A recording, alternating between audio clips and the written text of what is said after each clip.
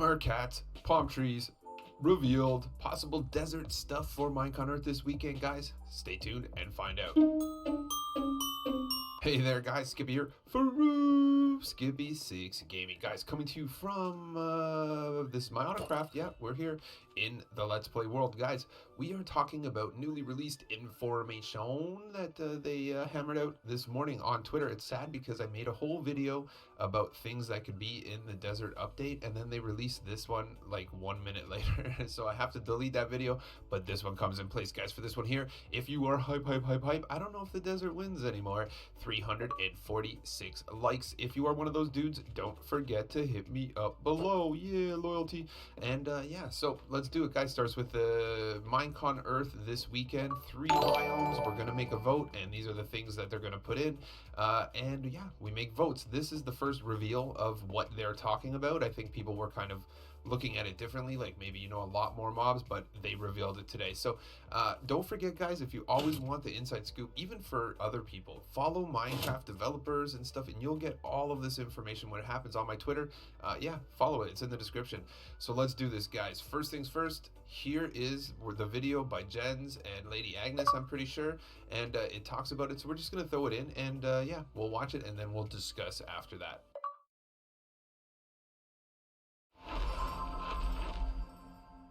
During the Minecon Earth livestream on September 29th, we'd like you to choose which biome we update next by voting for it during the show. Our deserts have always felt a little... In need of refreshment? No, in need of palm trees and some friendly guides to keep things interesting. Jens, you know that meerkats aren't actually cats, right? Okay. But if you want the desert to be the biome we update next, tune in to the Minecon Earth livestream on September 29th.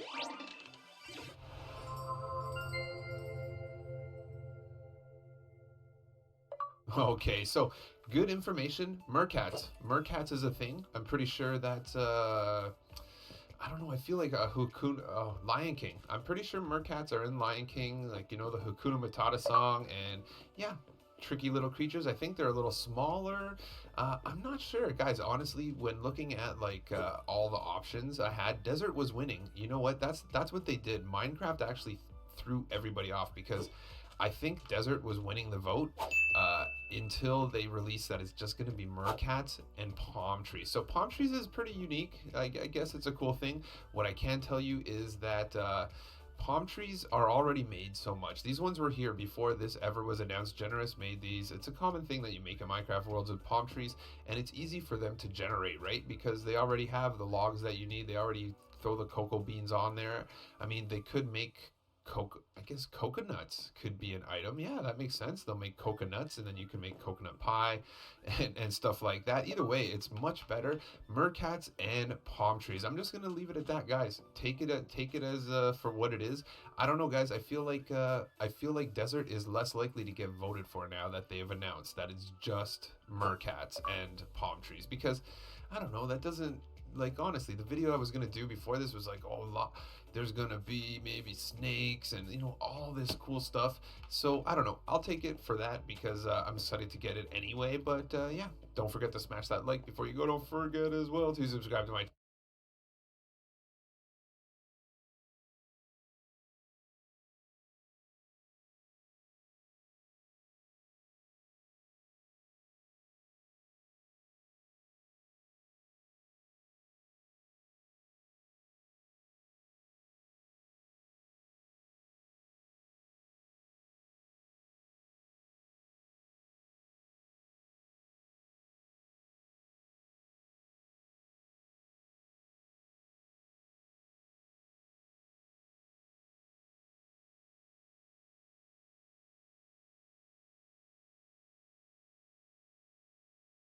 enough. This one with ostriches, termites, and big trees. So basically what they're gonna do is probably ostrich,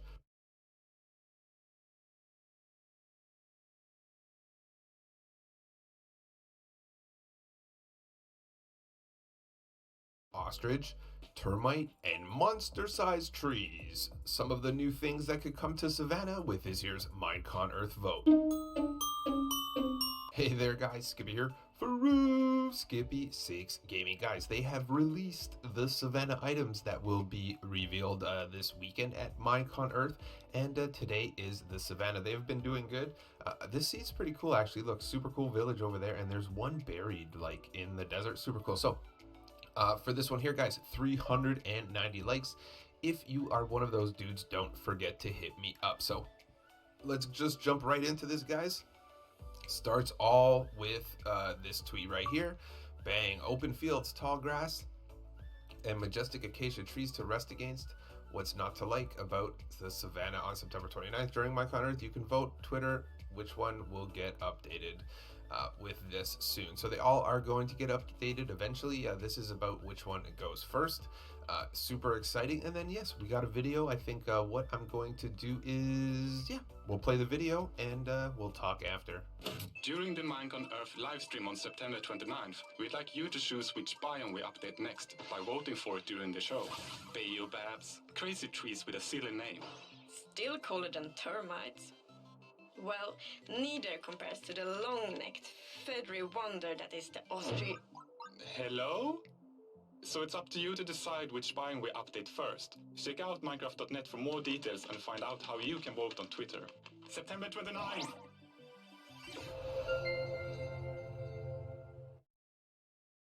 And there we go. So I have to say, out of them all, I think this one is probably the most that I like. I have to say I like it. I did call Ostrich. Ostrich was one of my choices for Savannah. I have to be honest about that. I did, and I thought it makes a lot of sense. They can run around. Hopefully you can ride them. It does add a whole new kind of texture of a mob, which is why I think this one stands out. I feel like this one's going to win the vote now. Even though berries and foxes were okay, they just weren't, you know, different enough. This one with ostriches, termites, and big trees. So basically what they're going to do is probably have huge acacia trees. Yeah, just really thick, you know, maybe like 9. They could be like 9 3x3, and then offshoots with little branches like this. Definitely possible. I think it's a good idea. In addition, termites, guys. So basically we've been throwing around this kind of thought process in the last, well, for me at least, in the last couple days of animals being in blocks. So like kind of like silverfish and silverfish stone, the same thing. We were talking about it for deserts, so scorpions could do that. Well, I think termites is their way of doing that with wood. I guess they could get kind of infested, and then when you break this wood, there's some termites, they come out, they bite you, and it's no good. Or if you don't realize it, they, like, you know, eat away part of your wooden bases or something like that. I think that makes a lot of sense. Like, yeah, for sure. So there you go, guys. I'm not gonna waste your time with any more. We have a crossplay video to make now, and I want to get that done. So yeah, I don't know what you're gonna vote. Let me know in the comments. I know I think I'm gonna vote for Savannah.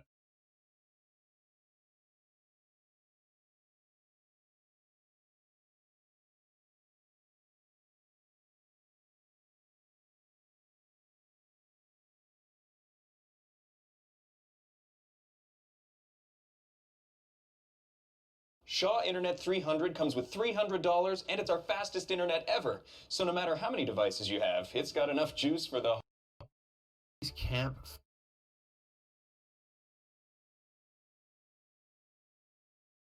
foxes, berries, campfires. Taiga, Minecon vote. Stay tuned. Hey there, guys. Skippy here for Skippy 6 Gaming. Guys, coming to you with awesome news. 11 minutes ago, something like that, came out, guys. These are the choices for Taiga. I found a mini Taiga. I'm like, you know, where's the Taiga biome? What's up? I went so far. I'm like, you know what? This is a mini. We're going to do it here. So for this one here, guys, let's do 392 likes. If you are one of those, I am in the house now. Up below. So I'm having a hard time talking and using these huge headphones, but we'll get it done. We're just going to play our pre-videos for the next bit because we're super early. Yeah, so shadowy boreal forest known as the Taiga is a hiker's dream, home to cuddly and deadly animals alike. On September 29th during Minecon Earth, you can vote to upgrade this biome with new and shiny in-game features. So feel good about it, looking good. I like it. What is it though, guys? And we got the video here. I think, yeah, you know what I'm going to do? I'm going to throw it on. You're going to watch it, and then we're going to discuss. During the Minecon Earth livestream on September 29th, we'd like you to choose which biome we update next by voting for it during the show. There's nothing quite as Swedish as eating fresh berries. Or enjoying a freshly crafted campfire. Why surrounded by 1 or 2 or 5 foxes? If you want the Taiga to be the biome we update next, tune in to the Minecon Earth livestream on September 29th to cast your vote on Twitter. Onwards! And there we go, guys. You have it. Lady Agnes and Jeb have let you know. So I feel weird because I put Fox in the desert. What's good, Bubba, for the sub? Thinking it out. I'm going to try to announce everything, guys. I think it'll be exciting. There could be little bushes, I feel like there's going to be a new portal. I'll talk after this vid. Kinds of things. Potions definitely does make sense. So in addition to that, let's see. Foxes, very simple. You know what? I figured it would be a small mob. I was really hoping for owls, you know, owls in the trees or even eagles or something like that. So at the end of the day, foxes, that works. Foxes could eat rabbits, could do all kinds of stuff. And yeah, so that's awesome. And last but not least, campfires, guys. We have been making, if you watch any YouTube channel there, how to make a campfire using different methods in Minecraft is like so popular of a video. There's a way to do it with armor stands. There's a ways to do it in many different ways. But how they're going to fit this one in will actually be pretty interesting to see. Like just to have, you could just make a campfire and put it down. I think that might make sense actually. And then what will happen with all those other videos, they'll become like, no one will watch them and they'll be like dead forever. But you know what, at the end of the day, I like it. I have to say, between this and desert, this one's better than desert for sure, than, you know, meerkats and you know, very simple stuff. So there you go, guys. Don't forget to smash that like. Don't forget as well to subscribe to my channel for yeah, I bet you bottom dollar, guys, Savannah is going to be coming out tomorrow around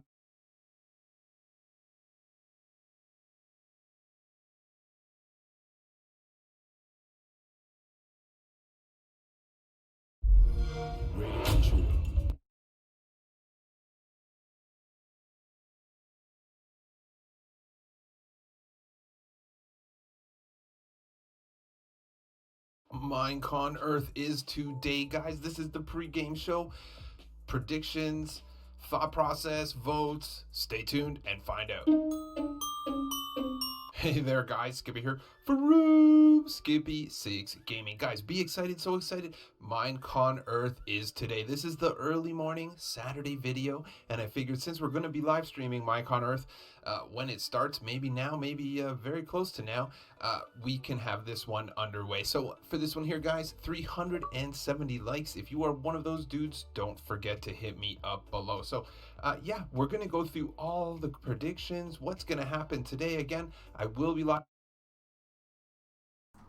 Hey there, guys. Listen, I can't start the stream. It's not on yet. I'm starting this early to get everybody all hyped, but at the end of the day, am I wrong? Is this on right now? Because it's too early for it to be on. It's not on at this time. So I'm just playing my pre-vids that tell you what's coming, what maybe is coming, and all of that stuff. So yeah, just let me play. As soon as the stream is on, guys, 100% I'll put it on. But me just talking, you know, after this vid, we could go on my tutorial world and maybe look around the tutorial world. How about that? That'll be fun. I just feel like we want to keep it on, like, you know, Minecon Earth. And yeah, what's this say here? Okay, so back to playing the vid. Live streaming it. I probably am when you watch this video. So let's start right from the beginning. I'm just gonna fly around abstraction here. I was like, you know, I wanted something Minecon Earth related. I feel like it's been updated because there's coral here, and coral didn't exist last year at this time. So yeah, so I'm assuming that this map has been updated. It's free in the marketplace, so if you want to use it, go ahead. There's a lot of Minecon facts and tips and over there on that one there, they exist. So okay, so let's start. First, guys, the big thing that everybody's been talking about is the Minecon Earth vote for the biomes. The biomes are Savannah and Taiga, and Savannah, Taiga, and Desert. So it looked like Desert was winning at the beginning of this, but then they went and showed all the different things. What we're gonna do here is go through those videos straight from Minecraft, so you guys know exactly what they're offering. There is a few kind of tips in there, you know, if we kind of look into it a little deeper. So let's just do it. During the Minecon Earth livestream on September 29th, we'd like you to choose which biome we update next by voting for it during the show. Biobabs, crazy trees with a silly name. Still cooler than termites. Well, neither compares to the long-necked, feathery wonder that is the Hello? So it's up to you to decide which biome we update first. Check out Minecraft.net for more details and find out how you can vote on Twitter. September 29th! And that one there was Savannah, guys. Savannah is, as far as I'm concerned, my favorite choice. I want Savannah. If I could pick something to win, I would pick Savannah. But yeah, I think the ostrich is really cool. A totally new mob type, new shape, new everything. But I don't know. I think I might not have enough votes to get that one won for us. Let's go to the next one.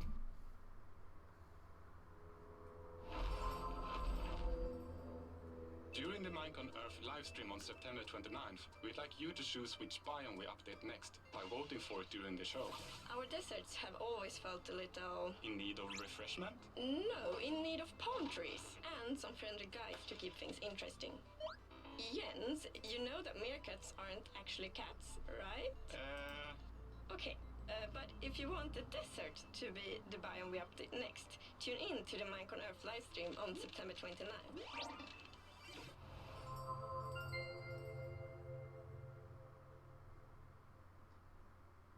And that one there, guys, was desert. Not many people kind of saw that one coming. It was originally my vote. I originally voted for desert. I thought it could use the most stuff. Unfortunately, this video really didn't give you anything. Meerkats and palm trees, it seems so simple. Out of all the different ones they discussed, it has the least stuff, if you ask me. I'm not sure if anybody's really down with that. I think after they showed this video, desert pretty much just got left out of the vote, even though it was almost winning when it first started. So let's go on to the last video. During the Minecon Earth livestream on September 29th, we'd like you to choose which biome we update next by voting for it during the show. There's nothing quite as Swedish as eating fresh berries. Or enjoying a freshly crafted campfire. Why surrounded by 1 or 2 or 5 foxes? If you want the Taiga to be the biome we update next, tune in to the Minecon Earth livestream on September 29th to cast your vote on Twitter. Onwards! And there you go. So now we have Taiga in the mix. Taiga looks pretty good, guys. Berries and foxes. Sounds like a pretty good mix to me. I like Taiga. A lot of people like Taiga. I don't like it the best, though. I gotta say, in my opinion, I feel like Savannah is the coolest, newest stuff. The big trees is really cool. I think desert's the worst. So if something has to take first that I didn't pick, Taiga is okay with me. I think it's gonna get dark in here. I guess it can't get dark because there's no ground. Super weird. Won't the sun just go around? I don't know. So let's go back to this one. There's another thing that could be brought up here. So this right here, guys, there has been a big announcement lately that Sony is now going to be beta testing crossplay. This crossplay will be tested on Fortnite. This is the first step in the right direction with regards to Minecraft. If they do allow it for Fortnite, then that means they're putting some systems. Okay, guys, in the chat, we got a conversation going on right now. Hey, can you guys see this video? Can you guys hear this video? Is everything okay with this video? Like, are you watching the videos that I'm playing on the screen right now? They're talking about the update. You can hear the voice.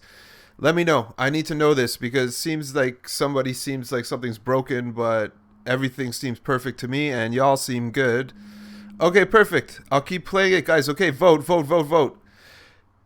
After this video, if you wanted me to just jump in a tutorial world and we can play with some of the tutorials and stuff, then say yes, tutorial.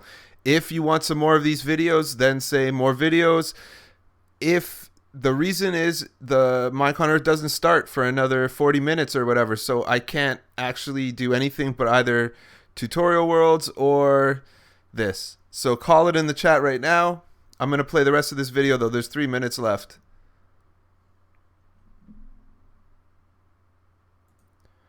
Into play that would potentially allow this for Minecraft as well. This is the first time we've heard Sony kind of switch tracks and be okay with it. So I think there is, you know, I'd say a 10% chance they might have some sort of announcement. That said, the reason why I think this, I wonder what happens. I hope it doesn't go to, yeah, sure.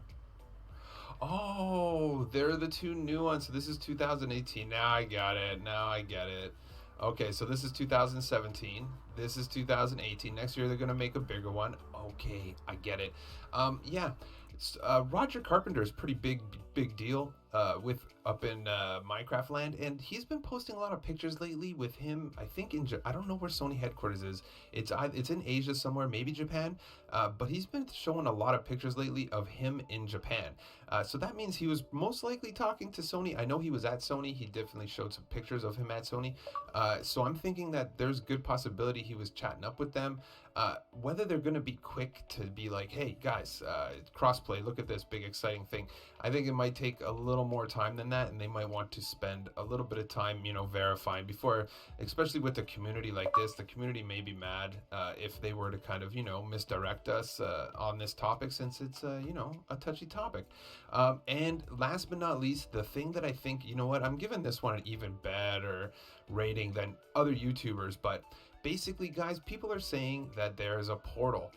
There was a portal hidden in one of the things. So long story short, the portal is not hidden. So in each of the Biome Vote videos, it starts out with this scene, including the tweet. But if you were to go to Minecraft's website and look for the Minecon Vote picture, this is what's in the picture. So now look at the difference between these. Don't worry. I'll go tutorial world after this video. It's already open, and it's an old school tutorial world, so you guys are gonna be wowed. I think. I don't know. I like going to old school ones. And people go a little far sometimes. I get it. I got it. But for me, guys, honestly, it really does look like it. I don't know. Do you think the only way that that's not is everybody can see it? Don't worry, everything's fine. Or, you know, maybe they make the thing for Twitter, and a graphic designer looks at it before it goes on the webpage, and they're like, "Oh, it kind of looks, you know, barren in the back there. Let's just brighten it up." Or it could just be a literal hint dropped. I don't know what direction this is going. People have been asking for a new dimension in Minecraft for a very long time, so that is something that would wow. You know, you got to think wow factor, right? They're going to try to wow us. So how are they going to wow us? Well, you know, with some meerkats and stuff, just not going to cut the mustard. But they could wow us with a whole new dimension. I think people would be super stoked about that. Again, how long it takes to get here and all of that stuff, I don't know. But there you go, guys. Like I said, if Minecon is going on right now, guys, just go to my live stream. It's on this channel, and I will be streaming the entirety and giving my 2 cents the whole time. Guys, don't forget to smash that like. Don't forget as well to subscribe to my channel for, yeah, cool new info, Minecraft stuff. I'm super stoked. This is the Minecraft pregame, and yeah, I'll catch you guys on the next.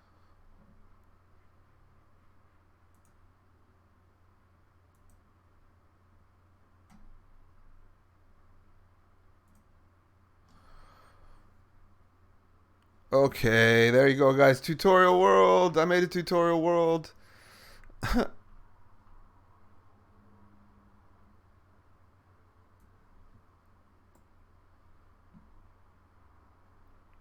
Don't worry, guys. I'm just adjusting. I'm gonna put the countdown timer.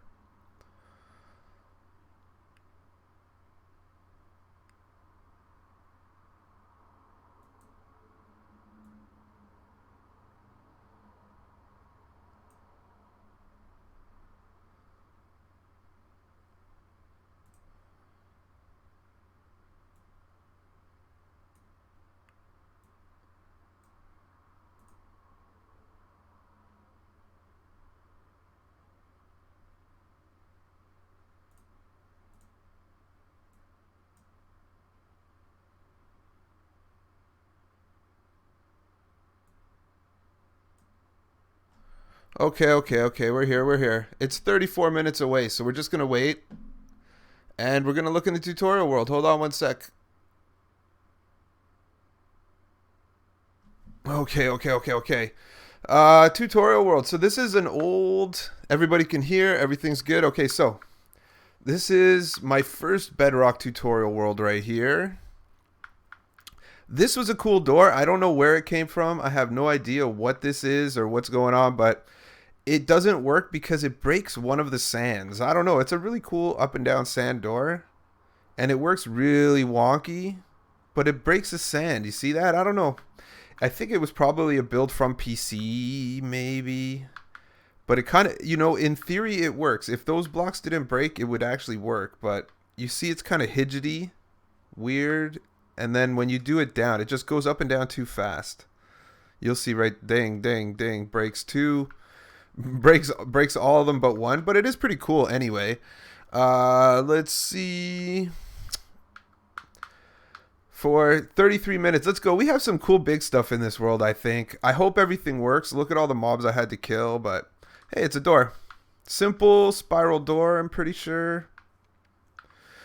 I know that lots of people... Oh, there we go. Bang. Spiral. So slow, you know what? It's like...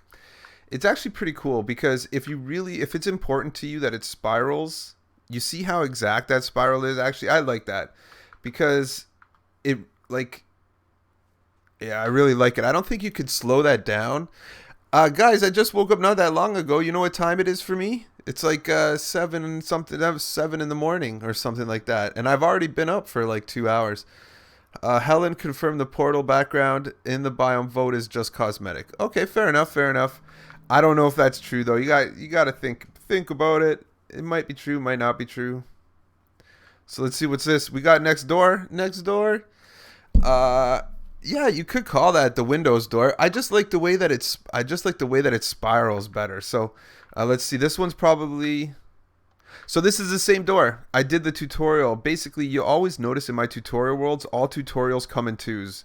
You'll see this guy right here. So there's one that I make, test, manipulate, and then once it works, I make the second one for the tutorial. So, yeah. What's this? So broken elevators, guys. In the olden days, Skippy's early morning voice. I only had one coffee, so this is gonna be bad. The stream is about Minecon Earth. I wish I could make this smaller. It starts at 31 minutes, guys. I'm just holding on. So back in the olden days, this was what people thought they had to do to make elevators work, and everybody on console edition trying to make PC elevators work, and everybody trying to make MCPE. They don't work. They were called zipper elevators once upon a time. I hope it doesn't just work and prove me wrong. Oh my gosh. I don't know. Did I do a video for this? Oh my gosh. I think it was broken when I made it because you could tell. Oh wait, no. If this is another one, then I did. So I did do a video for it. It must work. A zipper elevator that works. But the thing is, guys, who is even going to use this stuff? Because you'll just use water sources now, right? Water sources with soul sand and things like that. I don't see anybody using. Look at all the work this is for that elevator. Imagine if you want to make it, you know, super tall. That's a lot of stuff. So let's see what else we have. We have cool stuff in this world. This is the working piano. I don't know if my sound's going to work from this because I have my sound set to... Yeah, I don't know. But either way, it's a working piano. That's pretty cool. Let's keep going. I really do love visiting. You know what? I know it sounds crazy, but one of my favorite things to do is literally, what's up, Taiga Gaming? Shout out subscriber. I really like going in my old PS4 tutorial, guys. It is so epic. I have a thumbnail. I'm gonna do a stream in there at some point in time, but it's so packed. It's like just hundreds of tutorials. It's where I really like grinded tutorials, but this doesn't work. I don't know if this still works. You guys want to check it out? It might work. I feel like I didn't do this that long ago. Where'd I put the button? Okay, button's right here. Button's right here. Shout out Cyan Boy VN. Just subscribe and button. Please work. Okay, so it works. That's good. That's good. Let's see. Right here. You get the Minecon Earth Abstraction World. Go in the Minecon store. See, that didn't work. Boo to you. If you want to get the apps, just go into the Minecraft store. Like, go in here, leave this menu, go to store, and go and search abstraction. It doesn't really mark it as Minecon that much. Okay, so it works, but the only thing is, it's kind of backwards in the sense that you have to hit the opposite button. So that would be a negative thing about this tutorial. Shoutouts, Jane, the cat subscriber. Rip in chat. Join the Discord. Oh, Mega Z Alk subscribing. So yeah, I like it because it works, but see how it doesn't work? So watch this. What if I wanted to close it from this side, right? This is the negative. I don't think it will work properly. Yeah, see, it doesn't. So there would be a much bigger redstone. Oh my gosh, Mario Diaz subscribed. I have a funny feeling. What's up, Reduced Piggy Pro? I'm going to have a funny feeling that, yeah, here we go. So subscriber Ninja X in the house. Yeah, let's move to the next tutorial before someone subscribes. This is a simple pillar door. These guys are easy. They work. They work. Diamond the Pro just subscribed in the house. This one works nice. Look, a simple pillar door. These are actually pretty easy to do. Jeremy Joyner. Yeah, I like this one.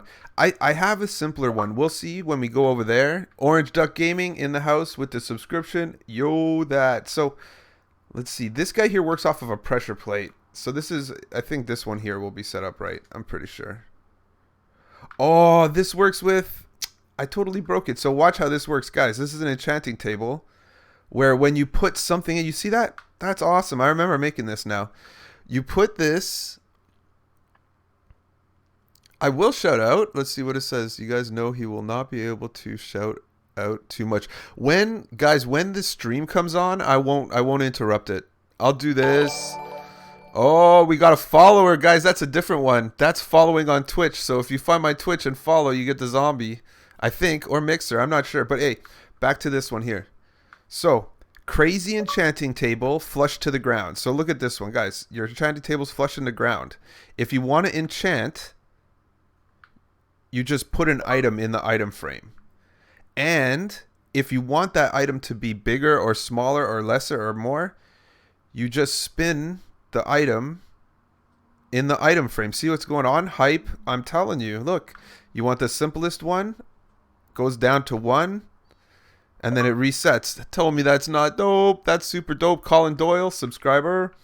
Yeah, I really like this one. This is a cool tutorial. I have it on my channel. Just do I think it was called Dial and Enchant. Christian Grey.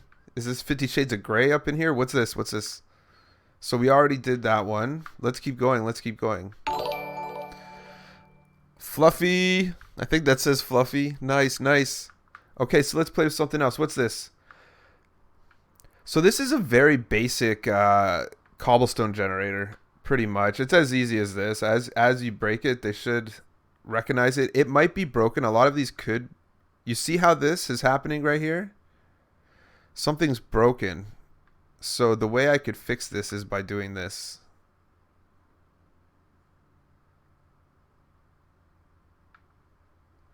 I don't know. I'm not messing with that one right now. That could be off. What's this?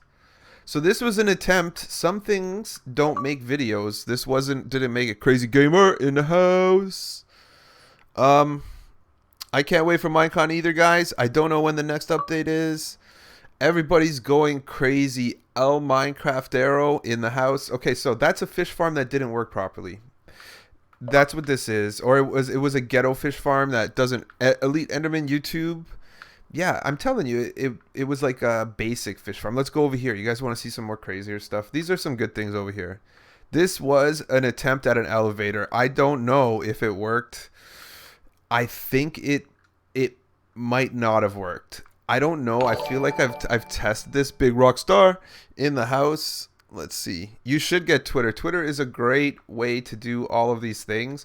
In fact, I don't even know, guys. I know that I'm getting lots of like followers here. Everybody's following. Mine, Statson. I haven't even looked at Twitter. Guys, I bet I have so much Twitters. So much tweets. Matt Gardsky, 25 minutes for this. Yeah, okay, so you guys want to test it out? Let's do it. I don't think it works. I feel like I don't remember doing a video for this. Yeah, there's that moment of disappointment.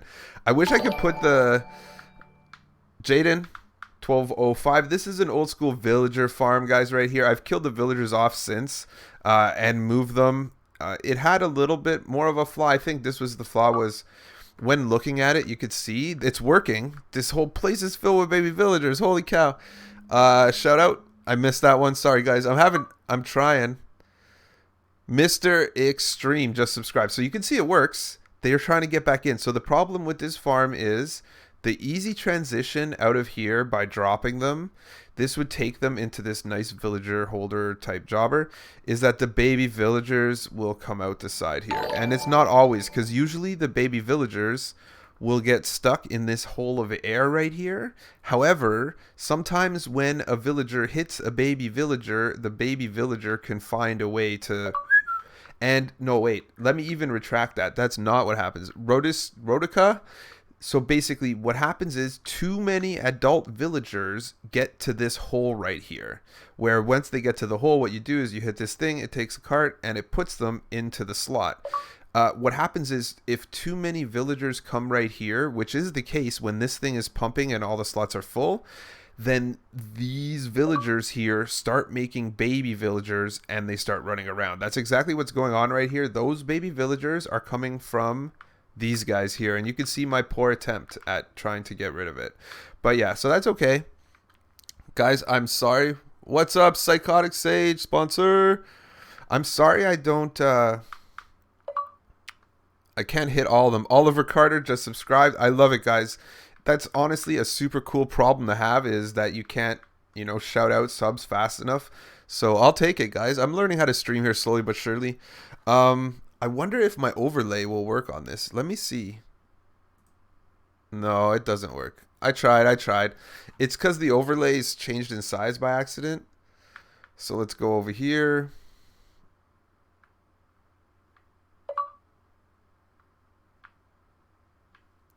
D Lone Wolf. I recognize that name. So what's this right here? So chicken farms. Guys, unfortunately with farms like this, I can't just leave them. I have to take the chickens out. So basically what happens is when I start doing tons of tutorials like this, if I keep leaving all the different amounts of pigs and cows and everything all in these farms, it starts to lag out. So after I make like a farm, a pig farm or whatever kind of farm, I usually kill all the animals inside of it. So yeah, so here we go. This is a silly door. What is going on here? Oh my gosh, I remember this tutorial. I totally tried. So this is not, first of all, this is not a donut door or whatever they call those doors. This is a real 3x3 door. Does it work? I don't know. And I feel like I went off on a tangent. I was like, this is how you put a button on both sides or whatever it was. Yeah, I think it is right here. And then it didn't work anyway. I'm like, Fluffy Unicorn Gaming, so let's try it. I don't think the double extender will work. You can see what's going on right here. You know what we're going to do? Try that right here. Yeah, I don't know. I think we could actually make this better by doing this right here. Do you think that will work? I feel...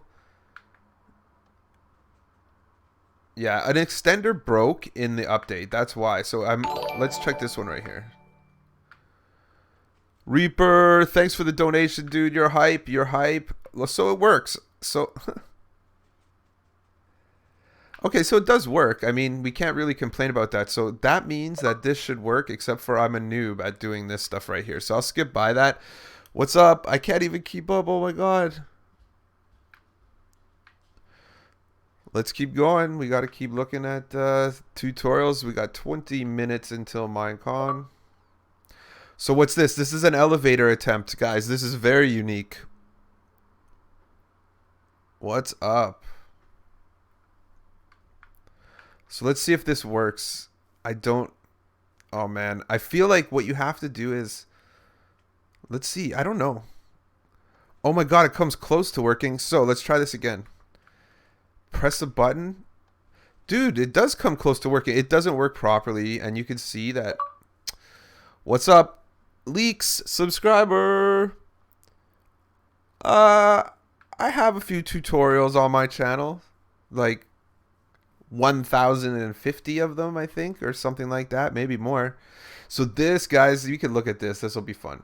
So first of all, let's look at this door right here. We got the follower, G Sarge. That's Gabby in the house with the Star Wars build. I'm trying to do my best. Chat is, honestly, I don't think I could read all of chat. I'm just trying to keep up with the subscribers. In Lentest following, that's Twitch. So you're, well, I don't know. I would say I do a lot of tutorials. So this one here, this door, this is the door that made me very mad. Because this door here, Cyborg Goomba, subscriber, this will Minecon be just, if you go to minecraft.net, that's where it is. I'm going to stream it from there. I'm going to do all of that stuff. Oh my gosh, I can't keep up with the subscribers. VidKid subscriber. So this door is supposed to work good. Hey. This door is supposed to work.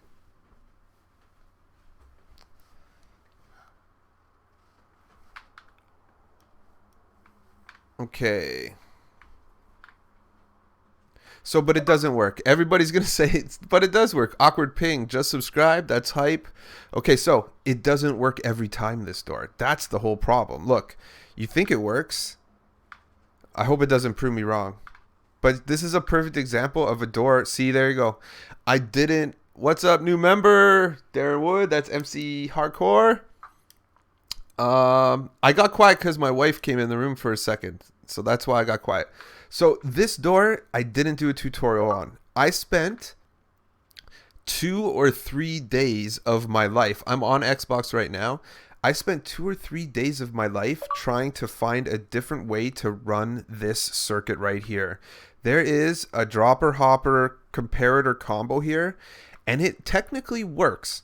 On other editions of Minecraft, Harris, follower, on other versions of Minecraft, guys, this door works 100% of the time, and it works on Bedrock. Unfortunately, on Bedrock, sometimes that gets stuck, and there is no reason to it. There is no way to fix it. It's impossible. I literally spent days. It made me so sad because I would have been like, you know what? It's not necessarily, that tutorial wouldn't have been that popular, but I would have felt good about it because I literally was trying to mess with different circuits. So this is the attempt at the God Vault that I've done several times. These are silos, storage silos that as they get full, basically the lights light up. We got VJ just subscribed. Hype. 16 minutes till Minecon, guys. Do you guys like this? First of all, do you like this better than watching videos about Minecon? Or do you want to keep doing this? So look at this. There's an attempt right here. Real Huel is following. 16 minutes. Okay, so let's try this guy out right here. Do you think that, first of all, guys, do you think it's going to work? I tell you right now, no, it doesn't work. I know that for sure because I never did a video on a door this big before. And if it worked, I would have done the video. So let's see how close it gets to working. That's going to be the call. That's a door fail right there. If I ever seen a door fail, look, it just kind of sticks out a little more. And then I like how this little double pulse at the end for no reason. Let's see what this is. More animal farms. Guys, this right here, look at that tiny on-off nether portal. Oh, guys, I'm sorry I can't keep up with the subs. I'll keep trying my best. There we go. OxyClean subscriber. Okay, so this right here, on-off nether portal. So I would say that this is most likely the tiniest version. I have done and seen various versions. The thing is, the Legendary Kings, TK, 16 minutes. It's 14 minutes and 56 seconds. Honestly, guys, if I was a better streamer, I have it on my stream. We got a follower right here. I can't read it. T-Backs. XXOO. Yeah, if I was a better streamer, I would put it on. But unfortunately, because I zoomed in on the videos I was playing, what happened was it's zooming in on the screen. So, like, I don't think I could try right now. Hold on. We'll do one quick. Blast Trick subscriber hype in the house. Let's see. Because right now, Chrome does... So, hold on one sec. I'm going to try this right now. Hopefully it won't. Let's see what we got here. So, Chrome... vote Savannah. Vote Savannah. Guys, everybody better vote Savannah. Don't make me mad. So, Hiba Yasin. So, I'm at Chrome. And I want Chrome to show, but I gotta cover up this. Okay, hold on, right here. Maybe this works. And there you go. Look at that. So the problem with this for me is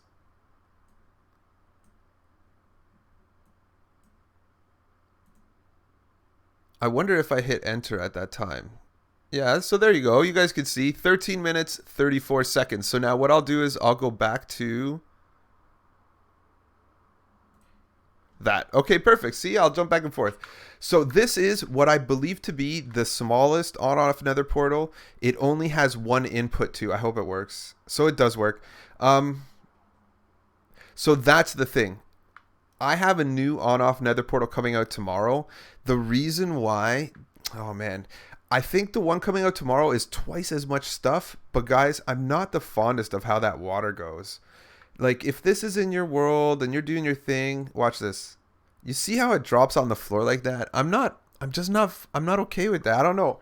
I like it, but I would rather there's other ones. I doubt that there's another one right here at this time, but let's see. Oh, mob. So this is my bedrock. You guys might find this interesting. If you watch my channel for the tutorials, you'll like this.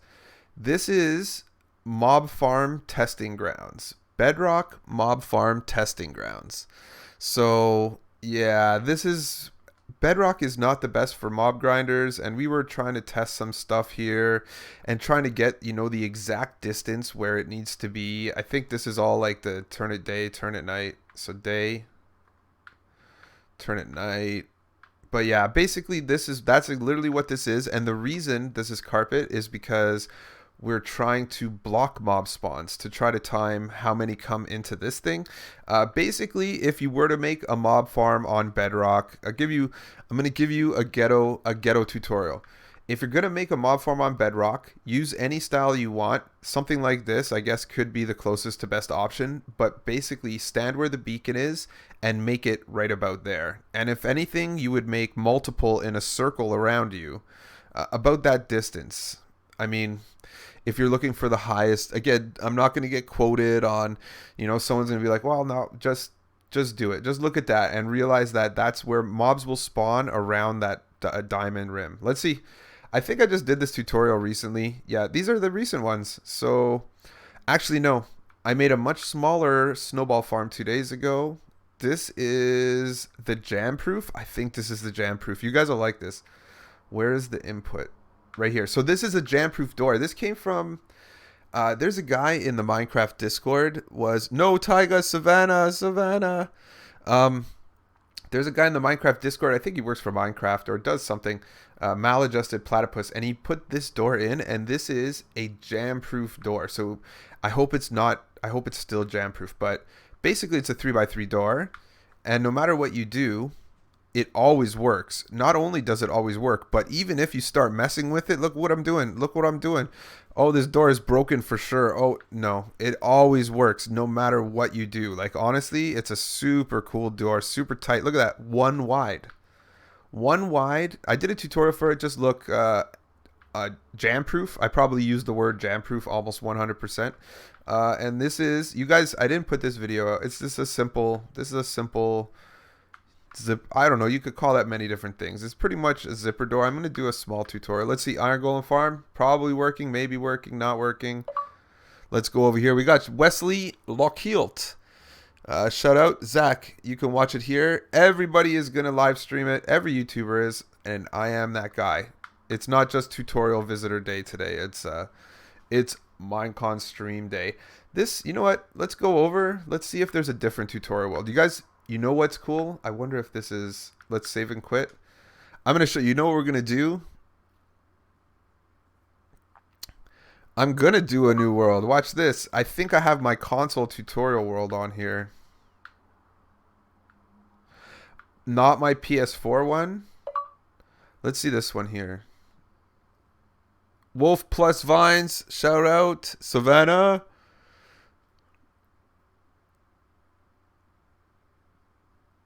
Yeah, I'm not fond about termites either. That's not my first choice. Okay, so watch this, guys. This is a world that transferred over from a last gen. It must be. So the problem with this world is you're not going to like it is. So I think there's a bunch of tutorials here. I'm almost certain, but this might just be my banner world. If this is just my banner world, then if we start seeing tons of tutorials, then we'll be good to go. Okay, so there's some tutorials coming. Oh yeah. Okay, so this right here, guys, don't get it twisted. You're not going to be as excited. This is, I'm pretty sure, a console tutorial world that I transferred over. So a lot of the things here, you can see tons of tutorials coming, they don't work. I feel like this is a console tutorial. Oh, wait. So I've added Bedrock tutorials on top of it. I wonder, is that working perfect right now? Because, like, I don't even see any... What? That's the OP melon farm right there. Oh, snap. Yeah, this is a good one. Shout out, Kiki. So we got 8 minutes, guys. 8 minutes of fun stuff. This is a massive concrete maker. Not as useful. So basically, this basically will shoot. Where's the dispenser? It's right here. So this will actually shoot. I feel like this is going to shoot. It'll shoot concrete powder at you. So if you're AFK, again, if you were AFK here, drop in your concrete powder, it will constantly shoot powder at you. And any powder that you don't get will go back into the system and shoot at you. So you could AFK concrete factory. That could be what that is. This is a redstone printer that for some reason no one likes. I don't know. It didn't get very much love. Thanks, Killmatics. I love the donations. $1. Minecon starts in 7 minutes. Killmatics donated $1 through Super Chat. Hype. I'm not a very good, like, I don't do streamer things very well. Where I'm like, oh. So this one here, we could talk about this, guys. This is a sad day. It's a sad build. This Castle Gate was so popular. It got so many views. People loved it. The live stream is at Minecraft.net. Just go right to Minecraft.net. So basically, people love this door so much, but it doesn't work anymore. I'm pretty sure it doesn't work anymore. Yeah, it made me very sad. Then again, I spent another day or something just trying to fix this. There's something that just doesn't transfer over to right. I'm pretty sure we're not going to make it work. And it was honestly one of the saddest. Oh, yeah, you see? Oh, man, it makes me sad. It made me really sad when it stopped working. Shoutouts. It's Rayland79. I think Minecon will be on for at least 2 hours, maybe 3. It depends on the panels and stuff like that. Okay, last tutorials to look at. This is a simple mob safety door. We're going to go in about 3 minutes before and keep talking. Cool. I like streaming. This is getting fun now that I know how to do all the things. You know, I'm like, ooh. So, what's this? So, I think right here, shoutouts to Kiki. This item frame right here. So, there's a secret input. This is a... What? What's going on? I think it's why is all, so you can tell this world is a little messed up. This one, like I said, came from a different version of Minecraft. I'm almost sure. Let's see if this is an airlock door. So this wouldn't work at all now, but at the time it was super cool. So Blue Myshant just subscribed. Taiga doesn't win. Okay, so back in the olden days, guys, before the aquatic update, I know that this Enos Lacey just subscribed, hype to that. I know that back in the olden days, water wasn't the same in Minecraft. Fear Exitive 73, shoutouts to you. I love the subs. Blue Mushiant, I think I said your name. Okay, so you had to work hard to make an underwater airlock door. I am the gamer just subscribed, and this is... It doesn't work anymore, but this is what we had to do in the olden days to make an actual underwater airlock door. And the way that this would work, I don't know if, you know what, let's try it. We're going to give it a try. I'm pretty sure I remember how this works. The way this works is by placing a redstone block. By placing a redstone block on one of these guys. I'm almost certain. Oh, it is. It is. Look, it worked. Oh, no, it didn't. Either way, let's leave it. Underwater airlock door. It was super cool. Guys, I'm trying Millennial C. Thanks for the subscribe. Okay, let's see. Elevator. Do you guys think this works? No, it doesn't. This elevator, the world is really literally littered, guys, with elevators that don't work. I try to make elevators so much. They are probably, what the heck is that going on over here? Some weird attempt at a sugarcane farm. I'm not sure that that works. I'm pretty sure it does not work at all. Maybe it does. I don't know. I don't think I put that video out anyway. What does the fox say? Ooh, ah, ooh, ooh, ooh, ooh, ooh. Is that what you're talking about in the chat? This is cool. I wonder if it's gonna shoot TNT. Darren Wood, thanks, buddy. Thanks, MC Hardcore. So look at that. That's pretty interesting, Redstone. See, this is what happens when you get worlds that are messed up, because that's why this is not working properly, because it transferred over from another version. So last but not least, last thing, there's 2 minutes until Minecon. Let's see what we got over here.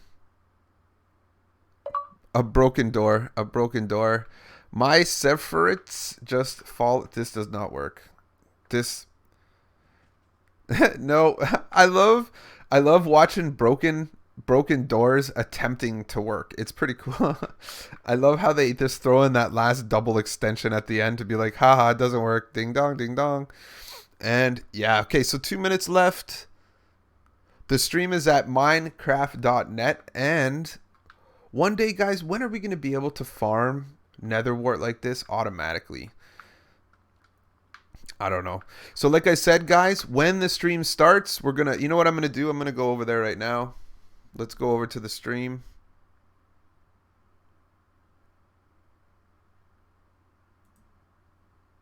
So we're on the stream, guys. I'm going to leave it right here. I'm pretty sure it's going to start live on this page. Once it starts, guys, I'm not going to over talk them at all. So that's just a reminder.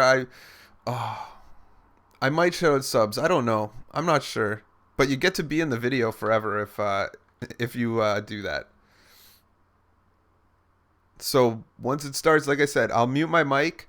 Yeah, but no matter what, netherwart farms are never really like semi-auto is like, you know, it's not my favorite. I mean for netherwart farms, but the thing is, a lot of people shoutouts Herx. A lot of people. There is no Minecon isn't anywhere specifically. Minecon is Minecon is virtual. Is that the right word? I think virtual. And yeah, so I don't know, guys. I'm on the screen with you right now, so it'll be the pre-show that starts. If you need to hear anything, like I said, my mic mutes as soon as the stream starts. Wow, I got 12 notifications on Twitter. How hype is that? Come on, guys. That's awesome. I'm super, super, super stoked for this, guys. Skippy, how many stackable items are there? I don't know the answer to that question, but it is a very good question. It depends what version you're on, right? I think that's the main point, is that it depends what version you're on. I wonder if it's going to literally start right on the screen in front of us.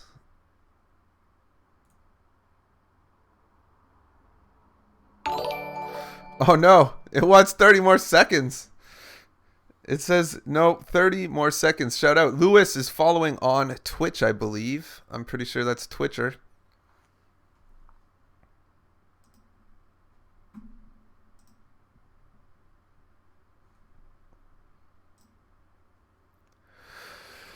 Yeah, we're going to have to...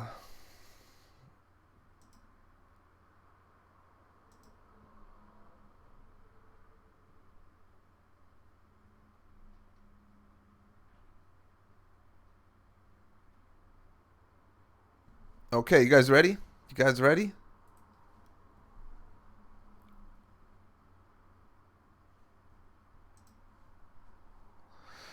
I don't know what's going on with this. I think everybody's probably trying to watch it right now.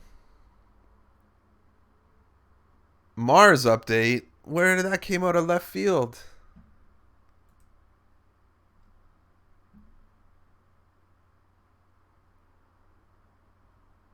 Very finished because we've got so much great stuff lined up for you today. Joining me in the pre-show, though, I've got some very special guests.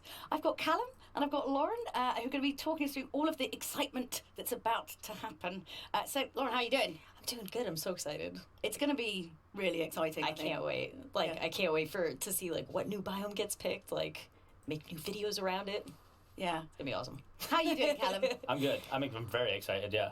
It's just kind of like Christmas for you guys, right? Yeah, it's Minecon Day. It's Minecon Day. It's Minecon Day. I'm pumped. I'm ready. I mean, what do you think? What do you think is going to happen today? Any kind of thoughts? A lot of fun. Yes. A lot of excitement. Yes. A lot of cool stuff. Yes. A lot of announcements. A lot of updates. Mm-hmm.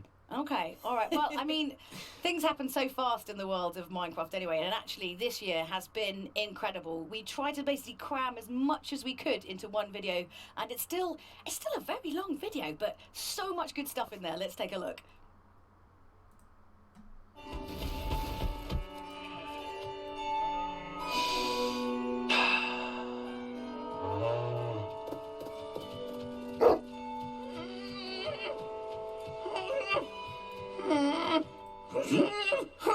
Impertinence!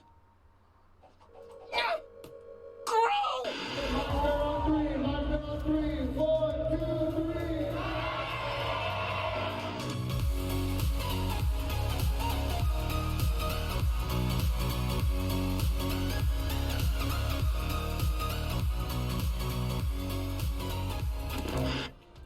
Guys, I'm so happy with this. This came out better than I could ever imagine, honestly. Thought we built this research facility far away from anything dangerous, but alas, we were wrong. Now, we don't know exactly what's out there, but we believe there are aquatic monsters of the deep.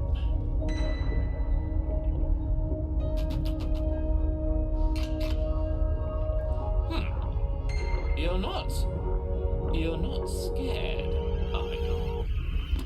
Three monsters terrorizing the underwater base. Don't look at me, Mr. Shock. Don't look at me. Oh no, oh no. He came out of nowhere. But chests can now be placed down side by side. The game would previously stop you from placing a chest here, but now it lets you, and it separates it from the other chest, right? But what's even cooler is that when you hold down shift, it will place them and separate them automatically for you. Okay, now about this dolphin, what are you talking about? Yes, there was a dolphin trapped behind your base. Is it still there? It should be. I left it out. Well, it's on the beach right now. It's gonna die, Delphron! It's gonna die! Yes, they die on the beach! Delphron, get this dolphin in the water! Hold on. Keep a bucket. I have a bucket. Hold on. Oh my gosh. Oh, yeah, get in the boat. It's so pretty now just swimming around. If the sun is out, they will catch fire. So this is exactly the same as what happens with zombies and what happens with skeletons. So...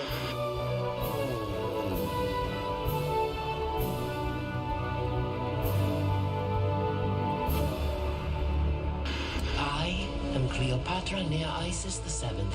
Have you come to find my long-lost treasure? Many have tried before you and did not succeed. But today, we are changing. And the world will change with us.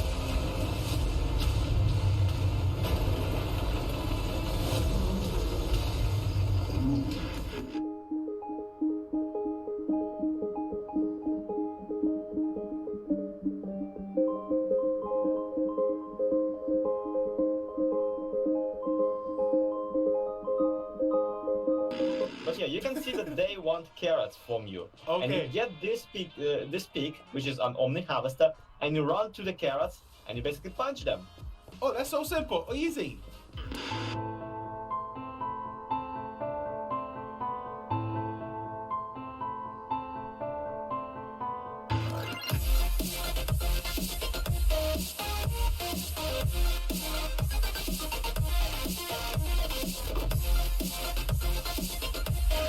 Go, give me that. Give me that. Give me that. What'd you take out of the chest? What'd you take out of the chest? No.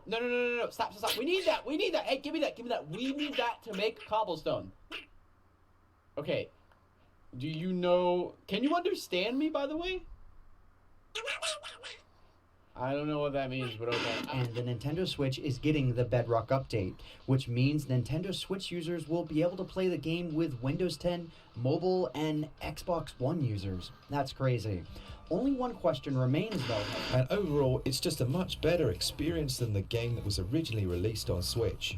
Seriously, it's super, it's cute, and it's super cute all at the same time, and you really got to keep that in mind. If cute is not your thing, if you don't like the idea of like everything having eyes and being a little bit, I guess, Japanese.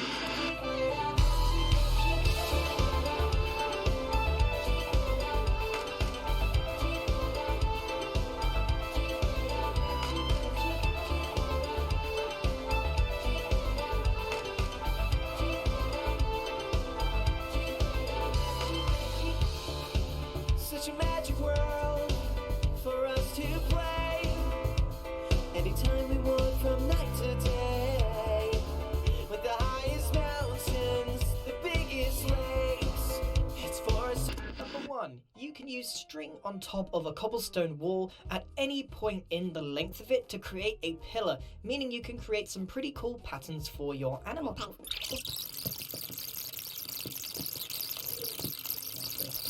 Finally, number 101.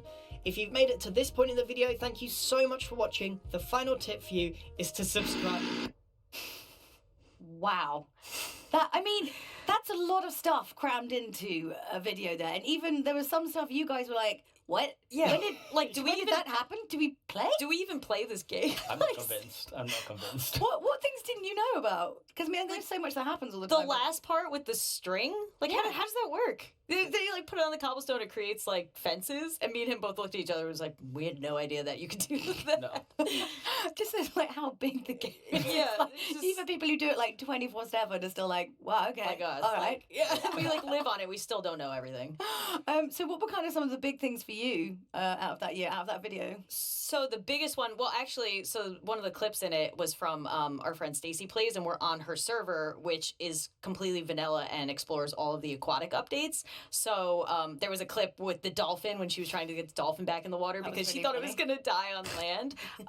Yeah, that's hilarious. But yeah, we got to do that server and explore all stuff that like I had no idea about. Like we had the tridents and the dolphins and breeding turtles and like waiting for turtles to hatch, and it's been awesome. Like that whole update is awesome. Yeah, are you a fan? Yeah, I didn't play much regular like vanilla Minecraft, but this really brought my love to it. And like you said, the thing with turtles, we had the same struggle that we didn't know they hatched at night. Yeah, so like we were trying to hatch these turtles and they wouldn't do it, and we were sleeping through the night every time. Like, why won't they hatch? The worst, did you like sit on yours too? I Yeah, thought I if you thought you had sat to on them, incubate you them. could like warm them and it cracks them. And then if you sit on them enough, it like breaks them and they die. And I'm like, this is so traumatizing. It's a learning curve. I mean, the first time, like when we looked through the video before, you got really a bit too excited about the chest thing. So, why? What you were like? It's like a game changer. I'm like, out of all the things, yeah, Like all these new mobs, new things added. You just Being able wanted to a put chest. chests next to each other, because I'm really bad at building. He's like, organization is key. Oh, That's no. all I care about. I'm terrible. Out of all of that, that's like your best thing. I'm terrible at organizing them. My chests are a mess. But like I'm really bad at building, so I usually build really small houses. Not being able to put chests like next to each other meant I had to take up more room. Now I can put them next to each other. I can continue to be bad at building, but still have the functionality of a real house. Yeah, that really didn't sell it to me. Out of all the things, like cool dolphins and like turtles, and you're like chests. Let me tell you about chests. Let me tell you about chests and the fact that I can put them where I want to now. Oh yeah. What do you think about the kind of the Switch update as well? Obviously, that's kind of cool. Yeah, it's like it's doing more cross-platform, which we keep seeing like more and more, and it's just awesome. It just brings like you together with a bunch of other people that maybe doesn't have a PC, but you can still play like on the Switch. It's so cool to see that. The Switch thing's especially cool just because it's like portable too. So like you can take it on the go with you. Like the first time I got access to it was when I was just about to fly home from somewhere, and I was like, sweet. Like I literally downloaded Minecraft on the Switch and played it on my flight home. Like it's insane that you can carry it with you and still play with friends on other consoles. I think it's such a great idea. Okay, so what I'm taking away from this is like you not only play Minecraft at home, but you also do it when you're outside the house and you're still terrible at building. What are you doing with your time, Callum? I mean, yeah, I can't even say I'm not creative because I upload a video every day, so I must be somewhat creative. I'm just bad at building. I don't know how to tell you anything else. Yeah, whenever we're in a series, he's like, look at all this stuff I got. And I'm like, oh, I spent like 3 episodes building my house. And he's just like, oh, like I built like this little thing. It's fine. It's fine. It's not going to win any design awards. Yeah. Like, you know. What do you think? Because obviously the video started off with Adventure Time, so there's kind of like a lot of these kind of like collaboration things, people like kind of using Minecraft. I mean, how do you feel about that? Because obviously Minecraft is so big, it kind of transcends a lot now. It's everywhere. Yeah, it's crazy how big it still is. Yes, it's still so big. The Adventure Time, I actually did not know about, and I was freaking out about it. Now I have to go see that episode. Oh yeah, but like, it's awesome to see more. It's like still in the mainstream, and like people being, oh yeah, that's Minecraft. Like, yeah, I suppose it's sort of testament to the community as well, because you know, with something like Minecraft that became, you know, incredibly popular, you know, things were written about it in like The Guardian and like papers and TV, and everyone's kind of talking about it. And normally when that happens, it's sort of it's the kind of peak of a game and then it disappears. But it's just kept going, you know. Do you think that's kind of testament to the community that everyone just, I don't know, everyone kind of gets on, and it's such a sort of special place that people want to keep coming back, they want to keep building?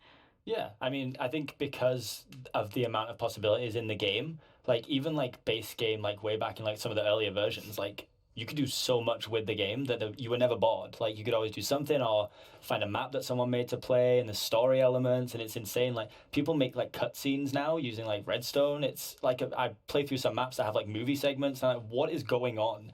Like it's like getting so insanely crazy, but like in the best possible way, right? Yeah. Oh, yeah. What were some of the crazier things you've seen? From the clips? No, Or just in general. Well, like... even as part of the clips, like there was a segment that looked like it turned Minecraft into like a cooking game where you could like it was like you need to get carrots, and then they'd run into the kitchen and like get carrots and bring it back. It's just like turning one game into so many other games that like I think that's why it's still to this day like still everybody wants to play it. It's cross-platform. They keep adding things. It's never the same, and that's why we have so many different like series and servers. It's different every single time. Yeah. It's quite amazing, really. I suppose what we should probably do now is talk a little bit about today's agenda, because there's so much stuff that's coming up. So why don't we take a look at what's going to be happening today? So obviously we are in the midst of the pre-show here, and 12 o'clock at noon. So that's in not too long a time, we'll be going to the main stage for the full Minecon Earth full performance. I'm excited to know if there's going to be like a musical number at the end, like last year, because that would be hilarious and wonderful. Maybe fire juggling. I don't know. Let's see. And then at 1:50, we've got the post-show, so we're going to be coming back here, backstage, and we're going to have some very, very special guests to kind of deconstruct everything that's happened and talk about what actually went on stage. And at 2:05, we're going to have a developer panel. So any of the kind of like really super nerdy, nitty-gritty stuff about the game that you really want to know, they're going to kind of touch upon all of that, so we can go like deep below the surface of Minecraft there. And then at 3:05, we're going to come back here, and it's going to be myself and Lydia wrapping up the whole of Minecon Earth. So there's loads of stuff that's still to come up.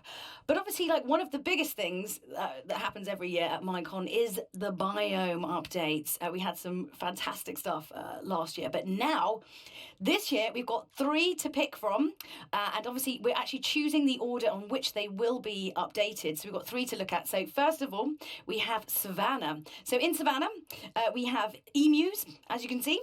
We have the baobab tree, which is that super weird like tree in the background, and we also have termite mounts, which apparently they eat dead plants, is what I heard. Right. Oh. Yeah. So how do we feel a bit of Savannah? I mean, oh, sorry, it's an ostrich, not an emu. I thought they were the same thing. Are they not the same thing? I don't know. I'm gonna say no. No. Okay, all right. I know birds really well. No. I can tell. Yeah. So how do we feel about this one? So, well, first off, I hope you can ride the emu ostrich thing. Yeah. Yeah. I really hope for that. And also, I'm kind of sad that it's if it's only dead plants and trees, because I was kind of hoping to like use that to like prank people and like put them in people's houses and have them eat it. But that sounds like a great thing. I sort of quite like that's a thing. But then we maybe play very, very different games. Yeah. Callum, what do you think? What's your kind of first read on it's it? interesting to me because even though I said I'm not creative and I'm bad at building, the way the picture of the tree looks, the stump there almost looks like a door, and I was like, that looks like a great tree house. So instantly, I'm, if that comes through, I'm ready to. I'm not getting in a treehouse you built though. Well, I mean, it won't be spacious, but there'll be chests. I mean, there'll be an assortment of chests. I don't know if that's what I want from a treehouse. There'll be room for all your things. Do you think that's insinuating that the tree's like big enough that you could like build into it, kind of like a cave, but it's like. Or maybe I'm just being really reading into it. Yeah, maybe. This is why we need to find out more information. Yeah, exactly. We're basing this upon some very light information right now. The second one is desert, so let's take a look at that one. So here we are. So in desert we have an oasis, of course, palm trees and meerkats. I really like how it makes it a wibbly in the background because it's hot. Yeah. What do you feel about this? Any kind of things that really grab you about it? I mean, the meerkat. I want the meerkat. I'm wondering if it's like they're gonna be tunneling underground and maybe you could like find them underground when you're going, or if you can tame them. I mean, I'm gonna say no, but I'm gonna try and like get them anyway. Like the last of them, bring them back. Yeah. Yeah, I think it's cool. I think that the desert like has so much cool stuff in it that would make it more viable to go to, which is really cool. The meerkats obviously are a huge selling point for me. I love animals in games. I'm a big advocate for just putting more in it. Just more animals. If they do that thing, I mean, you can see he's doing it right now where they stand on their back legs and like look out. I'm a sucker for that. Warn of danger. Oh my god! I hope they're in like packs of like hundreds. That'd be incredible. Oh my god. That'd be amazing. And the final one is Taiga. So this one looks pretty special. Look at this. We get foxes, guys. It's so cool. And we get berry bushes as well, as you can see there, and campfires also. So this is super pretty. I like this one. Look at the shooting stars. Yeah, I'm all over that. I love galaxy stuff. Yeah, it's cool. What do you feel? I mean, obviously, Callum, you're a fan of foxes because it's the animals. foxes. I mean, there's other things. I'm kind of wondering if the campfire is going to be functional too. Like, can I cook things on it? Because that'd be really cool. That would if I could like cook like meat over the top of the campfire instead of having to have a furnace with me everywhere. That'd be a cool addition. And of course, foxes. Yeah, big fan. Okay, so if I have to push you right now to commit to one that is your favourite, what would it be? I mean, I know mine's the Taiga, Yeah. I gotta be a big Taiga advocate. I love foxes. I think the other things are really cool additions too. Like I say, the campfires are awesome, and berry bushes is like a really cool addition as well. So I think altogether, that'd be amazing. So I'm a big old Taiga fan. Tigers. Go Tigers. Go Tigers. I'm gonna go. I do like that biome, but I'm gonna go a little different. Yeah. Because while we were looking at all of them, somebody brought up the good point that like the desert biome has nothing right now. Like you go there and you're just like waiting to get out of it. Like you just gotta go across it, maybe get some sand, and then you're done. So just adding anything to that biome would be great. So like the meerkats, the trees, an oasis. Like I'm all over that. See, I think I'm down for Savannah. I like the idea of like trolling people by like putting termite mounts near their houses, just destroying things. Look at that. Oh, sorry, did I drop that near your house? Didn't mean to, but really I did. Plus, you love birds. Yes, I can clearly differentiate between different species of bird. Awkward. Okay, so of course today during Minecon Earth, our biome correspondent, Mr. Vu Bowie, will be showing you when you can vote. So how you're going to do this is you're going to go to Twitter, go to the Minecraft Twitter page, and there'll be a pinned poll at the top, and this is how you vote. Now, you need to be logged into Twitter for this. Okay, and if you haven't set up an account, I think we've got about half an hour-ish before the vote actually happens, so you have got time to go and do that now. And we're going to have 2 votes over the course of Minecon Earth. So the first one will have all 3 of the biomes, and then we're going to whittle it down to the final 2, and then we're going to vote on those as well. So you need to make sure you watch the whole of today's proceedings to know when to vote. Very exciting. Any kind of guess which one you reckon's going to go first? What do you think? I was going to go first. Oh, which one's least picked? I'm gonna Not going to put you on the spot, but I'm putting you on the spot. I'm going to guess at desert. I feel like people are feeling weird, like, because it's so, like, there's not so much to do now. I think it deserves an update. Yeah. But I think that people are going to say, because they don't experience it much, maybe that they're not so familiar with it. So, like, I'd rather have one I use more updated. Both good arguments, but I think desert could go first. Oh, Throwing it out there. Would you agree? I have a feeling it might go first, but I really want it. Like, Yeah. I mean, I'm glad all of them are happening, but like eventually. But I would like that one, like one of the top two, please, please. Yeah. But yeah, of course, you know, we're not voting any of these away. They are going to be all updated at some point. We're just picking the order in which it's going to happen. So don't stress too much about it. But we do want you to go and vote because obviously, you know, the sooner it gets voted in, the sooner you can be playing, which is cool. So now we have a very special guest who's going to be joining us. Could we please welcome Miko? Come on in, Miko. Just waiting back there. I feel like we need some sort of jazzy music to. Thank you. Miko! How are you doing? Hi, Miko. I'm good. I'm so excited to be here. Yeah, we're really happy to have you. Do you want to explain to the Minecon audience like what you do exactly in regards to Minecraft? Yeah, so I'm a game designer, and really what we do is we focus on the player experience. So we think about the problems that players have and how we can solve them. And we do a lot of the behavior of when things get added to the game, how's it going to work with everything that's already there. So the fun stuff, the logistical fun stuff. It's very logistical, yes. So I believe, I've been told you've got a rather special video to show us. Would you like to introduce it to everybody? Yeah, I'd love to. Yeah. So I came here today to talk about a world we made called Inspiration Island, and it really focuses on creative mode. We were thinking about how when people start playing Minecraft, you know, they can be intimidated because they see all these amazing things being built online and they're not really sure where to start. Or maybe they get in the game and they just kind of want an idea of what they should build today. And that's really why we made this world. So I'd love to show you this video. Okay, cool.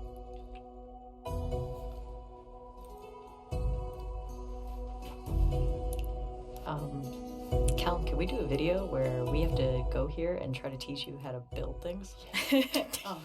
Well, this looks really cool. So it's like a big theme park. Yeah, it's pretty much like a floating theme park in the sky filled with challenges. This is a home base area where you can build whatever house you want. And then there's 5 areas around it that focus on different techniques. Okay, this looks so cool.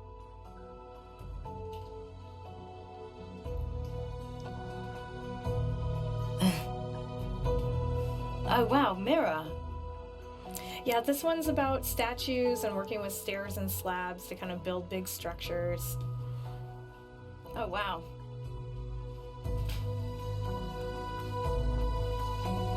And this is my favorite area.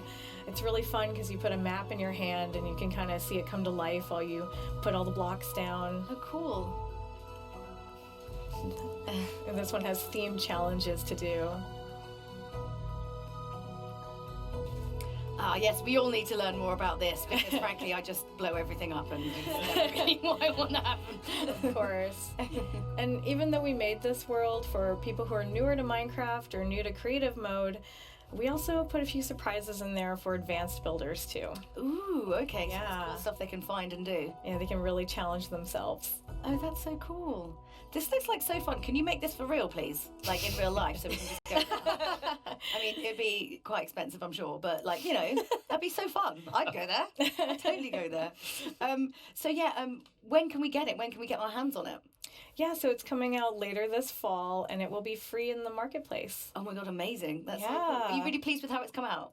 I'm really proud of it. Yeah, a huge group of people worked on this, and we can't wait for everyone to do it, and maybe we'll see you guys in there, too. You can have a go. Yeah, he needs it really bad. He needs help with building. It's for the newer players. I was like, I don't know any of this stuff. I've been playing for like 6 years now. I have no idea what's going on. It looks incredible. Is this kind of like a Minecraft-like intervention where it's like, you know what, Callum really needs some help with building. So we've created this for everyone, but actually it's...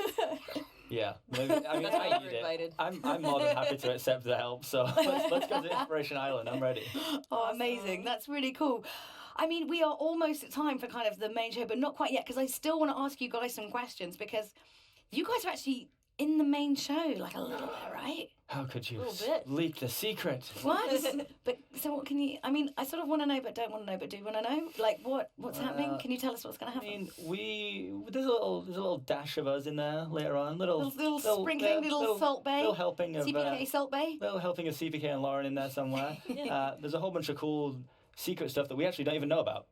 Yeah. Yeah. They literally, like, during rehearsals, shut off everything. We were like, really? Come on. And They the were like, raps, nope. so it's Yeah, gonna be- someone came around and turned off all the TVs backstage. There's like super secret They stuff. came, turned it off. I was like, what's going on? They were like, nope. Nope, not until the day it airs. I was like, you don't trust us? So we know about as much as everyone else knows, and we're in it. Yeah. So Oh no, it just means it's gonna be something really good. yeah. Oh, it must Yeah, that's be. true. It must be. Yeah. It's gotta What be. do you know, Miko? Tell us your I secrets. do know some stuff. Miko knows things. Come on, Miko. The info. This isn't fair. Inside track. Yeah, but you know I won't tell you. Aw. You're about to find out. Yeah, but I'm really impatient. Tell me now. I do love it though. I think you're gonna be really excited. Really? Yes, it's Can't good. just try and read Miko's face. I know. Guess what it is. I get a feeling it's something We're purple hair cool. twins. It's something cool. But you can't bond with her to get the info. Yeah. Purple. Doing it right now. I mean, I don't know, like, obviously this is kind of a bit like Christmas. Does I mean, everyone who kind of like works with the game, is it the same kind of vibe? Because obviously for the creators, it's so exciting to find out what's happening next. But it's the same kind of vibe with everyone who's like involved in the game as well. Like when Minecon. Oh, definitely. I mean, it was already one of my favorite games before I worked here, and there's so You're much living to your look best forward life. to. Yeah, it's so awesome to see people like you working and making your own content, and all the marketplace creators.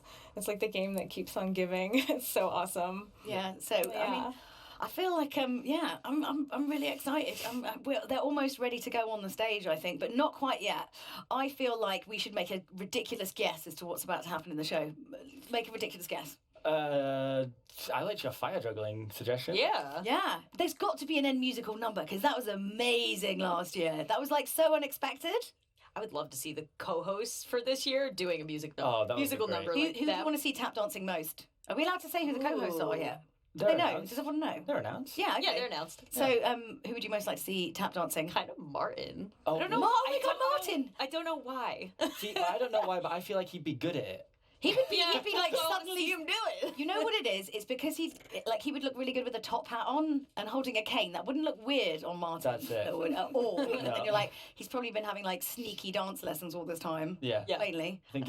Oh my God, Chad. That'd be interesting. Ooh, that might be good Yeah. too. Some like freestyle interpretive ballet. I don't know. I don't What's think his there's vibe? I don't think there's a bad answer actually. Any of them Yeah. doing that would be incredible to watch. So I was thinking of Big B too. I'm like, Yeah. I think any of them. Any of them doing a giant musical number. Yes. So now if they don't tap dance to their musical number, We're gonna be yeah. we have to run out on stage and do it. I feel like if they don't do it, that afterwards we should do some sort of like social media live stream where they make where we make them do it just because I feel like we built It's only fair. Yeah, absolutely. I mean, do you think like in the game there's going to be something really particular? Has there been any kind of like rumors, words on the grapevine that have been out there?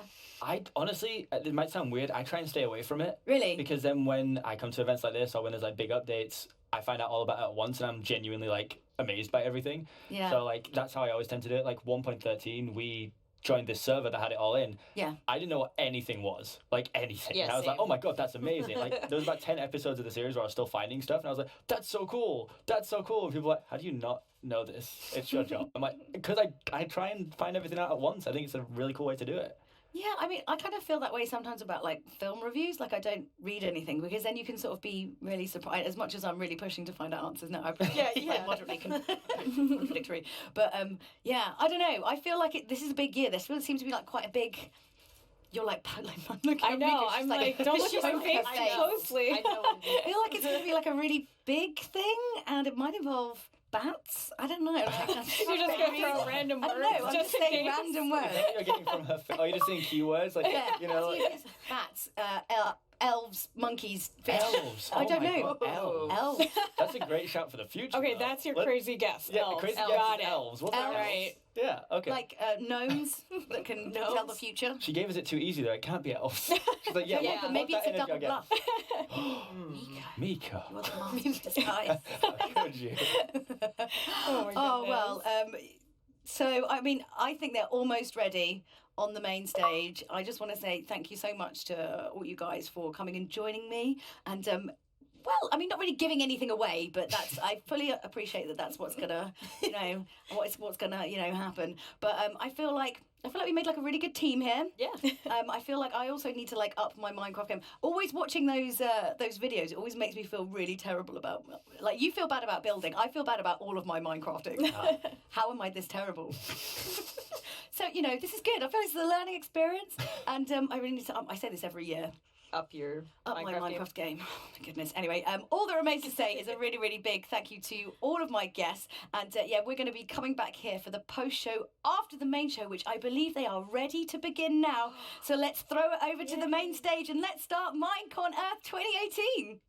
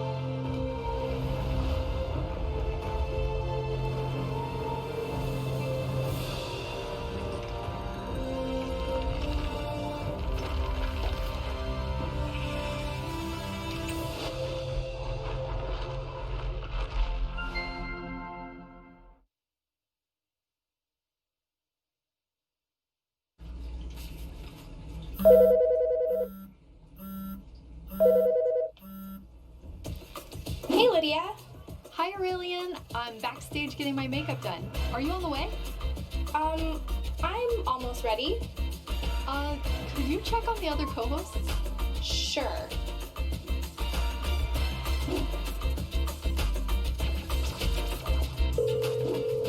Hello? Hey Bigby, it's Aurelian. Are you almost ready to go? Pretty much. Just having a little breakfast. Awesome. Hey, have you heard from Yemi at all? I'll call her. Okay, thanks.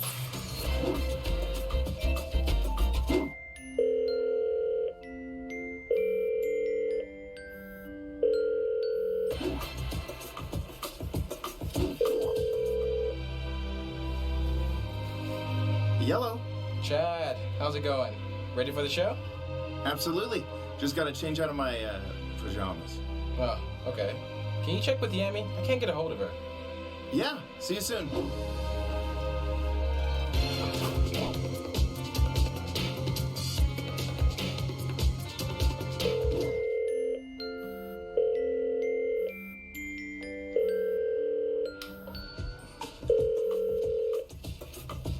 Hello?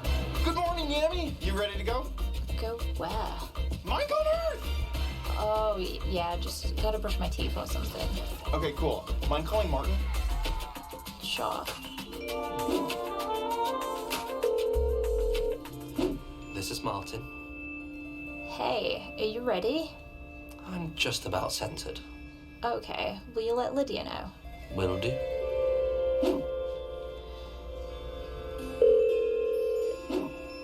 Hi, Martin. Hey, Lydia. Just calling to let you know that we're all good to go. Great, and by good to go, you mean on the way, right? Yeah, see you soon. Okay.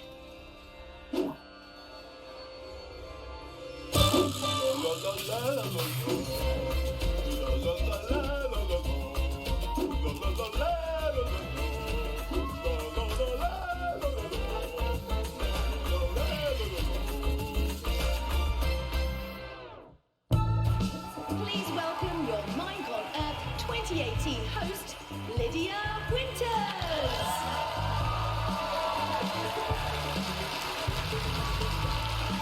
Hello and welcome to Minecon Earth 2018. I'm Lydia Winters, Chief Brand Officer at Mojang, and today we have an exciting show in store for you. Oh great, you're all here. Hi. Right on time. Please welcome our 5 incredible co-hosts. OMG Chad. Hi.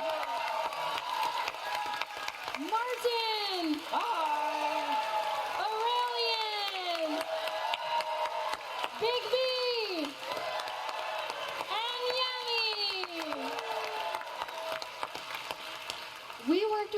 chose to create a special segment for each of them. We have live games with Chad. Chad, can you tell us about it? Yeah, last year I did a little bit of a building-themed game, so we've just taken that to the next level. Okay, and Martin? I've got a really fun mini game that we're going to throw some real-life elements into. And Aurelian, you have a game too. I do. We brought some best friends here to Minecon, and we're going to put their friendship to the test. Very intriguing. We also have a talk show with Yami. Yes, and I brought a special guest along with me today. Ooh, and you're keeping it secret. And Big B, what do you have planned? I'll be doing a few tips and tricks on creating a channel.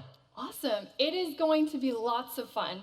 We'll be sort of your spirit guides as we go through a show full of all things Minecraft.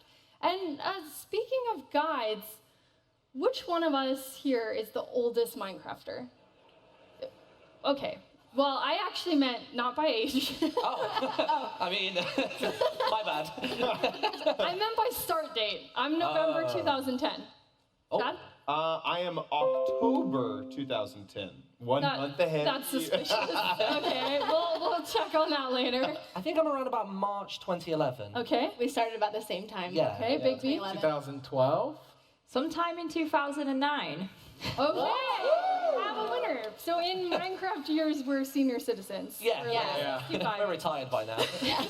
But we're here. Beyond the co-host segments, we have big announcements, including one top secret, super huge, we haven't told anyone, and I'm exploding with excitement kind of announcement. You haven't even told us. No. Lydia's been walking around with this really creepy briefcase. She's like, do not open this, do not touch it, or you'll be in trouble. Anytime in rehearsals, they're like, turn off all the monitors everywhere. You can't hear it. We don't know what it is. We had our ears to doors. It was just the bathroom. We were trying to find everything. Trust me, it's for your own protection.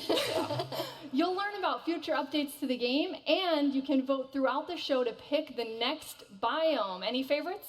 Taiga. Taiga. Yeah. The desert, meerkats. The meerkats, that's what I'm going for. I don't want just a huddle of them chasing me. Savannah? No one? Not just me. No, sorry. It's you, Chad. Well, I guess soon we'll see who everyone votes for. And we also have to say hi to everyone watching. Hi! Hello! We have people all around the world tuning in at Minecon Earth parties in Microsoft stores, through NetEase in China, on Cartoon Network, as well as all of you at home with your family and friends. Hi, Mom. Hi, Mom, Dad! Okay then. Quick plug. We also have Minecrafters across the globe who are hosting Minecon Earth live streams in their native languages.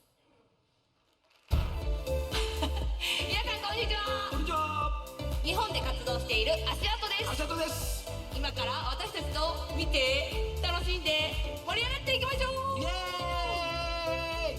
Sono Kendall e volevo salutare tutti quelli che stanno guardando Minecon Earth e quelli che stanno guardando la mia live stream in Italia. Hola Minecon Earth, soy el Mayo97 y estoy retransmitiendo el evento en mi canal de YouTube para todos los espectadores de México. Hello la Minecon Earth, comment ça va? Je suis Aïe Pierre et je retransmets la Minecon Earth pour tous les viewers du pays de la baguette. Ich bin Kernscrafter und ich möchte einfach nur Hallo an alle Leute sagen, die Minecon Earth gucken und Hallo an alle, die meinen Live-View-Podcast in Deutschland gucken. Hello， 大家好，我是阿神。想知道今年的 Minecraft 改版了什么吗？快来看我在 Minecraft Earth 看到了什么。How awesome is that? As I mentioned before, we have 5 incredible co-hosts with us tonight. Each of them designed a special segment that plays to their strengths. And first up, we have Chad.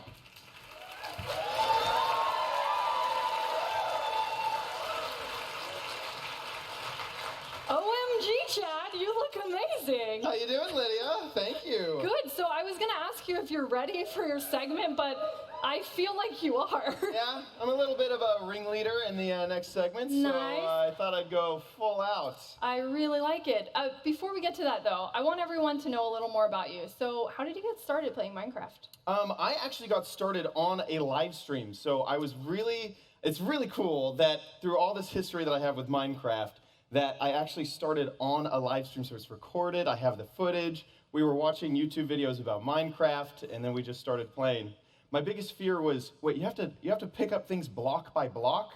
Nah, I need a big editor, no way. Anyway, fell in love.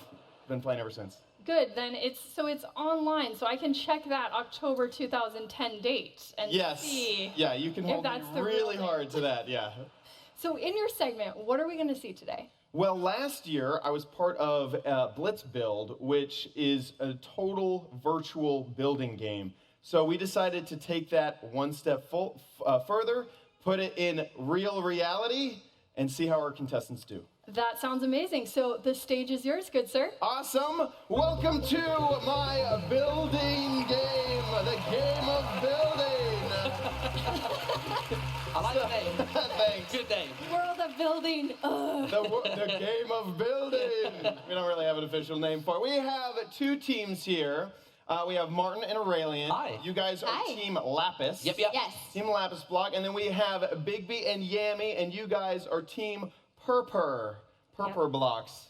Fantastic. How are you guys feeling? You guys actually don't know what you're doing yet, so Nope. you're feeling kind of nervous would be my guess. Yeah. Let me explain the rules. We have down here a huge building surface for you to build on, and also a few themes for you to build. There is a specific word written on each of these cards that one of you will have to build, and one of you will have to guess the word based off of the build.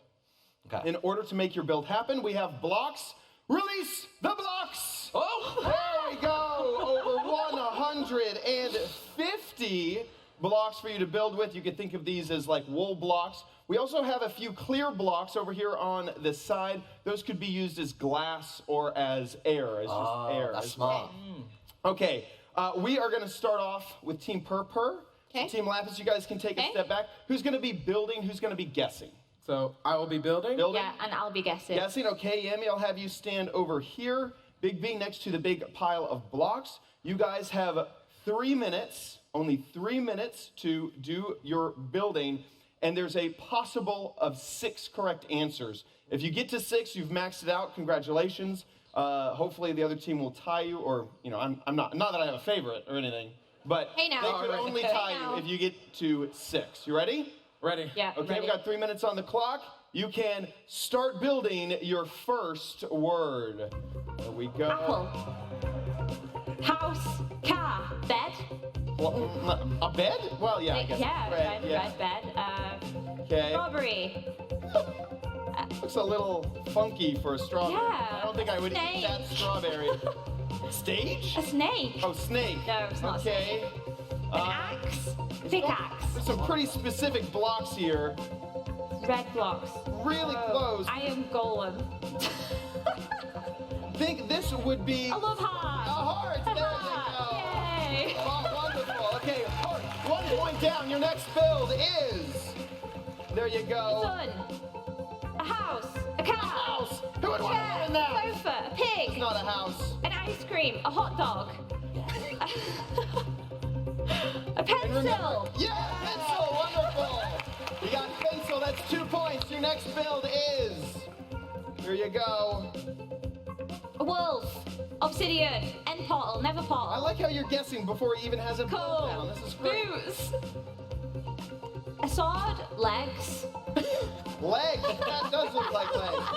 It's the beginning of legs. This build has A legs. castle. A tower. You might have to really get in dragon. those blocks to get the colors you need. Okay. Now this is something that is implemented into the game. It's been implemented furnace. for a very, very long time. This is something that you might even say has... A minecart. Yeah, there you go, a minecart, wonderful. I would not want to ride in that. Minecart, that is 3 points. Here is your next build. There you go, you have a minute and 15 seconds remaining. A minute and 15 seconds. A bed. A cloud. A unicorn. A pegasus. They do get more difficult as the builds A come in. tooth. A skull. A tooth, that's pretty good now. No, not quite. Cotton candy. Cotton candy? Yeah. I've never had white cotton candy. I don't think I'd want that. Okay, looks like he's really trying hard here. You know what, Big B, you got 45 seconds remaining. I'll allow you to use some charades. Try to use this thing. You're gonna... Controller. A game controller, correct. Correct. Around 35 seconds remain. Here is your next build. There you go. Okay, I believe that you're at 4 points? Cheese. 4? This is be your 5th.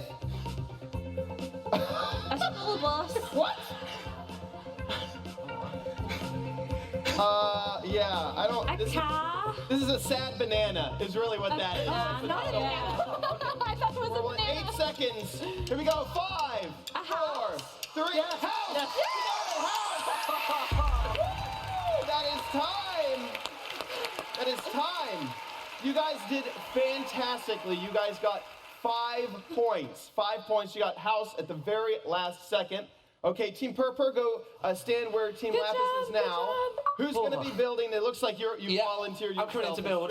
Okay, you're building, and you're guessing, Yes. okay? They got 5 points. You guys think you can do better? I came in really confident to this. I thought they'd get like 2.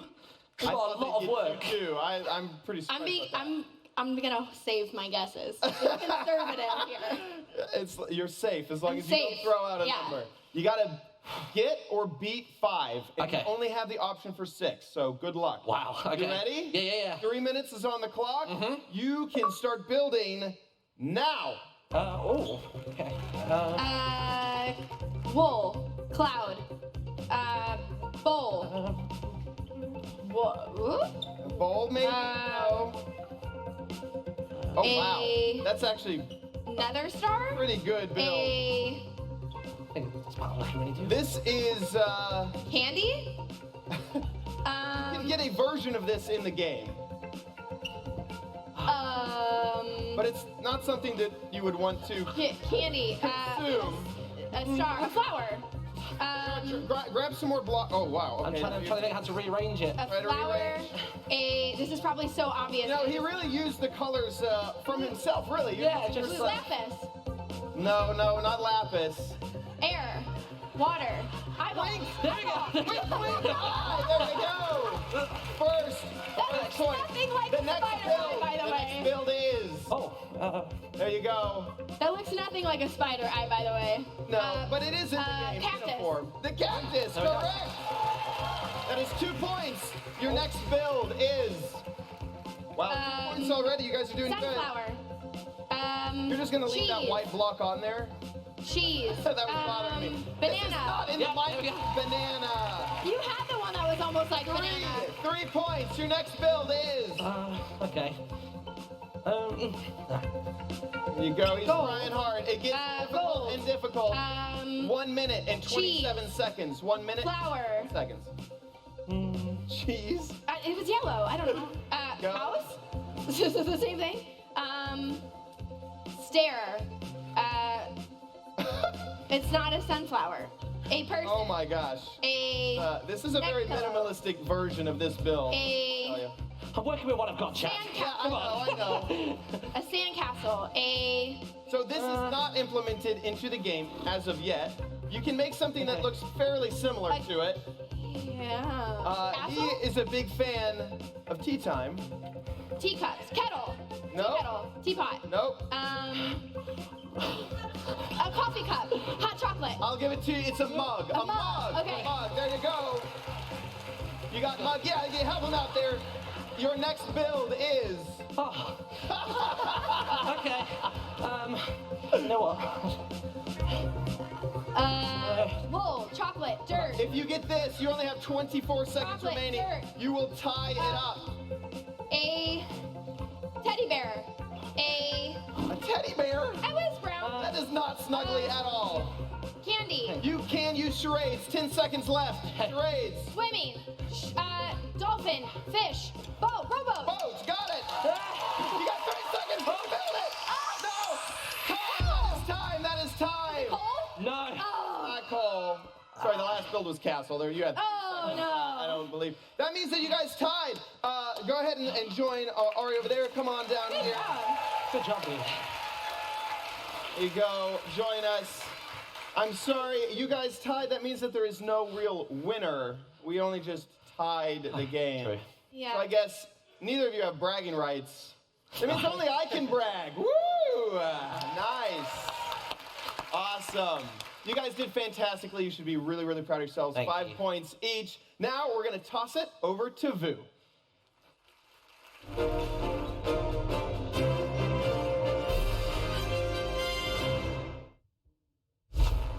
Hello Hello, Minecon Earth viewers. I'm Vu Bui, and once again, I will be your vote correspondent.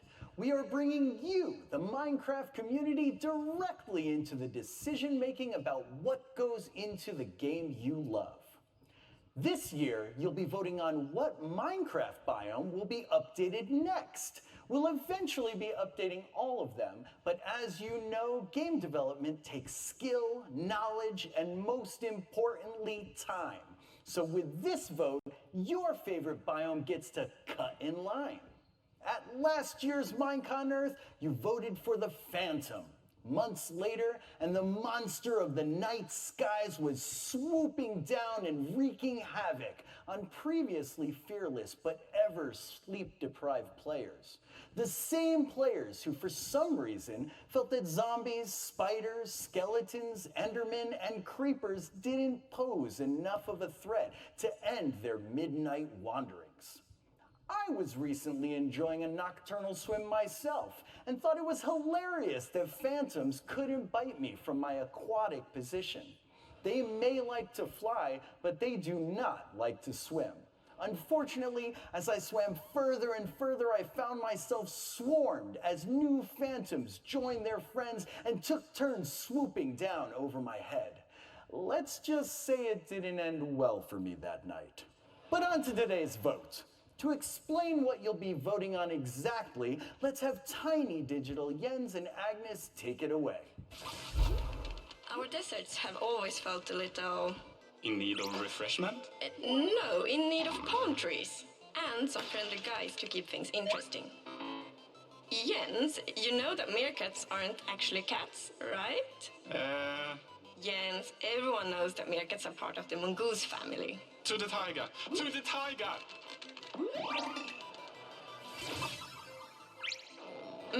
There's nothing quite as Swedish as eating fresh berries. Or enjoying a freshly crafted campfire.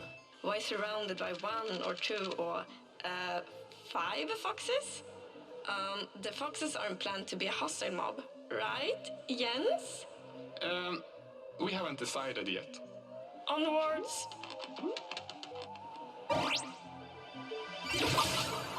Yay, baobabs! They are the best trees. You and your baobabs, crazy trees with a silly name. Still cooler than termites. Ah, termites, the way they snack on decomposing plants, just adorable. Well, neither compares to the long-necked, feathery wonder that is the ostrich. Hello? So it's up to you to decide which biome we update first. Thanks, Tiny Agnes and Jens. Aren't they just adorable? Okay, so how you'll vote. Make sure you have a Twitter account and go to the official Minecraft Twitter @Minecraft. There will be 2 separate votes, so make sure you vote in both. Don't worry, I'll let you know when they go live. We aren't getting started just yet. Just be sure you're ready to vote when the time comes and make your amazing choice. Welcome to Talk Around the Block with your co-host, Yummy! Hey everyone, my name is Yami, and I started making videos back in 2011. I love what I do, I love being creative, and I love having fun. So today I'm going to talk a little bit about myself, and then I'm going to introduce you to a very special guest. So I went out into the Minecraft community and asked them what they wanted to know about me, and here's what they had to say.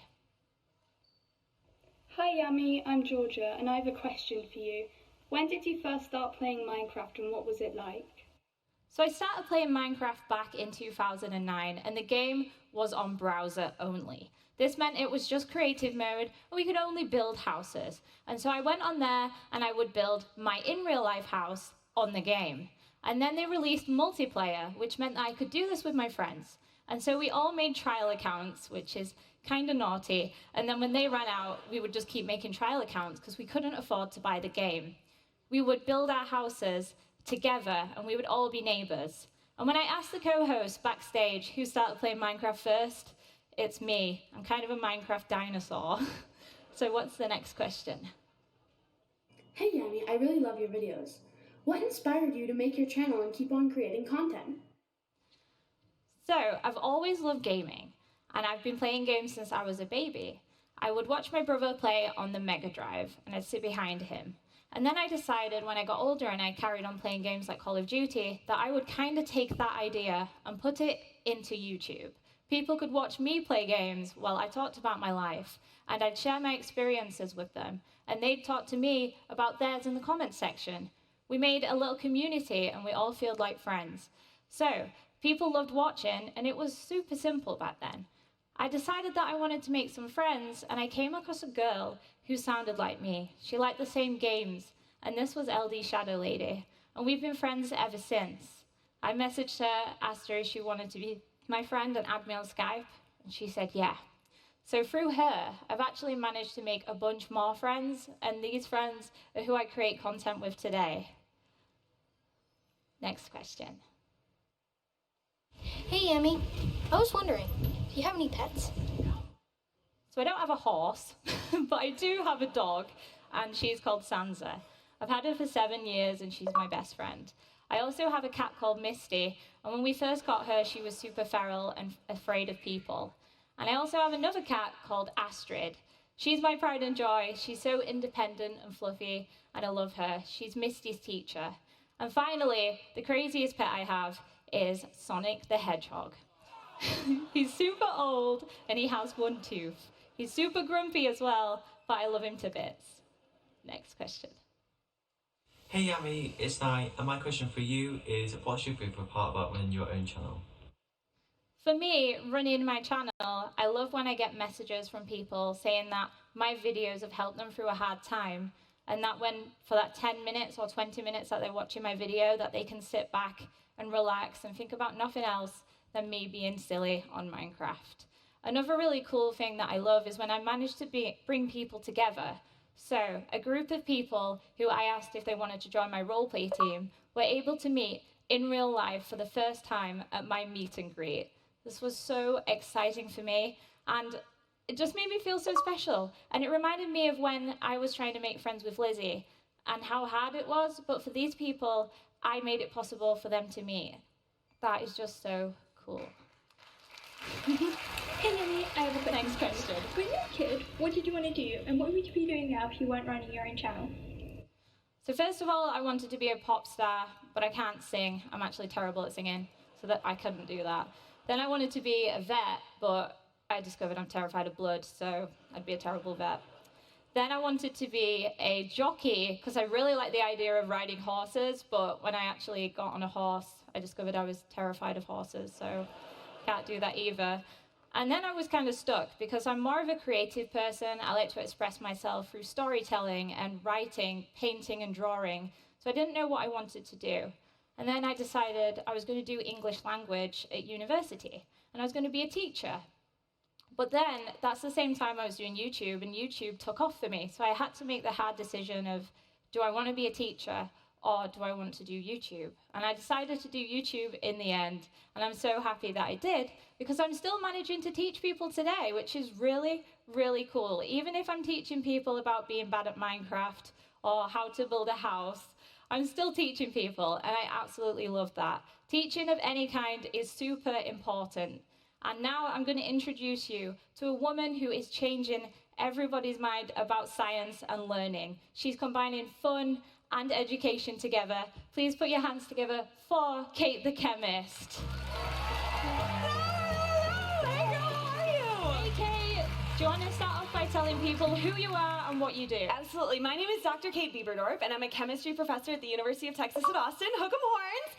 And what I do is I go around all across the country, and I try to do some science experiments to get kids excited about science. I really am on this mission to prove that anybody can be a scientist. You don't have to be a dork or a nerd. You can just be a normal girl who likes fire and this thing. Wow. So what are we doing today? This looks amazing. Oh, it is amazing. You're going to love it. I hope. I think you're going to like it. So this is called Elephant's Toothpaste, and so I want you to help me with it. So can you please suit up for me? Okay, please? cool. Elephant's Toothpaste. This is what it's called. And so as you can see, we have to put on our goggles on, our gloves, our lab coat, because we want to be completely safe. Oh, we just goggles. There you go. And so we need to make sure we protect everything. But this is called Elephant's Toothpaste. And what we're going to do is take hydrogen peroxide, break it apart using a catalyst, and we're going to see if something happens. So can I brush an elephant's kids' teeth with this? You shouldn't. It's probably not good for them, but we are going to produce enough toothpaste that we could, in theory, brush an elephant's teeth, but don't do it because it's peroxide and that wouldn't be good. And then the elephant would be sad. Yeah, we don't want that, do we? We do not want that at all. No. So I'm putting it on these gloves to protect myself. I assume this is dangerous. Well, you know, don't eat it, but as long as we keep a little distance from it, we should just be absolutely fine. Okay. Are you ready? All ready. Okay, so the first thing we're going to do is start with our Erlenmeyer flask. We're going to use a 4-liter Erlenmeyer. Yeah, big one, right? Nice and thick to protect us. And so what we're going to use is take the big one first. Yeah. We're going to use 35% hydrogen peroxide. So at home, you probably use anywhere between 3 to 5, maybe even 6% hydrogen peroxide. I like big stuff. I'm from Texas, so I want to make sure we have the biggest reaction possible. Yes. So we're going to use 35%. Okay, so that's step one. Yep. Then the next thing we're going to do is add our dish soap. Okay. Now, we use Dawn dish soap. There's no chemical reason why we use Dawn dish soap, but Dawn saves penguins, and penguins are my favorite animals, so I try to support Dawn. Thank you, Dawn. They save penguins? Yes, they do. So what they do is they take this soap, and they actually use it to wash the penguins that have been through oil spills, and so it gets all the oil off of their body, and then they're like happy little penguins. Oh, that is so sweet. It is so sweet. Okay, so now I like color, so I gave you some red, and I got some blue-green color. We're going to dump it all, put it all in there. Wow. Yeah, all of it. This looks so bright. Oh, God. Oh, yours is really red. Oh, this is going to be great. Okay, now, swoosh. Right, put a little hip action in it. Yeah, there you go. Yeah. Move it around. So what we're doing is we're taking our heterogeneous mixture, making it homogeneous, and now I think it's go time. I think it's go time. Are you ready? I'm so excited. I'm scared. I don't know what's going to happen. Oh, okay, here we go. So this is potassium iodide. What we have here is we're going to open it up, you're going to dump it all the way in, and then we're going to step back quickly. Okay, quickly? Yes, ready? Right, you want to count to 3? Okay. 3, 2, 1, go. Oh, no. And step back. Yeah! Oh my gosh! Yes! Oh, yes! That is amazing! Oh my God. Okay, so let me talk about what we see here. We've got hydrogen peroxide, which is H2O2. We added our catalyst, which breaks it apart. We shot oxygen gas out of the ceiling. Now what happens here is we actually have our dish soap that's trapping the oxygen gas, so you can see the bubbles being released. And I don't know if you're able to see this at home, hopefully, but you see it's the thermal energy being released because it's an exothermic reaction. Wow. Just wow. Just wow. No words can explain this. It's amazing. That was a good one, too. I love it. Oh, my gosh. Did you like it? Yes. I'm kind of scared of it, though. I don't have the lab coat on or the glasses, so I feel a little terrified.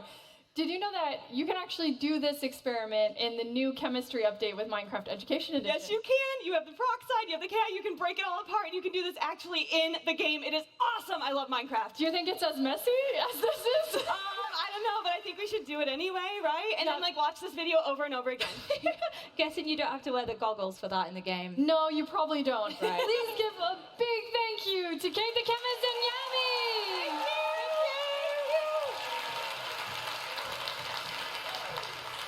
One of the coolest ways we use Minecraft to help promote STEM, other than crazy experiments like this, is with the Minecraft Hour of Code tutorial, and it's coming November 1st. We've partnered with Code.org for the 4th year to create what is quite possibly the most adventurous 1-hour tutorial yet, Voyage Aquatic. Explore aquatic worlds and uncover hidden treasure, all with the power of code, and meet some very awesome video creators along the way. We've logged more than 96 million Minecraft Hour of Code sessions, and we're really excited because we think we're going to get to 100 million this year. Visit code.org/Minecraft to learn more and check back on November 1st to start coding underwater. Most people don't know that we have developed this proprietary technology to allow for quicker testing of game features. So instead of only testing things digitally, we use this sort of portal to jump into the game and experience things physically. So this is where the magic happens. I go in there when I need to test a new map for Realms or for Marketplace. I'm not really sure how it all works, but it's made the testing process way more fun. Like Philip over here, he's experiencing some of the new aquatic features to inspire new merchandise. It took us years to develop this technology, but once we had it in place, we could immediately see the benefits. And what's great too is that a day in Minecraft goes by way quicker than a day in real life. So once you've been in there for an hour, it's been just less than a minute in real life. At first we thought it might be too intense, but people really seem to enjoy it. Another trip to the Nether? Yeah, I had a little tangle with a guest. Hi, I'm Alice. I don't do any testing of features in Minecraft, I just really like to go on adventures. The only reason we've kept this technology to ourselves is to make sure it doesn't end up in the wrong hands. Imagine creepers running around in the world or other nefarious things that could happen. That's why we have some extremely strict internal policies. Huh? Is that a diamond? No. It's, we're working on it. Matthias? Do you still work here? I haven't seen you forever. What year is it? You guys should talk to him. I guess I got lost. Here at Mojang, we use the latest and greatest in innovative technologies to create the best game possible for our players. Hope someone remembered to feed my cats. And joining her, Sax Persson. Hey Lydia. Hi, Sax. How are you? Like I promised at the beginning of the show, we have a really exciting announcement to make today. We sure do, Lydia. It's kind of nerve-wracking standing here. As you know, we're always striving to build and evolve the Minecraft universe. We've gone into fiction books, starting with a Max Brooks novel. We're working on an upcoming movie, and now we're going to look into the future. Sax, are you going to tell everyone we're going to have a Minecraft 2? No. No such thing needed. Over the past 9 years, we've done over 10 major updates to the Java edition alone. So while people love sequels, Minecraft is way past Minecraft 2 already. That's true. It's a game that's always changing, always expanding. Now, what we're going to talk about today is where we want to take the Minecraft universe next. So you're going to tell us about the future. Yeah. Like I mentioned, we've been expanding with stories, but since we love games, we want to expand the Minecraft universe with new games. Standalone games in the blocky Minecraft style that you know and love, but with brand new stories and new game genres. Wait, Sax, it sounds like you're saying there might be new games, like plural? Yeah, that's right, Lydia. There are multiple new projects in the works. And today, we're ready to give you all a peek at one project, which has been very near and dear to the Mojang team. That's true, Sax. We've had a small, passionate, and dedicated team at Mojang working on something truly special. I know we're all really excited to finally be able to talk about this project. Hi to everyone in Stockholm. I'm so proud of what they've been making, and today I'm truly thrilled to show you all the first look. This is a brand new game by Mojang. It's a reimagining of Minecraft as a completely different experience. So we've taken the combat mechanics of the core Minecraft game and turned it into an adventure game in which you fight monsters, explore environments, find treasure, and earn even better equipment. You can play the game by yourself or join a friend's adventure. Up to 4 players can team up and take on bigger challenges and earn even better rewards. For every Minecraft player, but also for everyone else, it's going to be an experience that they've not really done before in the universe. As a player, you can expect to visit brand new locations, set in environments never before seen in the Minecraft universe. There will be a ton of new mobs that are all unique to the game, and of course, brand new boss mobs.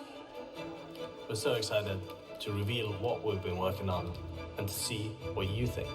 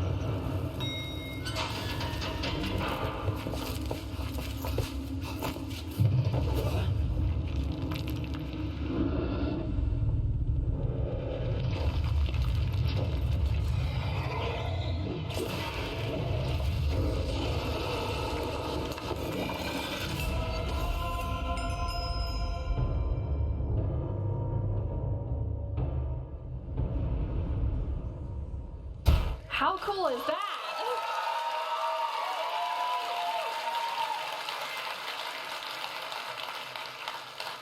This is the beginning of our expansion of the Minecraft universe into new game genres. It's going to be great, but that's all we have to share today, so stay tuned to Minecraft.net for more details in the future. Thank you so much, Sax.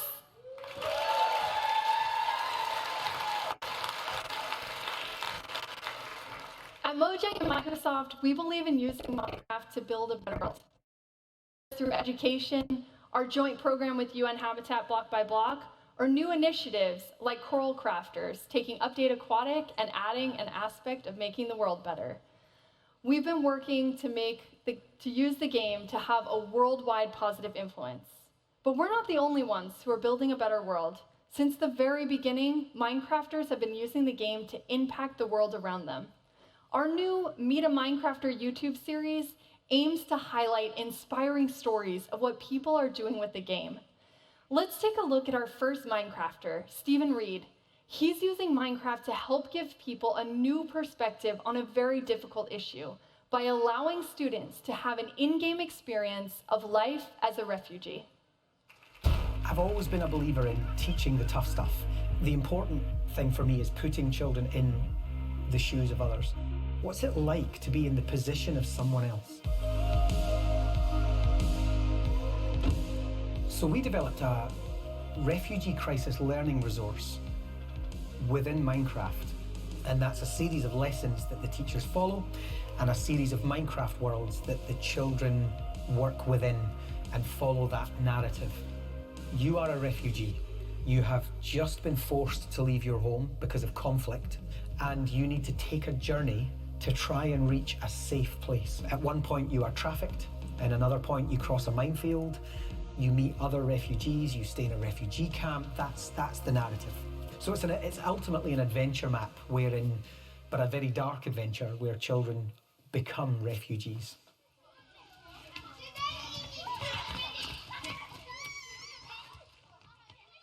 Först trodde jag bara att det var hoppa på en båt och åka till ett annat land, men att det är mer än så. Det är så många mer processer som man inte tänker på. Ja, det är liksom inte bara att fly från landet och så är det över sen. Att de går igenom mycket som man egentligen inte ska behöva gå igenom. Some of the hardest things I've ever taught, but also I can see how much they love it. So the ultimate output for me with a project like the refugee crisis is teaching life skills. How do we teach our children to make good decisions about when to take action and what action to take? In order to create something good and create a world that we all want to live in the future, we have to teach our kids empathy and understanding of each other. And I think that's the base for an open heart. We're incredibly proud of what people around the world have done and continue to do with Minecraft. Empathy, kindness, and discovery have always been a huge part of this community. Minecraft is all about learning from each other and building incredible new things. Whether that's using the game to make a real-world impact, like Stephen Reed is, or creating amazing experiences that can entertain, inspire, and delight you. We've teamed up with Target and Nox Crew to create a special new minigame called Grid Runners. Last week, we gave it away in Target stores around the US, and at the end of the show, we're making it available for free worldwide. Martin decided to take the game one step further. Please welcome him to the stage for Grid Runners Live! Welcome to Grid Runners Live at Minecon Earth 2018. I am your game master in the little word, also known as Martin, which is a little bit weird to say because if you know anything about the Nox crew, you will know that over the years they've created tons of mini games, tons of game shows, and I've been a contestant. But today we are turning the tables. Let's go and meet the teams. First and foremost, we have the yellow team, Noxite from the Nox crew, Aurelian, who we met earlier on. How are we feeling about this little role switch, huh? I wouldn't say I was overjoyed, Mike. No. So let's talk about Grid Runners then. So how long did it take to put together and what does it contain? Okay, so the Grid Runners you're going to see today, the part, is just a fraction of the actual full map. Gotcha. The full map took us about 3 weeks to make. Wow. We're an entire team of people, so I'm the guy who makes all our sound effects. You are? So every time you play a Nox Crew map, there'll be a button right at the start. You'll press it and it'll go, Nox Crew! There it is. And then this is Avondale over here. He makes everything work using redstone and command blocks. So you built this from the ground up. I'm sure you've play tested it. I'm sure you've like got strats. You've probably whispered in Yami's ear. Absolutely. What sort of time do you think you can nail today? You know, I think we're a really good team. I'd say we can get it in under 3 minutes. That's 3 minutes? Yeah. Okay, let's see if you can put that to the test.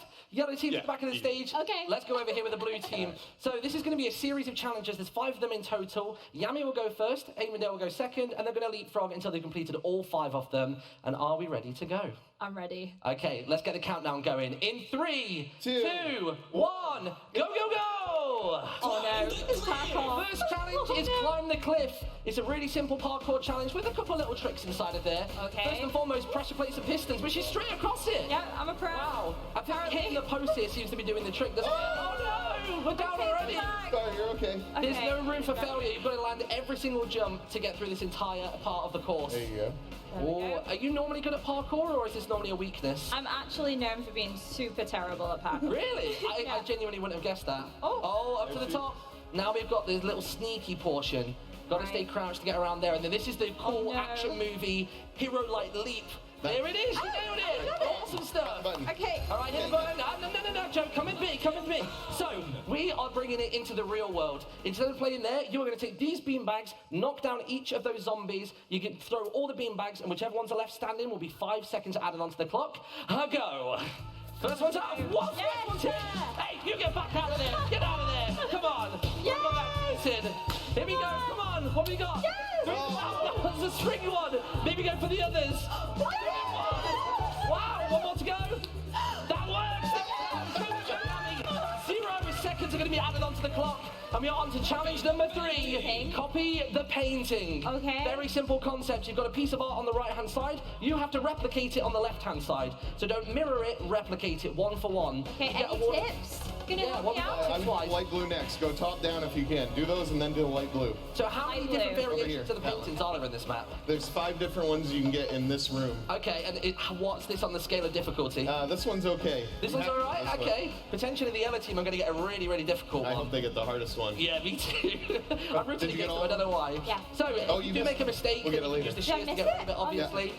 Well, we're doing pretty well so far. You? Looks like there's only a few more blocks left to go. And with each of these, if you stand on the pressure plate, you get awarded enough blocks to do every single one of these paintings, right? That's right. Pretty much, yeah. So we are getting towards the end of Final this. one. Come on. 4 more blocks. There it is. Joe, come back with me. All right. So we know you can do fishing in Minecraft either with a rod or you get a bucket. You've got to use these bad boys. There are 5 fish in this tank. Get in there, pull them out, and drop them into that little pot. Go for it. Oh, it's so slimy. That's a fish. That works. Here we go. Come on, Joe. 2 fish. Come on. What else can we find inside of there? The time is... Oh, no! Messy unicorn! What's that doing in there? All right, now that one goes back in. Fish number 3. 2 more... That's a sock. That's a sock. I don't know why that's in there. There we go, the final 2 fish. Awesome, Yami, go. Fly yourself up and we'll see you in a moment. And we move on to challenge number 5, which... Oh, no, it's more parkour. It's more parkour. This time we've got water, ladders, glass panes, and a very minimal window to jump. Okay, I'm Tell you doing what, it. though, you're absolutely smashing it. Doing really, really well. Taking my time. That's it. Are you a double tap to sprint? I'm a or double you tap, yeah. I'm a button press. No! That's fine. Climb up and go for it again. You've got this. Can I get up there? Oh, currently the clock is sitting at around about 2 minutes 52. You could hit that 3-minute mark that Avondale's Can I get there. on this ladder? I think so. Just keep trying to climb. There it is. What's happening?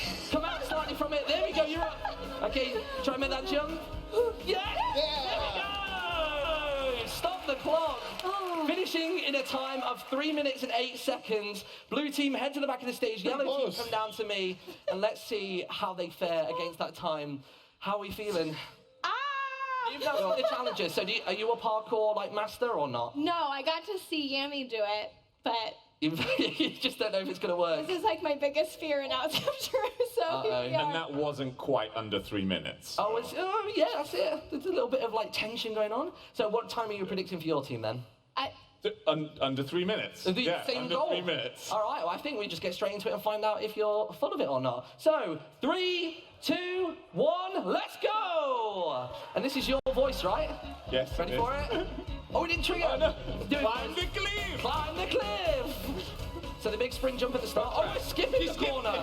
We're skipping a whole section. No! Oh, but it That's didn't the pay off. payback that I get for We're trying to blast through. Here we go. Pistons are out. Big spring jump to be had. Oh, you're going straight for the corner this time. Okay. If I was playing this, I'd be hitting the post every time. It'd be like comedically like Safest it way. just keeps hitting me. Okay. So just a ladder to get. Ooh. I think. Turn on there and we're up. Okay, this is Play it going safe. a little smoother than I think Yami's did.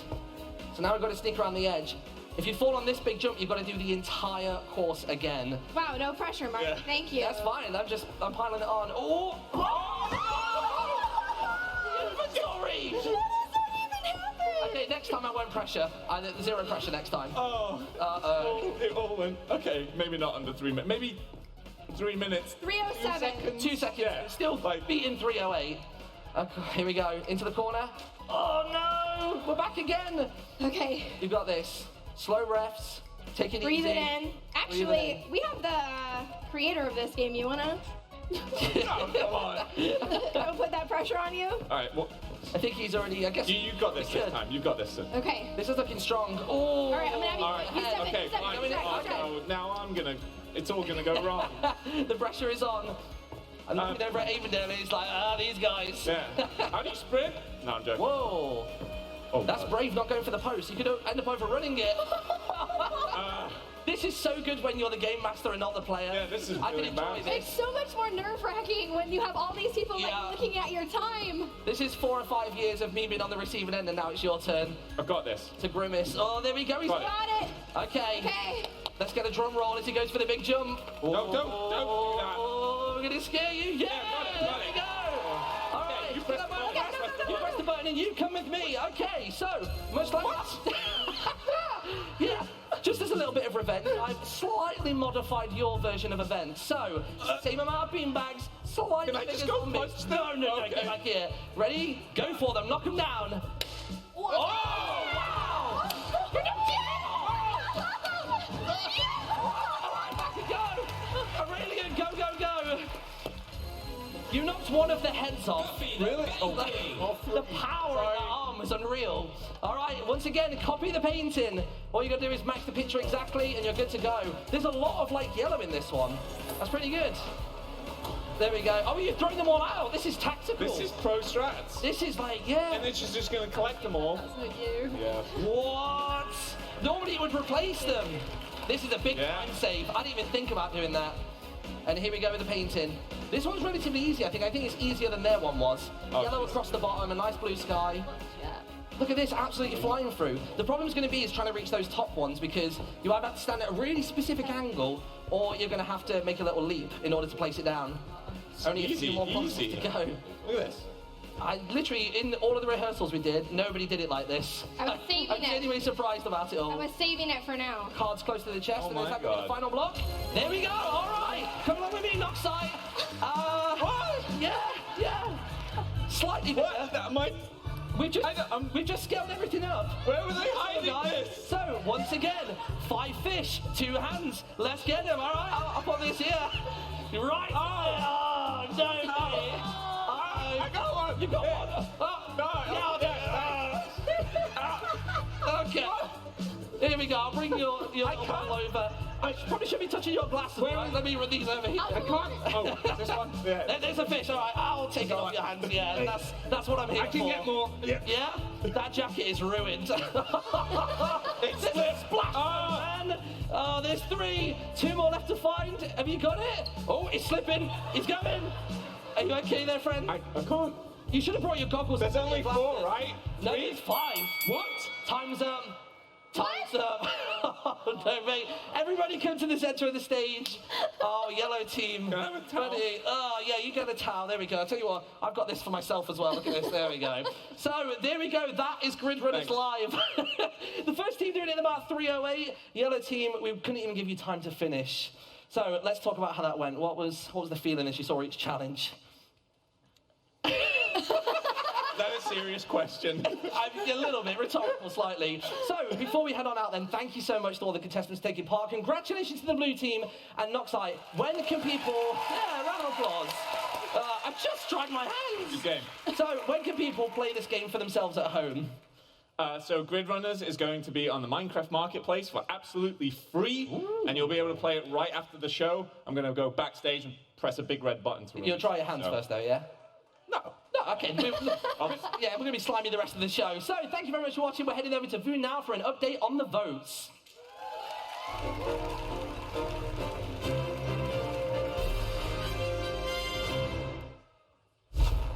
No, I completely disagree. There's no way to know who they're going to vote for, no matter how cute you are. We're on. Wait, we're about to go on? You're on now. Well, hello there. So, yeah, I think it's time to vote. No, cut it out. Okay. Anyway, what was I saying? Oh, yeah, the game show. Yes, the game show. I really just want to see that one more time.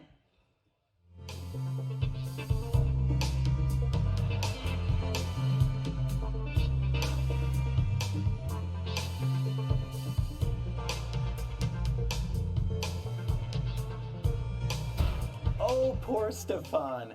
I hope he's learned his lesson. Perhaps next time he makes an awesome minigame, he'll have to wonder if we will bring him up on the Minecon stage again to play out his game in real life. So, back to the vote.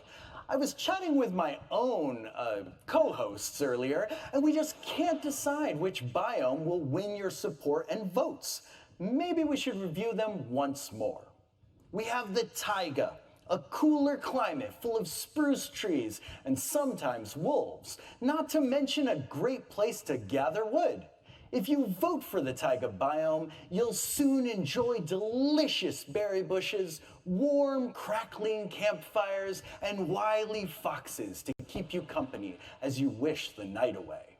Next up is the Savannah, a warm and peaceful place to wander around, especially if you like tall grass. If the Savannah is your choice, after the update, you'll be able to sit under the mighty baobab while staring fascinatingly at termites running around their mounds as ostriches just hang around. And finally, we have the desert, often thought of as just sandy, barren lands. If you vote for this biome, you'll be rewarded with a refreshing oasis, the cool shade of beautiful palm trees, while meerkats, who confusingly are not at all cats, scurry all around you. What will you choose? How can you choose? With such amazing options, the decision is a tough one. If I were you, I'd get all my friends on my side and vote right now. That's right, the poll is now open. So make sure you're logged in and go to the Minecraft Twitter account to make your mark on the future of Minecraft and the future of your exploration of the amazing worlds in the game. Can puppets use Twitter? Thanks, Boo. I can't wait to see what everyone votes on. Have you ever wondered how to start making your own videos? Or do you wish you could take your video making to the next level? Long ago, I used to make videos on YouTube, and while I did have awesome pink hair, I really wish I would have had some of the great tips coming up in this next segment. Next up, we have Big B teaching you how to create authentic videos. Hey, what's going on, guys? My name's Anthony, or Big B Stats. To help you understand me a bit better of who I am and the person I've become, I will take you back to the beginning. My name is Anthony, and I was born and raised in North Carolina. I have 2 older sisters, 2 brothers, 1 older than me and 1 younger than me. Yep, I'm the middle child. Like some families, I never had the opportunity to grow up with my mom and dad under the same roof. My parents divorced when I was about 2 years old, but I would always visit my mom on the weekends.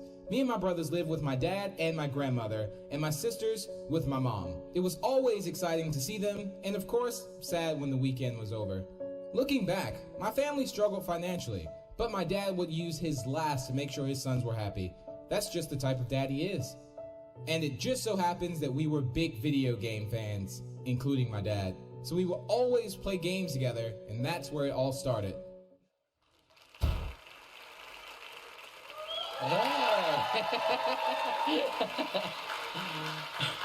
Hey, what's going on, guys? My name's Anthony, or Big B Stats, and I want to talk to you today about building a channel and hopefully inspire you to create. So today I'm joined with my good friend Martin. Hi, thank you for having me on. I've just done a very quick change, and I'm not slimy anymore. So yeah, we've known each other for a few years, right? Years now, right? We've met at Mindvention, we've done content together and some SMPs together, and today we're talking about how you got started in your journey. So of course, we need to look at the start of that journey, don't we? Yeah, I've been dreading this moment. One of your first ever videos. Hey, what's going on, guys? My name is Anthony, or Big B Stats, and today I want to talk to you guys about just some upcoming updates, some other things like that. This is like my very first vlog kind of a thing, so I'm kind of new to this whole aspect of it. Not really sure if I'm looking at you or outside my window or something like that. The sun is like super bright. There it is, mate. Yeah! Well, we all start somewhere. I can remember actually making that, which was just, it's crazy to think now that I'm here, and then I can remember being in that room making that video. But we're all in this together, and we all start somewhere. So with that being said, we have a video to see. Here come ours. Hi everybody, I'm in the Littlewood, also known as Martin, and I'm just going to test out my new camera. And it's now leveled out. This is my first vlog. My name's Chad. This is my cat. Tiamo's Kai with another video log. One of my videos has actually hit 1,000 views, which I'm really impressed with actually. Hey everybody, it's Ori, or Aurelian in game as you call me. I just had my 600th tweet, isn't that so exciting? Hi, I'm Minecraft Chick, and this is my very first daily Minecraft video show. I don't even know how I walk. It's so good. I remember pretty much everybody from back then, and it's just really interesting seeing them then and seeing how we've all kind of gotten to here now. So I started because I had a load of different things that I enjoyed doing that sort of fed into YouTube. But how did you start videos? Why? So I started because I've always loved video games. I can just remember being, in my same house. All my brothers were all in different rooms playing the same game on like LAN. Yeah, like a LAN party. I just enjoyed it. Yeah. And I always would also find tricks in video games. So what I did is I was always looking up tutorials. How do you do this? How do you do that? And it was sometimes explained very long. And then I kind of thought hey, this could be explained in 5 minutes. So I kind of felt that I could do it better. And I kind of took that step and started doing it myself. So you were trying to refine the content that you personally enjoyed. So you weren't doing it for fame or money or no, not for views. To be honest, I was the shyest person in the room, and I'm still shy now. I'm shy doing this right now. But I love it, and that's why I'm here today. Exactly. You've got to do anything creative because you have a passion for it, not for any kind of alternate reason. I combine passions. At the time, I was playing loads of video games as a kid. I started trying to do some radio presenting stuff, and then I started making videos about regular vlogs, and I just sort of combined all those passions because passion just drives everything, doesn't it? That's the key. Passion is so key, and I think if you have passion, then that kind of sparks the creativity. And remember, sometimes it's not necessarily thinking outside the box, but thinking that there is no box and there's no limit to being creative. So just be as creative as you can and just take that step forward and go for it. I think as soon as you start trying to limit yourself, you're kind of impeding your own creativity, aren't you? Just be yourself, just try out different things, see what works, what doesn't. But we need a way of capturing it, don't we? So we need to talk practicalities on making content. With that being said, so every day, today, everyone has a phone. Yeah, and it has a great camera, great mic. You see this post all the time. Yeah, I see that, but I don't see how you can play a video game when you're doing that.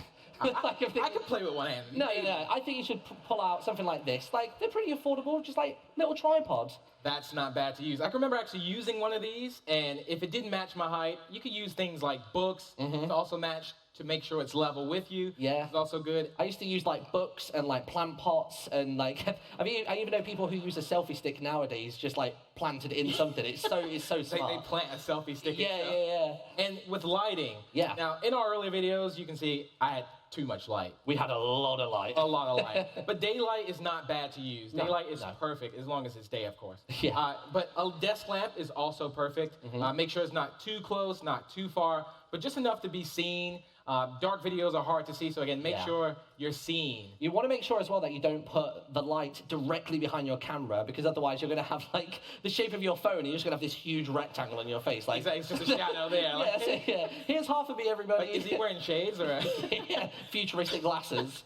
So the camera mic, well, the phone mic is also very good too. You can just make sure you're not too close, not too far. Yeah. Make sure you're in a nice, quiet place. But it can pick up everything though. Exactly. Like, if you've got like a little brother or sister who's running around in the background, it's probably going to hear them. Definitely. So something like this is really good, right? Perfect. Just make sure this isn't too close. I've also had one of these. I've been through all of this stuff. Yeah. Make sure this isn't too close because again, you want to be heard, but not too much. Yeah, exactly, yeah. And there's a lot of like little tips and tricks that you need when going into it. Like with audio, it can be quiet and you can always boost it, but getting rid of that, you know, the little crackly sound you hear when it's like too loud. Exactly. Like that's that. So I know that I mentioned earlier I came from radio into YouTube, so I was really unconfident in front of the camera to begin with. Like, did you find the same or?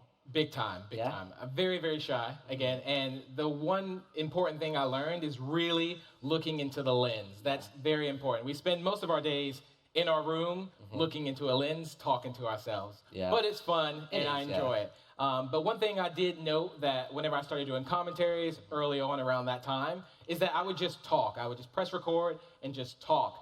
But I started to stumble a bit, so I started making notes. So make notes. That's so good. That's good. Keeps you on track of your topic. Yeah. You don't really get lost in what you're saying. I just used to talk for the sake of talking, which probably wasn't any kind of value to the video. Like I'd record for 20 minutes and I'd go, I need to talk through the whole thing. You don't. But now I can record 40 minutes, chop it down to 10 if I'm doing something that's not so interesting, or even if I just say something that's just like, no one cares about that. Exactly. You can just get it out. And like editing is really the magic of making videos. You can add music for atmosphere and make everything kind of a bit more enchanting or intense. But you got to make sure you can be heard over said music. Don't make the music louder than your voice. Otherwise you'll be like screaming like you're at a concert. Yeah, exactly. No one's going to be able to hear you. So we've started making content. What's kind of next after that?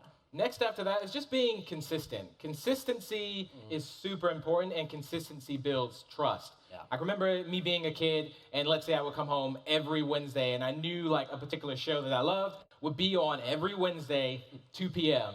I would expect that, and I trusted that. And on that same note with like, you know, Saturday morning cartoons, the intro is always the same and it's always something like recognizable. So you've got like, you know, what's going on guys? My name's Anthony or Big B Stats. That was all right. I can do a little bit better. Was that not a good impression? That was all right. That was good. Fine, whatever. But the key thing about that is it works. Yeah, it really does. That kind of sets me off. Like when I turn on the camera and I say my intro, that is what really gets me into the zone. So one thing that I noticed as time went on and I started to experiment with my content is that as much as I was starting to be regular and consistent with my videos, I started to notice that I would like panic myself if it has to be like every Wednesday. But you've got to allow yourself some breathing room. Some videos will, yeah, exactly. Some videos will take 10 minutes. Some of them will take 10 hours. Great YouTube tip, subscribe to Obstacle on this snooter right here.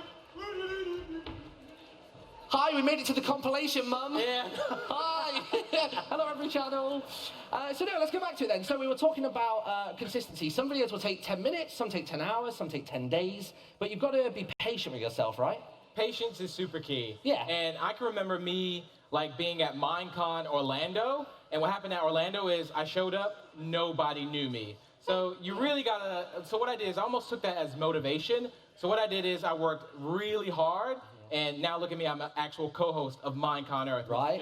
It's just like insane. a snowball effect, isn't it? But it didn't just happen overnight. It just sort of like gently made its way there, didn't it? Definitely. Nothing happens overnight. No, nothing does. And like, you know, talking about patience and stuff with yourself, you often have to have patience with your viewers as well. Exactly. Because there will be some people who will comment some nice things and some not so nice. Exactly, and that's the thing. You need to know the difference between criticism, like constructive criticism, and just mean comments. So like for an example, when I made videos, like I would say like a lot of times. And you can get a comment that says, hey, Big B, maybe you say like too many times. That's constructive criticism rather than someone just They're saying. trying to help you iron out like the kinks Exactly. or And you can use that to improve. Exactly. Not someone just saying like, hey, this is the bad video. So you can always block the haters. It happens to all of us. Literally every single person who's uploaded a video ever has had a mixed bag. Exactly. They really have. So at the end of the day, just remember, we all have a right to be here, and that doesn't matter, regardless race, gender, religion, or orientation. We're all in this together. And we're all here to have fun and just enjoy the process and build those communities. So I think that's the most important thing, really. Enjoying the process. Just think of it as an adventure. Yeah. Really. It's Every like video is a new one. Exactly. You have an opportunity to bring people together, inspire people, create a community. So what I did is I asked a few of my friends a bit of their advice. So let's see what they had to say. So my advice for anyone that's wanting to start their own channel would be to just enjoy it. Try and be unique. Be original. Try to upload consistently. Do what you love. To never give up. You stick with it. Don't compare yourself to other channels. Always do what you love. Do it for the fun. Don't be afraid to show everybody your true self. Have confidence, make friends, and enjoy your time on YouTube. As long as you're enjoying doing what you're doing, then no matter what, you're winning. Don't wait for anything. Just start creating. Be so wholeheartedly and unapologetically yourself. You don't have to put on a show. You don't have to be something you're not. Your personality is enough. And as long as you're having fun, people are going to have fun watching.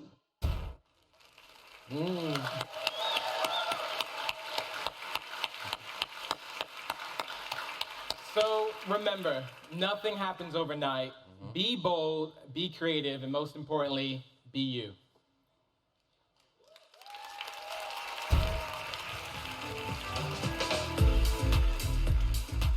Minecraft is not just for playing. Minecraft is for learning. Some teachers say, well, they're just gonna play. They're not playing. They are learning, but in a fun way. So that is priceless when you have it in a classroom.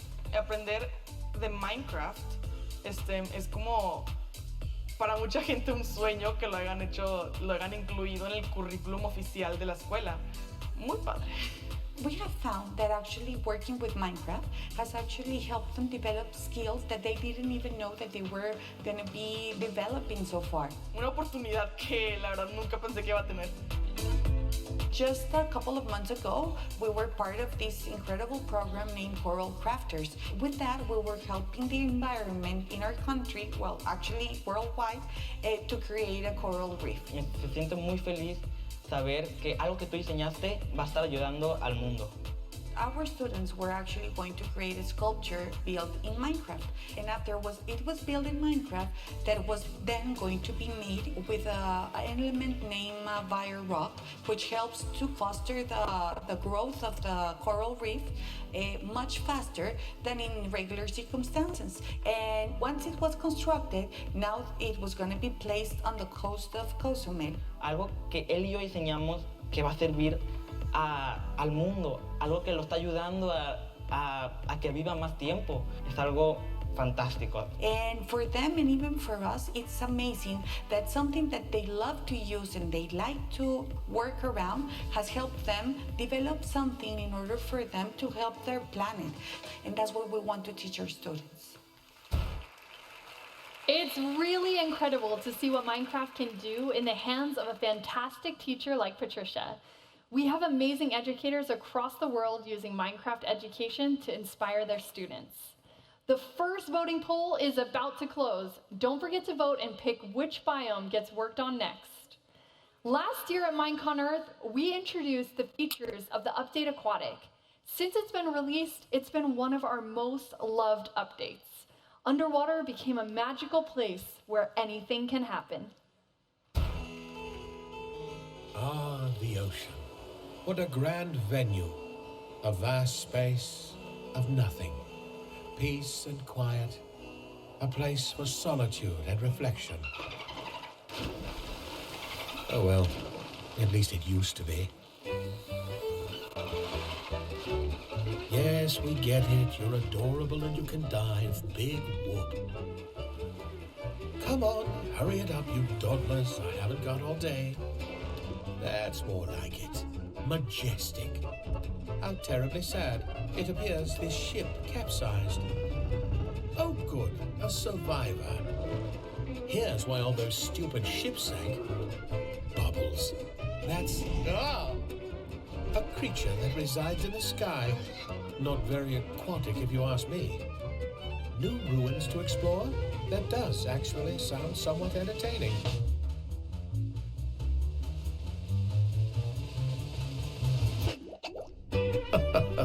What a kook. Oh, I suppose a lively ocean is a lovely ocean after all.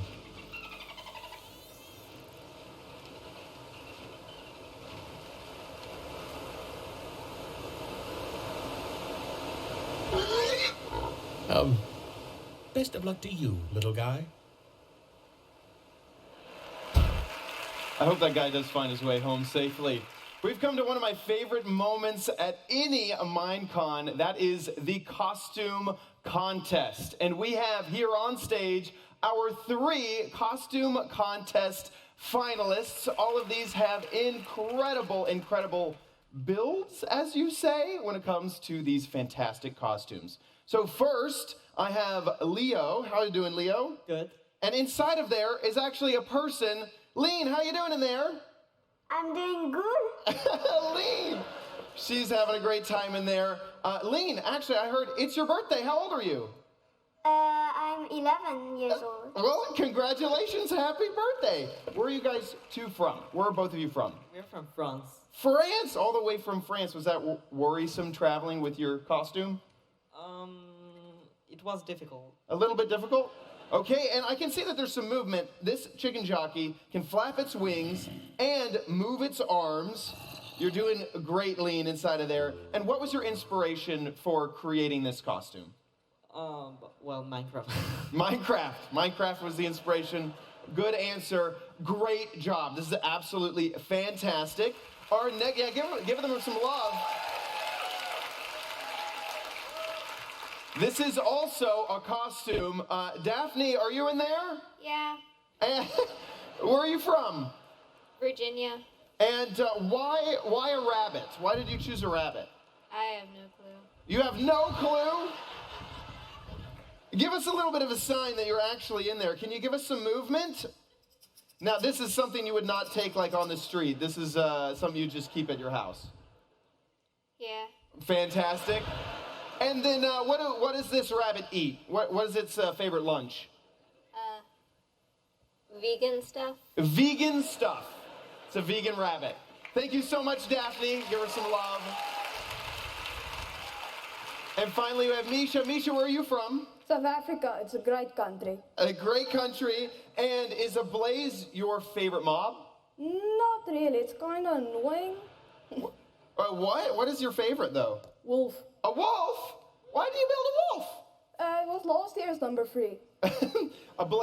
Your blaze looks absolutely incredible. Now, I can see here that it glows in the dark. So if we wouldn't mind asking production to turn down the lights so we can see it actually has lights included underneath the mask on every single of the blaze parts.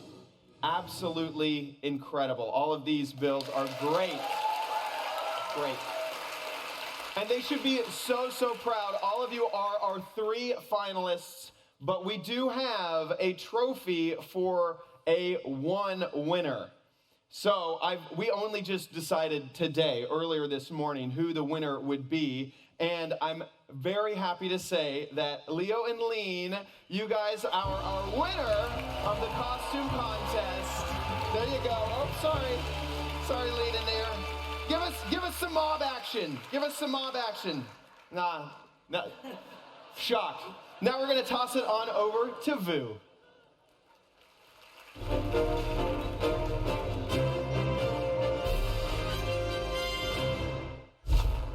The results of the first vote are in. Now is when we say goodbye to one of the biomes, the one that received the least amount of votes, and move on to vote on the final 2. I would ask for a drum roll, but I'm far too excited to wait.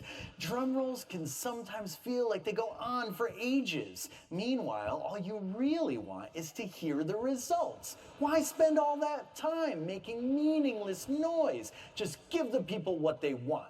At least that's what I say. Oh, what the heck. You know what? Drum rolls are cool. Drum roll, please. And the biome that will not be updated first, the one with the least amount of votes, is the desert. Sorry, buddy. Better luck next time. I have to admit, I was already imagining the desert sands between my toes, the sun shining on my hat, and the palm trees swaying in the wind. But oh well, desert's out. Let's have a look at the 2 remaining biomes that you prefer over the nice, warm, vacation-y biome that is the desert. Are you the type of player who likes to play it cool? Do you enjoy the sweet taste of berries and rich but sometimes dangerous wildlife? then you'll love the taiga and its sizable fox population. Or maybe you're all about the homely warmth of the desert, but don't like the sand creeping in everywhere. Then clearly, the ostrich-rich savanna is the biome for you. So, the community has spoken, and your two favorites remain. Only one can win the final vote, however, and be first to receive an extreme biome makeover.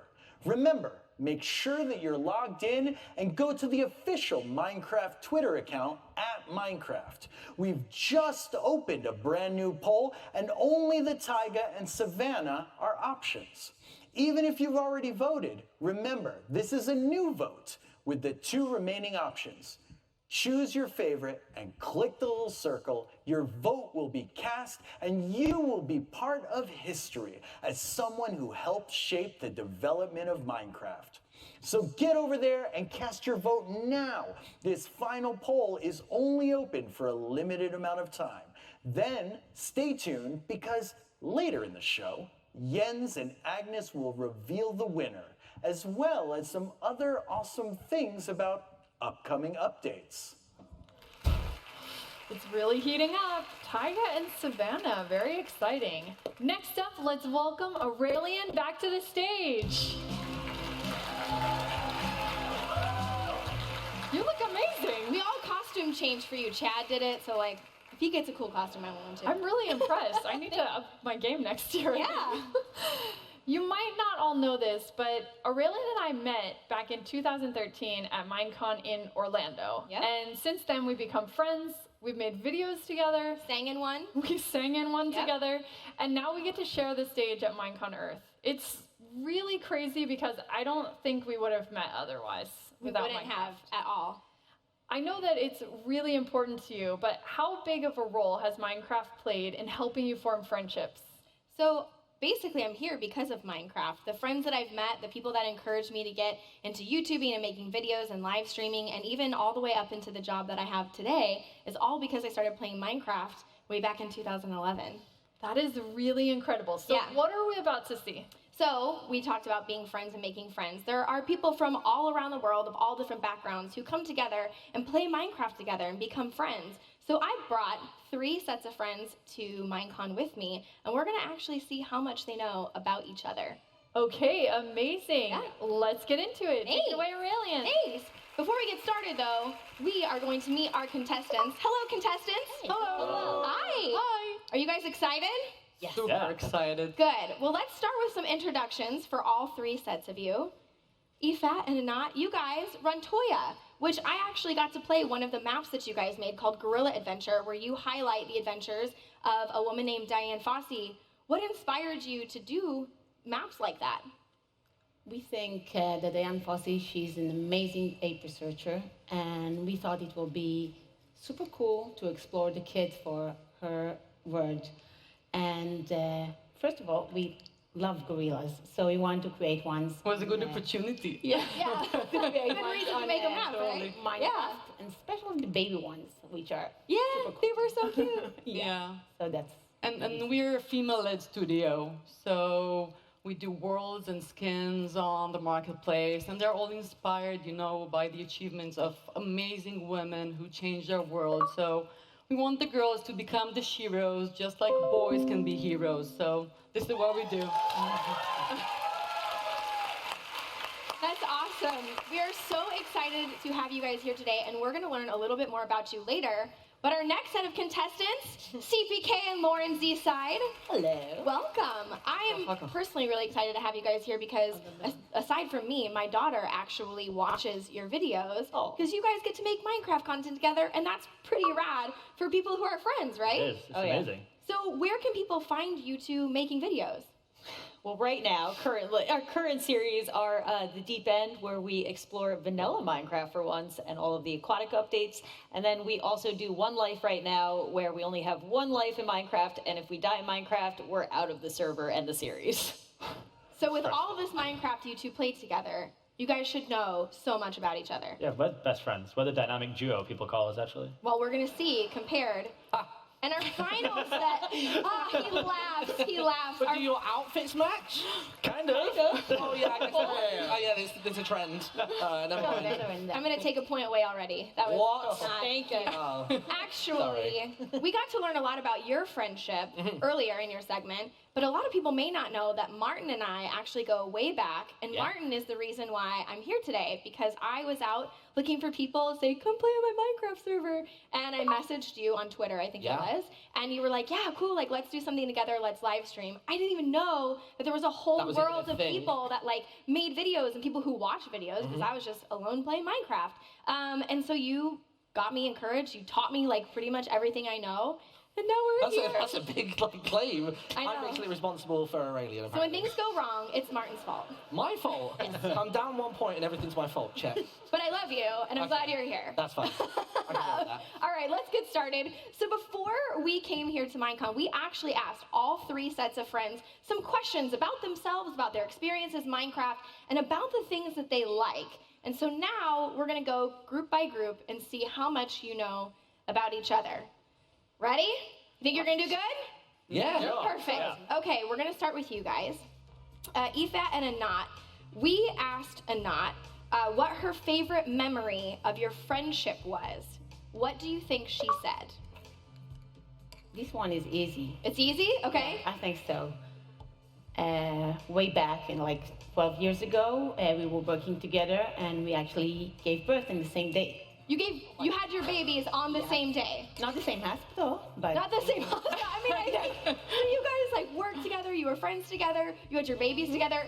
Is that the right answer? That's so easy. It's so easy. You gave birth on the same day. That's incredible.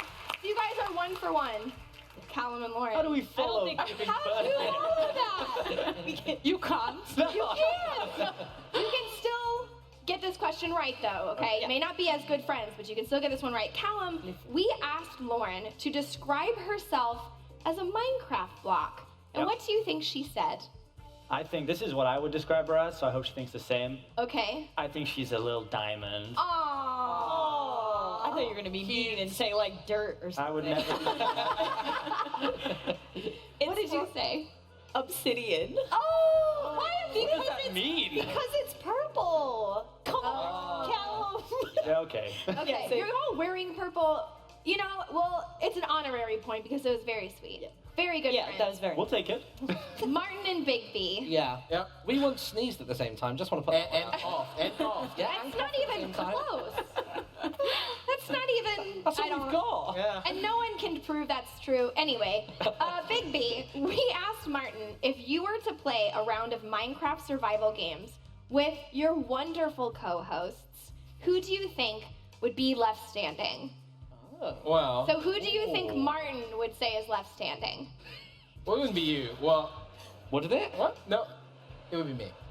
Oh. Now, I feel like we should still get a point because the words match. Right? Does that count? I think that's pretty good. I actually meant you, so. Oh, did you? No. Oh, I never meant you. That's fine. You guys think the same. Yeah, There's like a pretty benefit to that. So Efat and Anat, you guys, we learned now you gave birth together. You guys have been friends for a really long time, but how did you make the transition into being friends to starting to make Minecraft content together? What did that look like? So I think we wanted, our kids to have equal opportunities as they grow up, and we thought that Minecraft is the perfect game to do that. Wanted to do storytelling and adventures, so it was just, a reunion and a connection. Yeah, we just went ahead and did that. And you have to be the coolest moms because you guys make Minecraft maps. It's pretty awesome. I hope you need to ask our kids. I'll ask you after the show. We should ask them. We will for sure. Callum and Lauren, That's us. you guys were friends before or after you started making videos? Because of. Because of. So, how do you just randomly message someone and be like, let's make videos? I think that's- How does that happen? That's like the hardest part, right? But we had mutual friends and we were on some series together, and it just kind of came to a point where we're like, hey, should we try filming? And I'd seen a bunch of Lauren's videos. I think we have a really similar sense of humor. And then she agreed to make some videos with me, and then that means we're friends, and now I just won't let go. So You're stuck as friends for forever. that's how it works. That's amazing. Martin, baby, I don't have any questions for you because We're Seen you so much in the show. We love you, but we already know. It's great. Okay, we're gonna do one more round. Okay, this is your chance to redeem yourselves. Okay. Okay. All right, we'll start with you guys again. Anat, we asked Ifat which hostile mob she would keep as a pet. So which mob? That's difficult. Okay, so if we would have hostile cockroaches, I would go for them. Okay. No, we don't. Okay. So I'm gonna go for spider. Okay. Because even if we have them in the studio, the real ones walking around, she would just go pick them out, set them free. Okay. The other one is screaming on the other side of the room. So, but I would spider. So she said spider. What did you say? Spider. Spider! Yay! Already Oh, that's awesome! You guys are 2 for 2. No one can beat them. No. I just want you're like my new favorite set of friends. So there's no choice. We'll see. You guys can pick this up now, okay? Here we go. Lauren, we asked Callum what his biggest fear was in Minecraft. Ooh. Wait, what's that look for? Lauren, well, let's see what Lauren. Lauren, what did you say his biggest fear in Minecraft was? I really wasn't sure, so I said witches because they're pretty terrible. Witches are terrible. Callum, you have this strange look on your face. What did you say? I got the question wrong. What? What? So I thought it was in my life, so I put failure.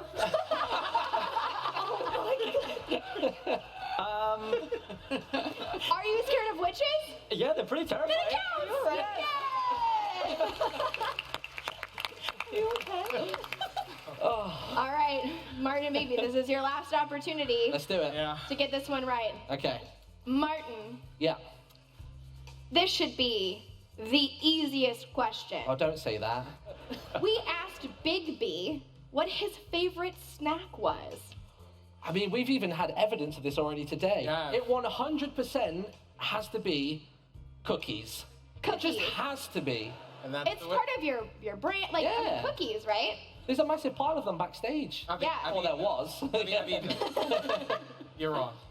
That's the way the cookie crumbles. It's actually Gummy bears? Gummy bears? What? I've never seen you eat a gummy bear in your life.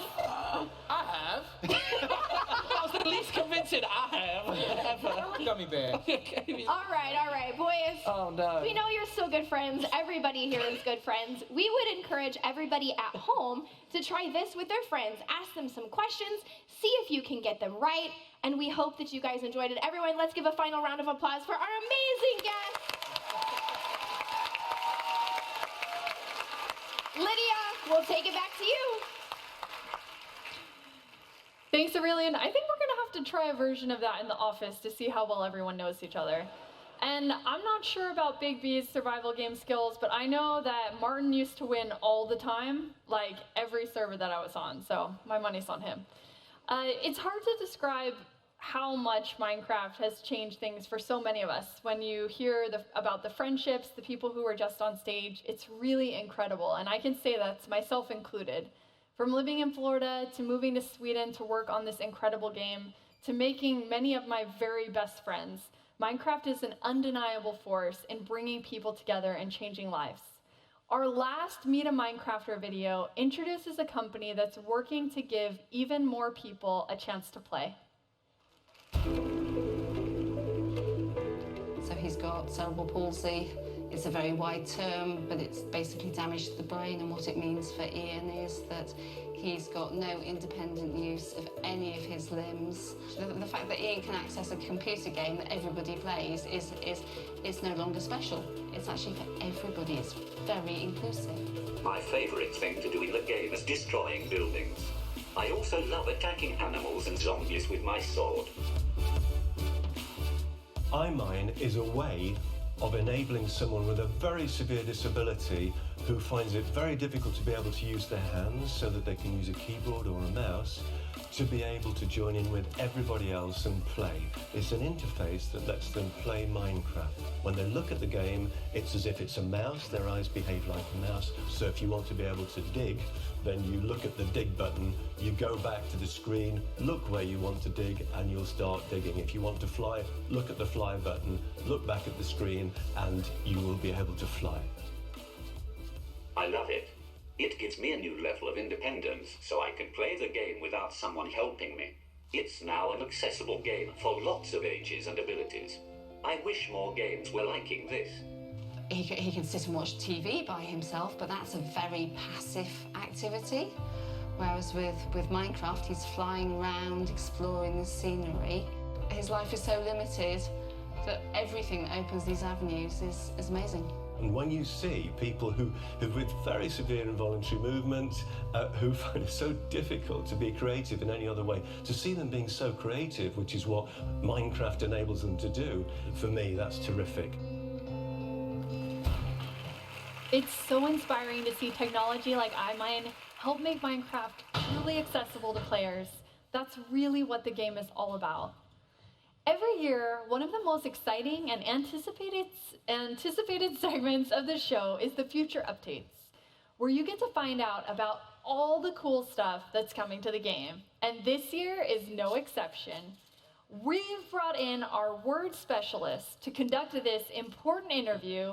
Please welcome our Director of Creative Communications, Owen Jones. Thank you, Lydia. Thanks. So, I am lucky enough to be sitting here with two of our amazing developers. You guys primarily work on the Bedrock version of the game, right? Yep, correct. So, who are you? Yeah, so I'm Jason Major. I've been on Bedrock for about 4 years now. And I'm Adrian. I've been on Bedrock for about 2 years, and I help deliver add-ons. Well, thank you so much for coming along to talk to me. Like today, we're going to be talking mostly about the add-ons. Now, they exist in a version of the game we describe as Bedrock. Can you just give me a brief on what that version is? Yeah, so Bedrock is the kind of what we internally call the version of Minecraft that runs on most of the mobile devices. So iPhone, Android, Kindle, along with the Xbox, and we just recently released Switch, and also Windows 10. And you can play cross-platform between all those different editions as well, right? Yeah. We've also been adding new things to the Bedrock version over the years. We've added, you can get texture packs and skins. Now you can even access servers on there. Yeah. So there's loads of cool features in that version, which we're kind of proud of. But today we are talking mostly about add-ons. Now, add-ons are a way you can kind of change the game and kind of customize it yourself. Yeah, so about 2 years ago, we added the ability for people to come in and just through editing simple text files, they can go and take existing mobs in the game and change their behaviors. They can change the geometry, which is kind of the shape of what they look like, and kind of mix them up and make a lot of fun things. And we've seen a lot of really cool stuff built with that already. And I think over time, we've managed to give people more and more kind of power to create even more unique entities or unique mobs in the game. Yeah. Right. So one of the new things that we're doing now is we're making it so that people can add their own new entities instead of needing to overwrite an existing one. Okay. So it really gives users a little more power to be able to add whatever they wanted. So previously, if I kind of changed the look of a chicken in the game, I think we have another video about this, a chicken in the game, and it became a duck, it would kind of replace the chicken. But now, as this shows, you can kind of have both. Right. So now we have a new spawn egg for our new entity, duck. This is just an example of what someone can create using our new feature. And because it's a new entity, it has a new render, and it has a whole new set of behaviors as well. Yeah, that's super awesome. And that's going to give a lot of freedom to people to kind of really customize what exists in their world now. Yeah. Right. Yeah. Yeah. One of the cool things in that is we kind of show the baby duck when it comes out as yellow. So like that's again is just editing simple files. So in those files you can basically just put like a single line of text, basically say if it's a baby, like use this texture, otherwise use this other texture. Very cool. You have a lot of control there now. That's awesome. We've also kind of looked into how you can place these new entities in the world as well, right? So yeah. So definitely like in the past with add-ons, you're constrained by the thing that you overrode would determine where it would spawn. So if you tried to override a polar bear, for instance, it would only ever spawn in ice flats. Gotcha. And that is kind of challenging. And then also with like marketplace content and other things, sometimes you're like, well, in my world, I don't want creepers to spawn ever. And you have no way to turn that off. So what we've got now is we have another data-driven text file way you can kind of specify like this thing shows up under these conditions in the world. So these sort of biomes or this lighting levels and stuff like that. You can even say things like this thing's more likely to spawn in the rain and stuff like that. So I think you have you guys made a scorpion, right? Yeah. So it's got just kind of wander around the desert, encounter this little guy. So I never spawned him myself, and he's got some bigger friends. I mean, you can see the kind of power of the add-on there. I mean, you can make something kind of pretty much unique. Correct. Yeah. And here you can spawn them without using spawn eggs, that's right? This is another new feature we're adding? Right. So in addition to getting a spawn egg, we also, when you add your new entity using just a JSON file, it hooks up to the commands. You can use it in spawner blocks, everything. That's awesome. Very, very cool. So we've been talking a bit about the kind of functionality of these new entities, which is obviously really cool and really valuable. But we're also trying to change how people can visualize their entities, how they can affect how they look and feel in the game also. Right. So something that we've done is we've made it so that in addition to just adding a new entity, we didn't want to constrain the users to using any of the animations that exist with vanilla entities. So you can specify, you can add your own new animations, mix or match existing ones. And so that's something that we see with our next guy here. Yeah, so you made a kind of skeleton kind of beast guy here, we can see. Yeah, this one was a lot of fun because we actually got, like, we wanted to show off something that is obviously not using existing animations in the game. So he's got his upper torso, he's got his rear up animation, kicks at you, and stuff like that, which is obviously new. So we can see this is kind of the body of a horse, the torso of a skeleton, and kind of new animation. Yeah, I like to call him the Skeletor. Yeah, yeah, of course. Cool. I mean, this all looks really interesting. I noticed you guys are making kind of scorpions and skeletons and stuff. Have you thought about making any kind of nice, cute monsters in the game yet? Yeah, the next one has something that I personally think is really cute. They're kind of small and furry. So this first guy, he kind of brings them up. But there's the little cute guys. So you got the nice little spiders that I added in. I think they're super cute. They're not cute. And then, but this whole video is just kind of showing the power of what you can actually build when you pull it all together. So we got custom animations, custom rendering of these guys. The spiders have a new custom particle effect that can be, so you make new effects on stuff. So we can hook it up to say this effect trails and plays on this guy all the time. There's a effect that plays when they get spawned and summoned in the world. And yeah, you can just kind of see that, like, you basically made like a little mini boss type, pretty crazy mob. Yeah, it's amazing you can kind of pull that off just by using text files, you know? Yep. Are there any limitations to how add-ons work at the moment, though? Yes, so similar to when with add-ons before, you're still limited in just using the existing behaviors in the game. So the things that the vanilla mobs can do, for the most part, those are available to you. But if you really want to do something completely unique that no mob in Minecraft has ever done before, then there's still some limits. So we are actually announcing that we will be having our long-awaited scripting tech preview. So that'll be coming out this year. The focus for this preview is more around...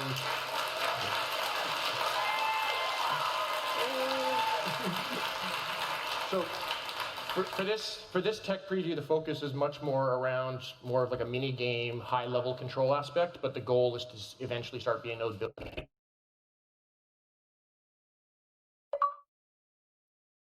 Back on. That sounds fantastic. I mean, we can tell people are really happy about that, so that's awesome. And when can players get their hands on these new add-on features? Yeah, so the stuff we've been showing today is we will have that out in a beta in October, and we will have it available for everyone on Bedrock later this year. Fantastic. Thank you so much. That's really awesome.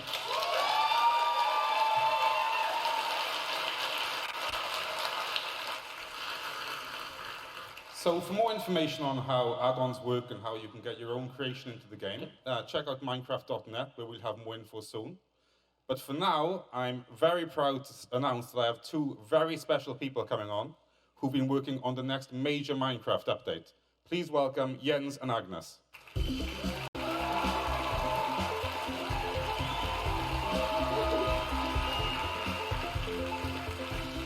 How are you guys doing?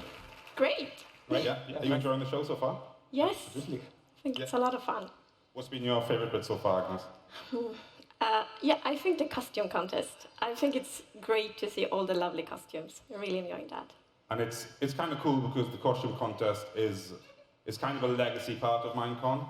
You know, it's always been a highlight for me, so I think it's really cool we can keep that going even with the new format, you know? Yes.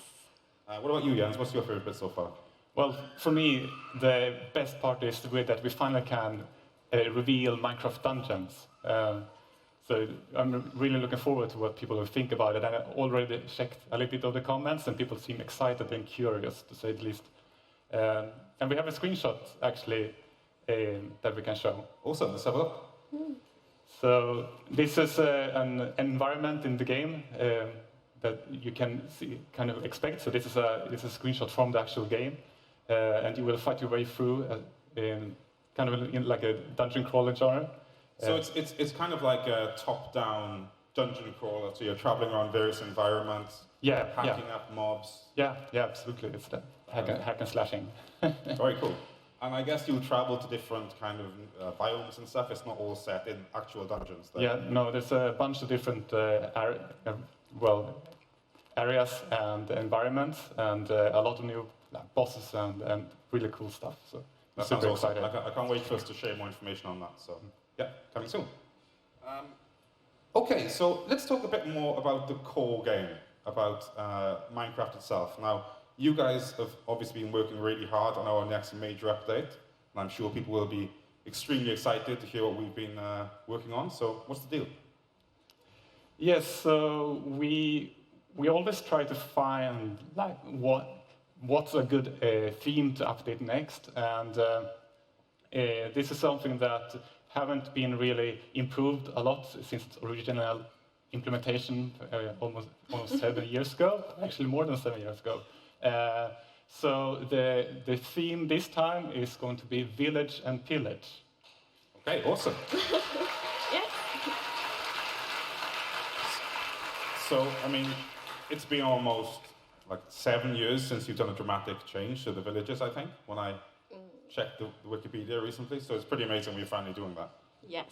Agnes, tell me a bit about what we're actually doing with the villages. How are we improving them? We have done a lot of things, but one thing is that we're updating the architecture for all villages. Cool. So the villages themselves will have different looks depending on the biome. That's right. Yes, that's right. And I think yeah, we have a video to show off some of them that might work.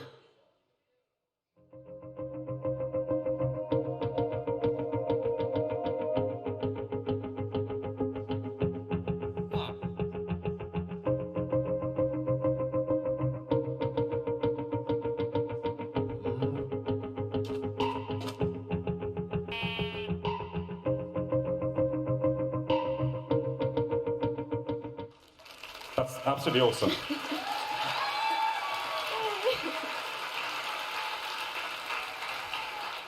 So we can see the actual architecture of the villages is influenced by the area it's in, and the materials maybe, yeah. Yes. So all the architecture is adapted to the biome the village is in. So we try to only use material from that village, and we try to adapt to the climate. So you saw in the desert, the roofs are flat because it never rains in Minecraft deserts. It makes a lot of sense, but for the plains, it's a bit steep roofs, for example. Very cool, and we can share more on that soon as well. That's awesome. We've also been looking into the inhabitants of those villages themselves, right? Yes, and they will get new fancy skins. Okay, let's take a look at those.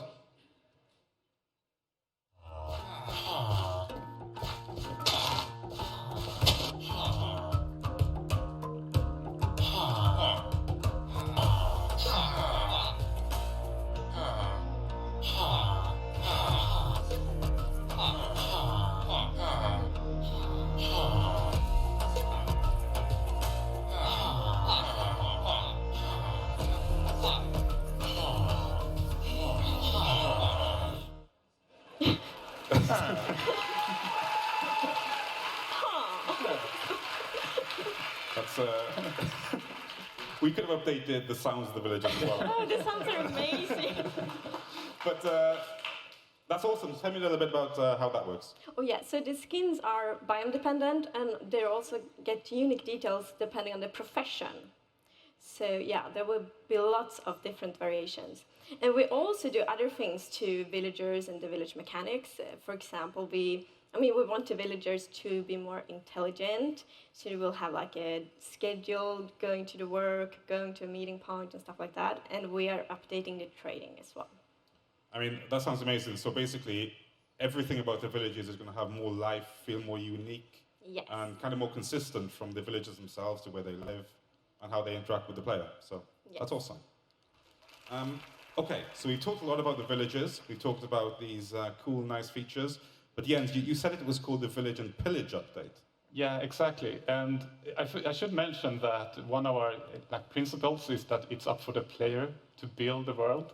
So even though the villagers will be more kind of intelligent and have more of their purpose regarding their profession, it's up to the player to make sure they have a good village to live in. And there's more reason for this now, because in addition to improving the villagers, we are also introducing raids. So it gets a little bit complicated, but we have villagers, illagers, and now we're introducing the pillager. Okay. Cool. And we can take a quick look at what those guys get up to. Let's check it out.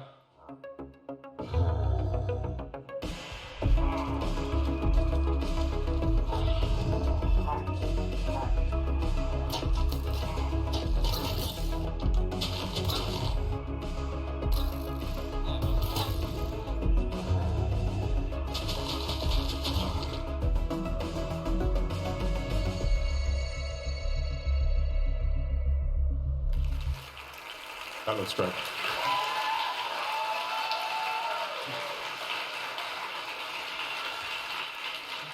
Yes, so as you can see, the pillagers are wreaking havoc together with this new monster. And this thing is currently, we refer to it as the illager beast.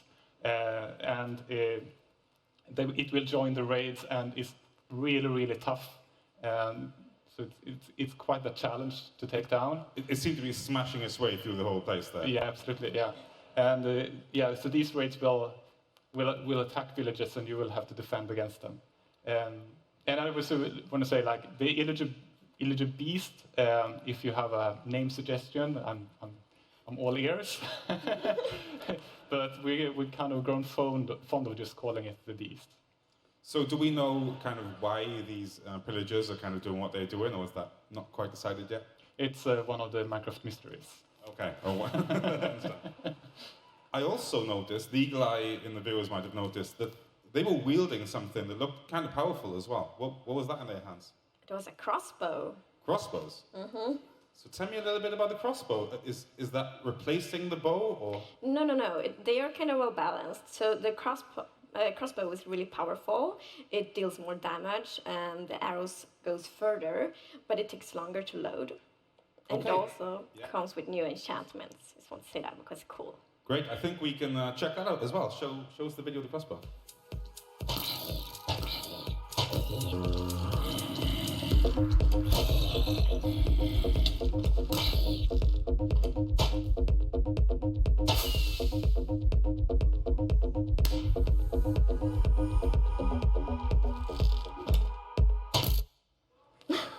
Very cool.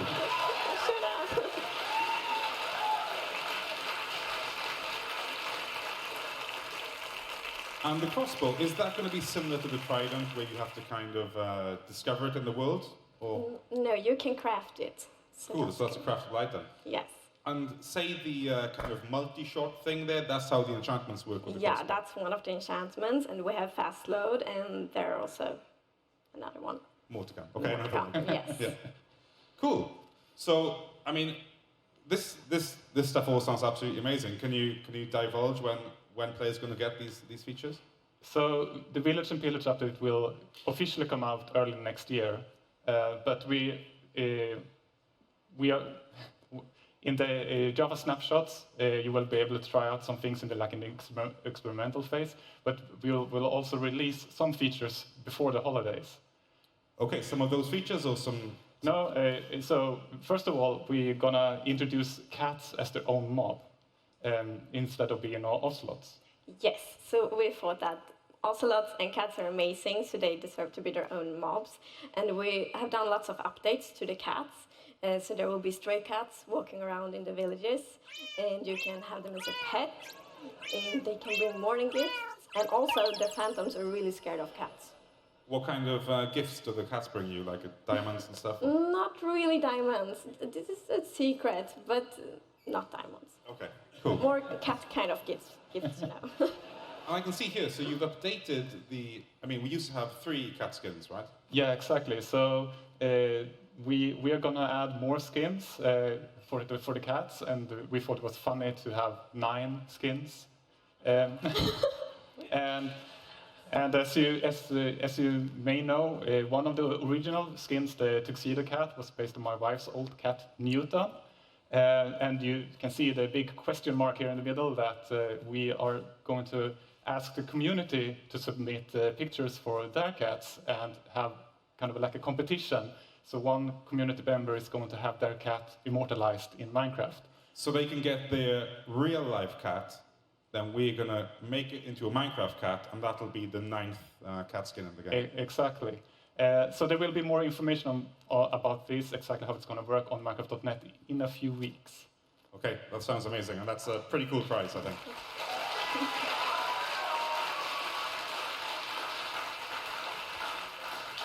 So we're getting cats with the cat update before holiday. Not the official name, by the way, but yeah, we're getting the cats. Is there anything else coming along with those? Yes, we're adding scaffolding. Scaffolding, one of the longest requested features, I think. Yeah, absolutely. I remember already back in Minecon Las Vegas, which was also 7 years ago, during the Minecraft Q&A, people requested scaffolding. So yeah, it took a little while, but finally. Just 7 years, it's fine. So how will the scaffolding work? Yeah, I mean, the purpose is, of course, to make it easier to build, so we maybe not need all the weird dirt constructions to build anymore. So, for example, it will be really fast to climb up, and if you remove the bottom part of the scaffolding column, everything will break. So it's also really fast to remove it when you're done with your fancy building. That sounds great. So it's giving players just opportunities to make builds quicker and easier and kind of get to the good stuff quicker. Yes. It's cool. And what's it going to be made out of? How do I craft scaffolding? They are made of bamboo. Ah, so a new item, a new block in the game. Yeah, and it's a new bamboo, so there will be like bamboo forests and stuff like that. And what else do you use the bamboo for? Well...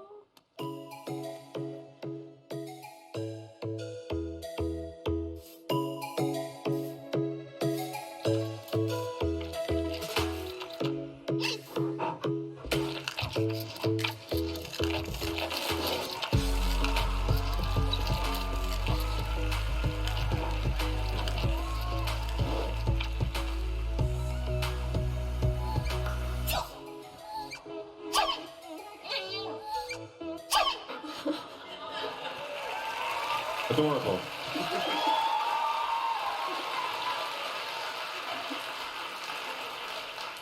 So I think that's pretty obvious that we're bringing pandas to the game. Agnes, tell me a bit about those. Yeah, I mean, like a big thing with pandas are they are cute and they are a bit silly. And we also really wanted the players to connect to their pandas. So we thought that if we add like different like personalities or traits to them, you will feel like your panda is more unique. So we did that as well. So in the video you saw like there was a panda with red eyes. That's an aggressive panda. You should not hurt an aggressive panda. Well, you shouldn't hurt any kind of panda. But... Of course not. But don't hurt pandas, but the aggressive one will probably be a bit upset about it, extra upset about it. And what other kind of traits can the pandas have? They can be, for example, lazy and playful. And then, yeah, I heard rumors about one that actually is a brown panda. Very rare. Okay. Mm-hmm. That sounds amazing. I mean, what made you think to include pandas in the first place? So when we have our, we essentially have like creative workshops when we try to list what we want to include in the next update. And since we have such a huge community in China with over 150 million registered players, we invited our partner NetEase to give us the feedback from the Chinese community and what they really wanted to see in the game. And obviously they picked the giant panda. And we sent our sound engineer Samuel to China to record the actual sounds from the actual pandas. And we actually have a little, we documented that trip, so let's take a look at that. Absolutely.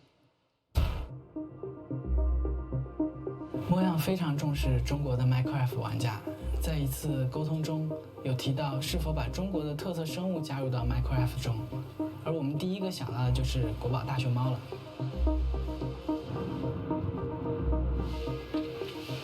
We're at Chimelong Safari Park in Guangzhou, China, and we're here to record the sounds for the panda. Because the pandas are so protected in the wild and they're endangered, so this is the closest we get to their natural environment. 还有呢，它吃东西的时候，它比如像想跟我们饲养员要那个食物，就像竹笋啊、苹果那些，它想要吃到那个精饲料，就等于它就会有一种粘人的感觉，就粘着你，然后一直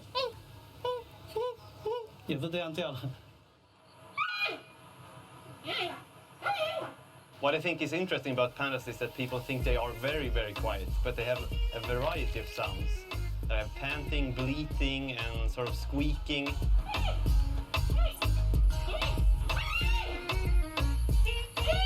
So I'd like to capture all of them and incorporate them in the game, of course. 我的世界中国版上线以来，受到了众多玩家的支持，而大熊猫是中国的国宝。我相信大熊猫的加入可以为中国玩家带来更多的亲切感和趣味，也能够让全世界的 Minecraft 的玩家和我们一起与美丽的、可爱的国宝进行互动，也一同享受探索世界的乐趣。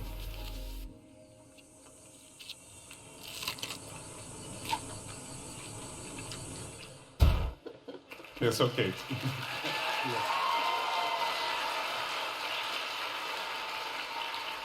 I'd really like to be able to speak panda like that guy in the middle of that video with the sound effects. Anyway, this all sounds completely amazing. I can't wait for us to get our hands on it. So just remind me again, Jens, when are we getting these things? So yes, Village and Pillage will be out early next year, and for the holiday update, we'll have the cats, pandas, bamboo, and scaffolding. And that'll be out even sooner. That's awesome. Yes. Okay, we've reached that point in the show now, and I think you guys must be really excited to find out which biome you're going to update next. Yes. Very excited. Did I hear biome vote results? You did. Is anybody excited to find out which one it is? Okay, so who gets to do the honors? Agnes, okay. Okay, this is very exciting. Drum roll, please. Okay, we have a winner, and the winner is Taiga!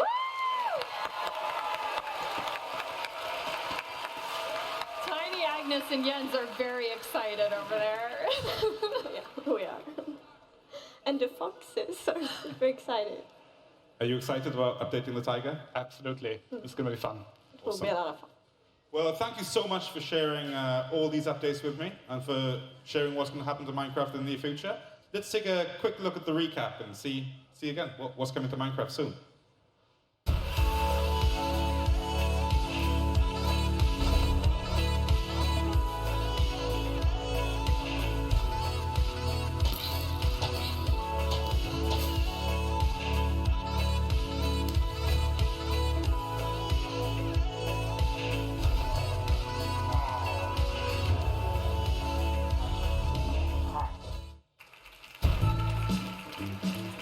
Stay tuned for the post-show recap, followed by the live developer panel backed by popular demand. And we also have amazing community panels going up on our YouTube channel after the show. I'd like to thank all of the people that made Minecon Earth possible. Thank you to the Minecraft teams in both Stockholm and Redmond who continue to bring new and fun experiences to Minecraft. To the Minecraft Dungeons team, congratulations for sharing the first glimpse of our exciting new game. To our special guests and panelists, to Kate the Chemist for blowing up our stage. And a huge thank you to my amazing co-hosts.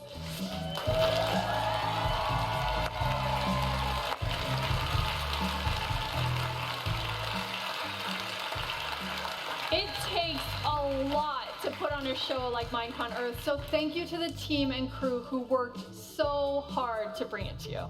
But the biggest thanks of all goes to you watching Minecon Earth. From wherever you are, we're so happy you joined us. Thank you and goodbye!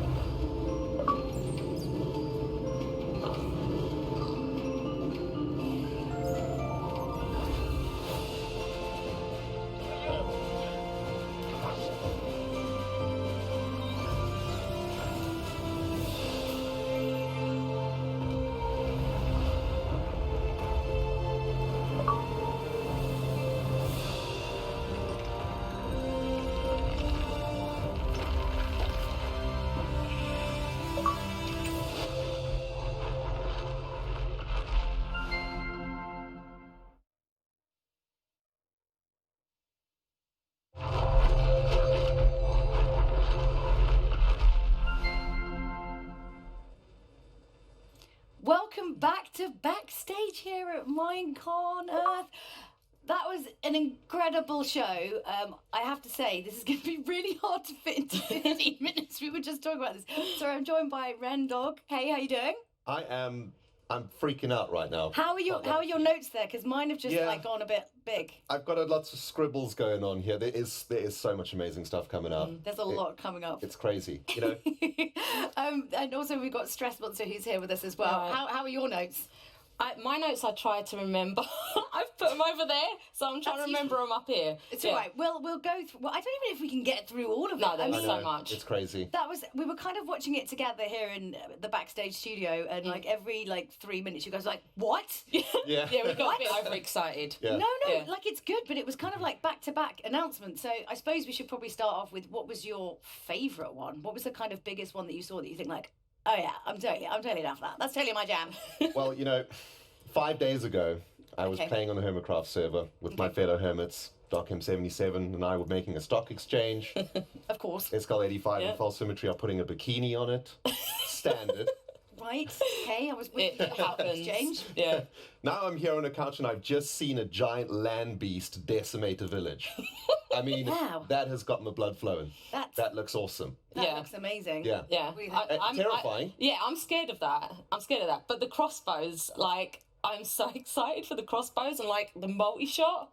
That's just there was some exciting little squeaks and yelps that came out when they both saw the crossbow. There's been some strange noises all around. Yeah. Frankly, over the entire show. Okay, so we've got that, but I mean, okay, I'm going to have to look at my notes because there's so much going on here. So, let's start off with the biggest announcement. So, Minecraft Dungeons. Oh.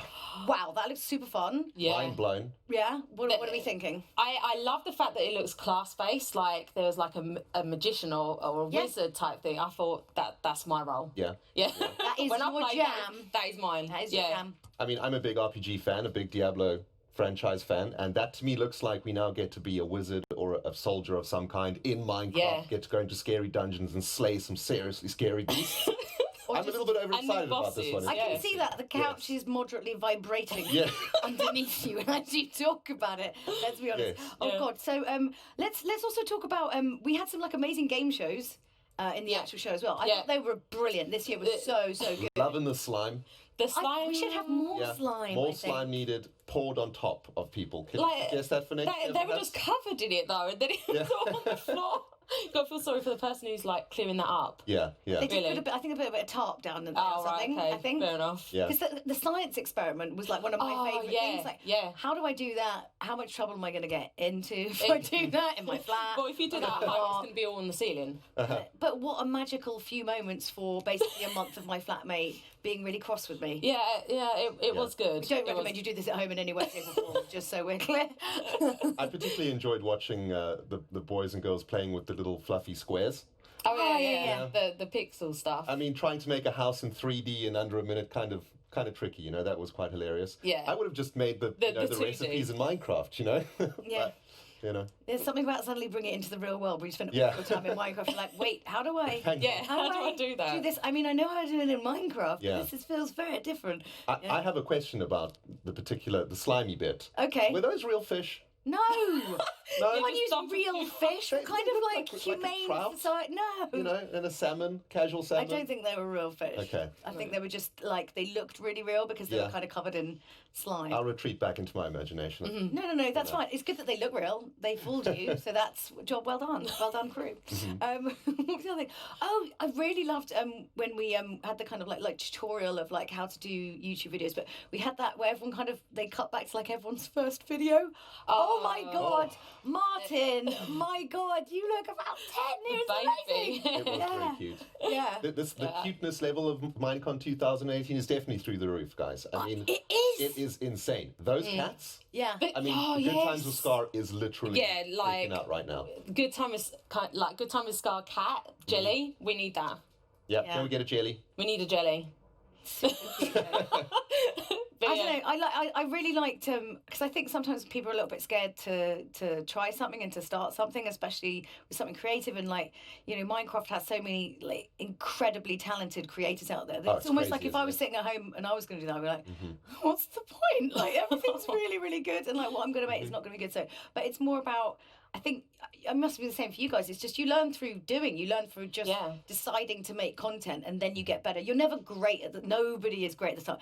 If I showed you my first ever TV thing I ever did, it's so cringe. I would literally shrivel up into a black hole and suck in the rest of this room. It's so awful. But you know, I mean, when you think about when you look back at like some of your early stuff, was it cringe for you as well? I mean, the cringe levels over 9,000, my dude. Do you actually go and look at it? Like, I tried to steer clear. I'm like, I don't really want to go back. It at all? No, I don't want to. But I didn't have my face on anything. Well, I still don't. But yeah, like I can imagine for people that actually have their faces on it as well, like just seeing how much like younger you were, like you said before. Do you remember the past? Do you remember the old times when you were young? You remember back in the day? Oh, back in the day, yes. We didn't have diorite and better days. I have just heard we have got some special guests who are going to be joining us. Are you ready? Oh, don't be too scared. We've got OMG Chad and Aurelian. Come and join us in the sofa. You made it. Hello. All the way backstage. Grand to be here. Come and sit down. How was that for you guys? Was that intense or what? Incredibly intense, but so Show me your hands. Are your hands like... Well, the hard part's over now. No, but I wonder if any kind of like residual adrenaline like still pumping around your system. We had like a really quiet moment backstage as they were kind of doing the recap, and all of us started to get kind of emotional. So I think all of those nerves like got out of the way there because we've been here for 6 days prepping. And on top of that, months beforehand, we did meetings in New York. We did meetings in Sweden. Oh, you're just so jet set. So jet set. Exactly. Oh, man. We met everybody. We did all of the things. There were so many celebrities. So bad. Life's so tough right now. I was only in business, not in first. It was horrible. But I really want to mention that to let people know that, like, the Minecraft team really cares. I mean, they have been focusing on this. It wasn't just a thing they threw together this weekend. I mean, we have been working on it, and they came to us and we pitched ideas. And it was a real collaboration. It was a lot of fun to do. Yeah, it looked like a lot of fun. It was, and the best part was, I think, for us is that everyone there. We've known each other for a long time. We've been playing Minecraft for so long that every single one of us, we were like, oh, we know them, like we're comfortable. But everybody's segment was so much their personality that like we each got to kind of feel like we brought something different to the show, and I'm so proud of everyone. You guys absolutely smashed it. Thank you. Absolutely smashed it. So we were just talking before you rudely interrupted. Yeah, we busted through the backstage. I'm so excited to come talk to you. So honestly, we were just saying we made so many notes. That's a lot of things. A lot of things that are happening. Were there kind of any kind of standout faves that they mentioned? I mean, you obviously seen. I have mine. You knew a little bit already. We didn't. Really? No, because they were anytime we were backstage, they would come and turn the TVs off. Turn the TVs off and turn all the volumes down. I've got Chad's in the room. Yeah. That's got such a he tweets everything. Turn them off. I heard he was a tattletale when he was a child. He might leak out our information. Yeah. I mean, I got that vibe when I first met you. It's fine. We didn't. So we were, and what's for us, I'm gonna actually have to go back and rewatch it because there were a lot of things that like we were doing costume changes or we were getting makeup done. Like we missed a lot of the big announcements. I mean, so we caught bits and pieces. I mean, I wrote a lot of notes, but it now is like quite illegible. Is it all you're like scribbling it down? Like my writing. Is it all just pandas? Oh my god! Pandas. Let's be honest, it's pandas. I mean, come on. They sneeze and they have a particle effect when they sneeze. That was so sneaky, just chucking it in the. I know. Just like, oh, blah blah blah. You think, okay, we've got the Village and Pillage update. We're good. We're done. We heard about dungeons. Okay, that's plenty. Oh, one more thing. Pandas. Yes. Yeah, sneezing pandas. On their back, rolling around with babies running around. But it wasn't just that they put in pandas. There was like a whole video montage afterwards. Like, and by the way, 6 months ago we flew to China. It was like, how long have they kept that secret for? And nobody knew. Like, none of us had any clue. They are so good at keeping. They're so good at it. So good at it. I mean, what do you guys think of dungeons? We were just chatting about that. Yeah. What do you think? I think that could be a really fun experience. It's like still, I do a lot of tutorial videos, and so I see frontline that You're in the people, trenches. yeah, I'm in the trenches. It's like people love Minecraft.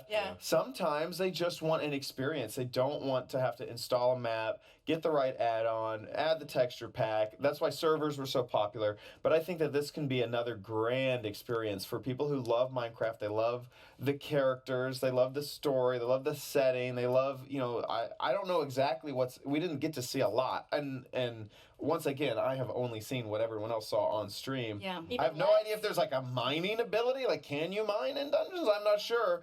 But just a fun thing for everyone to experience is great. Love it. What would you say for each of you is the one thing you're going to take away and make content for your channel? Like the favourite thing out of what was kind of updated? I think I just want a lazy panda sitting in the corner. just pandas. It's just pandas. Yeah, because they had the different personalities, didn't they? And I want the lazy one just sitting there. Well, you don't want a red eye one. No, not the red eye. That sounds a lot stressful. If you accidentally hit it, you're stuffed. And let's be honest, we're all going to accidentally hit it at some point. Yeah. Well, I mean, at the top of my list here, I've got. You do have You one. haven't actually made this. I've literally seen the top of his list. We're not joking. We've been doing work. My dude, you look.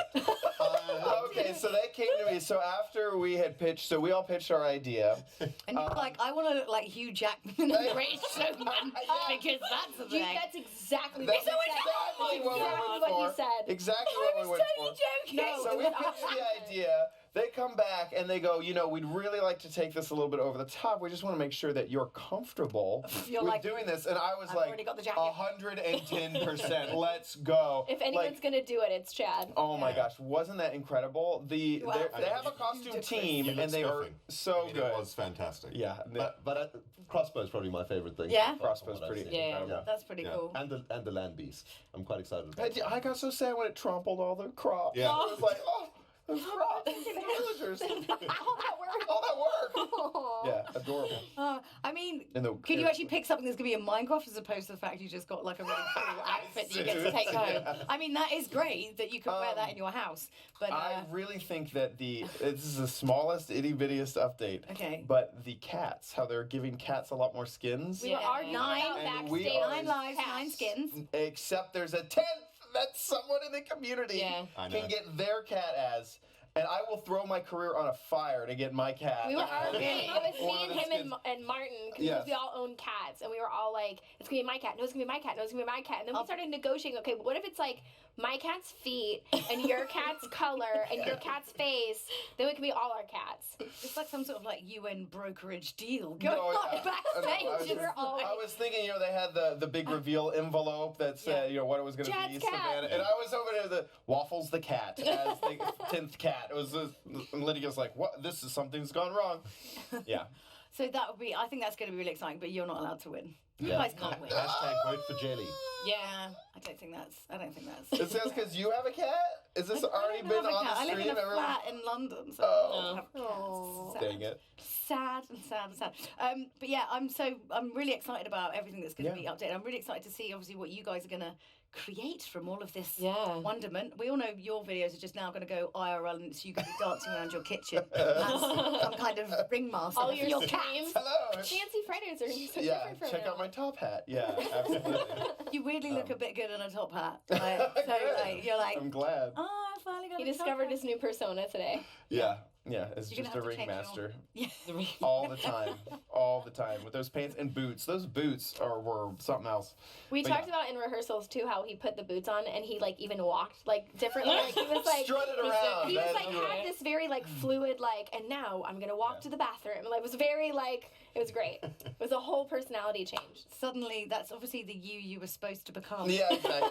Just a It's top funny, hat. like I don't know, Minecon just brings out all these kind of weird things Weird, in everybody. weird, Yeah. yes. Weird, yeah. But to get back to Minecraft, one thing that was mentioned that kind of was glossed over is add-ons you can add any creature into the game, and that is, I know people who are map makers who are very technical into Minecraft, but to be able to sometimes there's like only a villager has a trading menu, and that's it. Now, I'm not sure if you can throw a trading menu into any new creature, but like basically you had those 5 mobs to work with, or maybe you needed to be able to ride it. So that's only the pig and only the horse. You had to edit mobs instead of creating whole new ones. So that is a small feature that's really good. That's cool. really, really I mean, exciting. this may sound a bit boring, but I'm quite pumped for the fireplace. I love it how you guys get like really obsessed about one tiny little thing like that. Callum was like the chests thing. Oh my I was god. having a chat with Trace about it. Yeah. I have a suspicion, and this may not be how it works, but I have a suspicion that we now perhaps have a way to sleep without a bed. Yeah, that'd Or be sleep next to the amazing. fireplace. Sleep next to the fireplace. Or maybe your cats can recharge their health by sleeping next to the fireplace. Yeah. Like there will be ways for like I really your hope- dogs yeah. and your cats to. I hope that the fire emits a lot more light than any other light block. Well, that would be cool. Yeah. Speaking of fire, this is the most tenuous segue you're ever going to hear on a live stream. You're all fired. Get out. Yeah, basically, yes. We've got the developer panel ready to go upstairs, so it just remains to say thank you so much to all of you guys for being in the post show, and I'll be back after the developer panel with Lydia to close out the whole show. So we will see you very, very soon. Thanks, guys. Cheers. Bye.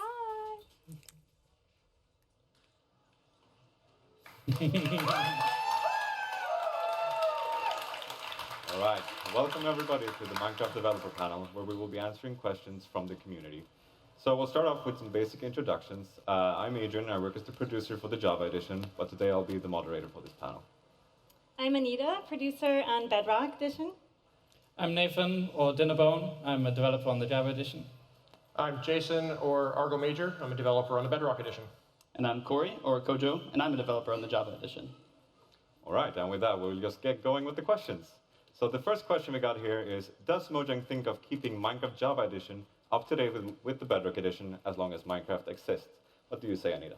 Yeah, of course. In fact, right now we are co-developing our features now. We want to make sure that all of our players across all platforms get the same features and updates at the same time. They might not come out on the same day exactly, but in the same range of like 1 to 2 months. All right, so roughly similar to what we got going with Update Aquatic? Yep, that's right. All right, sounds great. So Nathan, do you agree with this? Yeah, I completely agree. I think this the co-development strategy we tried out for Update Aquatic, that was the first update that was like half design in Stockholm, half design in Redmond. And I think that went really well. And in addition to that, we're also investing a lot into the Java edition. Like in this update, we got some rewrites to like the rendering engine and lots of other optimizations to just try and make sure that this is a platform still worth playing. Okay, that sounds great. So similar to the Update Aquatic, Village and Pillage update will also be like simultaneously released roughly. Perfect. So let's move on to the next question. This one is from our China community. Will natural disasters happen in Minecraft, such as typhoons, blizzards, or earthquakes? Corey, what do you think about this?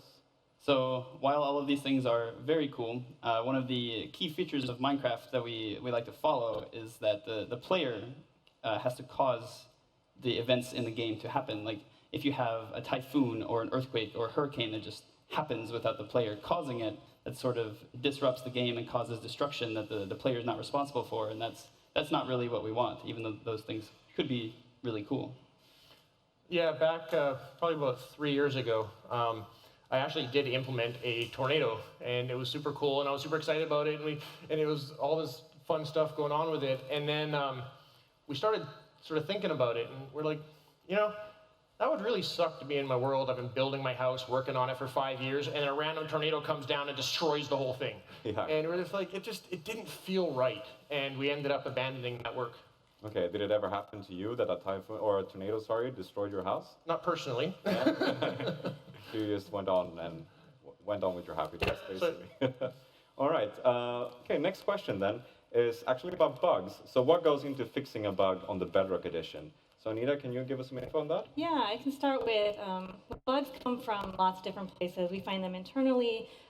Players will report them. So for the player ones specifically, players can put them into our bug database. And then every 2 weeks, we actually review them all and review the features that people look at them, see what kind of impact they have, how they stack up against some of the other things that we want to do, and then figure out how we want to tackle them. So after that kind of goes into the development side of how we actually go fix them. Jason, you want to expand on that? Yeah, so kind of once we decide which bugs to prioritize, we then assign them out to, because we have multiple teams in the Redmond studio, and we decide which is the most appropriate team to do that. Those teams then figure out which developer knows that area of the code base best to decrease the chance of introducing new bugs, because we want to avoid that as much as possible. And once those come in, then we try to repro it. Sometimes we have troubles. Sometimes we'll get a test team to try to repro the bug for us. Sometimes we actually will reach back out to the community and say, hey, does anyone hitting this bug? If you do, can you please send us your level? And for the really hard to reproduce ones. And once we get fixes, then they go back into the main line, and we'll eventually ship in the next update. Okay, so when you get a bug from the community, would you say the most important thing is basically having a repro steps? So you Definitely. Yeah.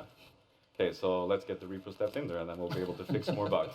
We will fix way more bugs if we get repro steps. Yeah. Corey, would you like to talk about how we fix bugs in the Java edition? Sure.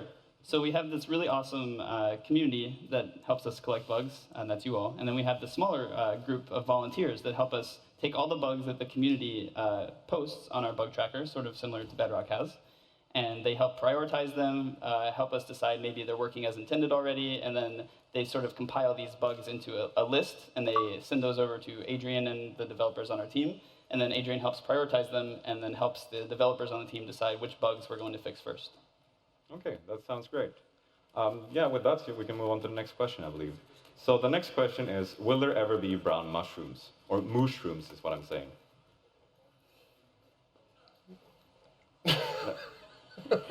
Corey, No. You look excited. Don't you dare. Yes, we're going to add brown mushrooms. No. Really? Yeah, we're going to add brown mushrooms. Okay. Just because of that question. Okay, we will talk about that. Okay, with that, we can just move on to the next. What's the hardest feature to get to work across so many platforms? Anita, you want to talk about that one? Oh yeah. So for Bedrock, we have so many platforms, and I would say the hardest features are most generally the input ones. Because there's touch that we have to consider. There's VR. There's mouse and keyboard, and just getting that experience right for our players and all the different ways you can interact with Minecraft. One of the ones that Jens and Erwin has talked about earlier today was the scaffolding. That's probably very interesting in how we kind of move through that and how we can figure that out. So we did a lot of internal prototypes and things like that. So excited to have that come out for us too. Outside of input, there's also performance, because we have such a wide range of devices, from a lot of low-end devices to ones that are super powerful. And we just want to make sure that experience is good for every player that plays Minecraft. So, Jason, I know you have a specific example about that. Yeah, so performance is always an interesting challenge with the wide range. We'll run anywhere from a 6-year-old iPhone up to the latest and greatest PC. And so one of the interesting examples is we obviously develop on PCs, and we were running stuff, so we had bubble columns get put into the game, and everything was great. We're like, this is awesome, bubble columns are cool.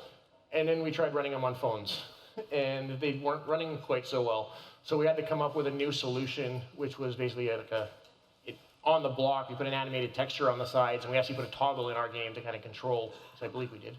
You have a toggle? Okay. But you can kind of choose which approach you want, and you can see it in the cheaper way for the machine or the more expensive way with the bubbles. So the performance-heavy thing there was the particles, really, which you replaced with a texture. Yes. Okay. I mean, yeah, I can imagine that there's there's over 10 platforms that runs Bedrock right now, and getting performance up to date, I guess it must be hard. Mm-hmm. So yeah, let's go on with the next question. Is there anything you've always wanted to add to the game that you've never been able to? Nathan, you want to start with that one? Sure.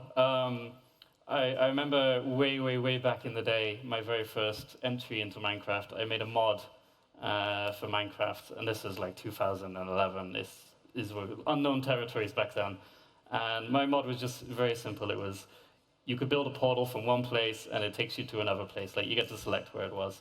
And because I'm a huge nerd, I called it the Stargate, and it was great. And I remember when I joined Minecraft, or the actual team to develop the game, like, I promised all my friends, I vowed, like, one day I'll bring Stargates into Minecraft, but one day. One day. Jason, do you have any examples? Yeah, I love adding mobs. So I actually built this giant spreadsheet with, I don't know, it was like 80 mobs that I proposed that I wanted to add to the game, and I came up and I figured out, I'm like, this one would spawn in this biome, and this one would fall in this, and these are things they could drop in the game and stuff like that. And we'll probably never add all of them. I'm hopeful with the Taiga being chosen that some of them will start to make their way in, and I can't wait to see all that stuff come. But I know we'll never get all of them in there. Okay, yeah, thanks.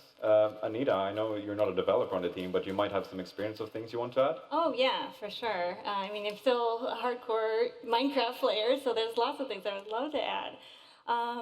So I play at home with my family a lot, and we do a lot of collaborative creative building.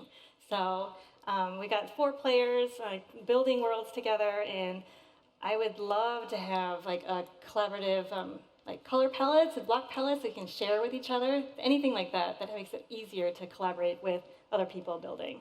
Yeah, that would be super cool. So Corey, then, what was your experience? I mean, you're fairly new on the Java team, but you probably have tons of things you want to do. Yeah, well, I'm a little bit disappointed. I'd be lying if I said I wasn't, that you all didn't vote for palm trees to be added to the game. But it's okay, because they will be added eventually. But I'm glad that they're part of the vote, because now I get to add what I've always wanted to add to the game. So, yeah. Yeah, eventually we'll see that as well. Okay, we can move on to the next question. This is what's happening with the Super Duper graphics pack. Maybe you can answer that one, Jason? Sure. So obviously we showed that off at last Minecon. And ultimately, as we were working on it, it proved to be a lot more challenging to get everything working together. So we've been heavily working on the graphics engine side of things to keep working on this stuff. And eventually we'll be able to put some updates out and give people a status update on it. All right, thanks for the update. So next question, is there any hope for the furnace minecart? I know, Nathan, you've been talking a lot about minecarts in general. Yeah, it's kind of a problem because they're just useless in so many different ways. We kind of aren't very happy with the minecart system in general. We actually tried to update them like a few years ago and just like make minecarts more relevant, make minecarts faster, maybe look at the different aspects of minecarts. And I don't know, there was like engine limitations. We couldn't do it back then. One day, we really want to just revisit the entire minecart system and maybe find a good place for furnace minecarts to fit in that. I don't know when that will be, and I don't know how that will look. If anyone has any great ideas, you can post them to the feedback site. Just tweet Dinnerbone. Yeah. Yeah, back when we were adding the other minecarts, like the TNT minecart and stuff like that on Bedrock, we actually we looked at the furnace minecart and we were just like, we just can't justify spending any time on this, because we looked at it and they're just inferior in pretty well every way to the powered rail system, and you can do so much more with it. And you had issues with directional stuff on the furnace minecarts and things like that. And we're just like, we'll figure out a better version of this one day. I think if they could like turn on and off, that might be a bit more interesting. But right now they have this crazy bug where they just don't know which way's forward, and so they'll just like suddenly just decide, oh, I'm just going to go the other way. All right, so well, then eventually we'll start seeing updates for minecarts in general and not just the furnace minecart. Yeah. Sounds good. So let's go on with the next question. This one is it's Bedrock centric. So this is about, will shields be added to Bedrock? Anita, you want to speak to that? Yeah, shields. So for shields specifically, we do want to add them. So it's just a matter of figuring out when we can add them, but it's definitely something that we want to add. Okay. So.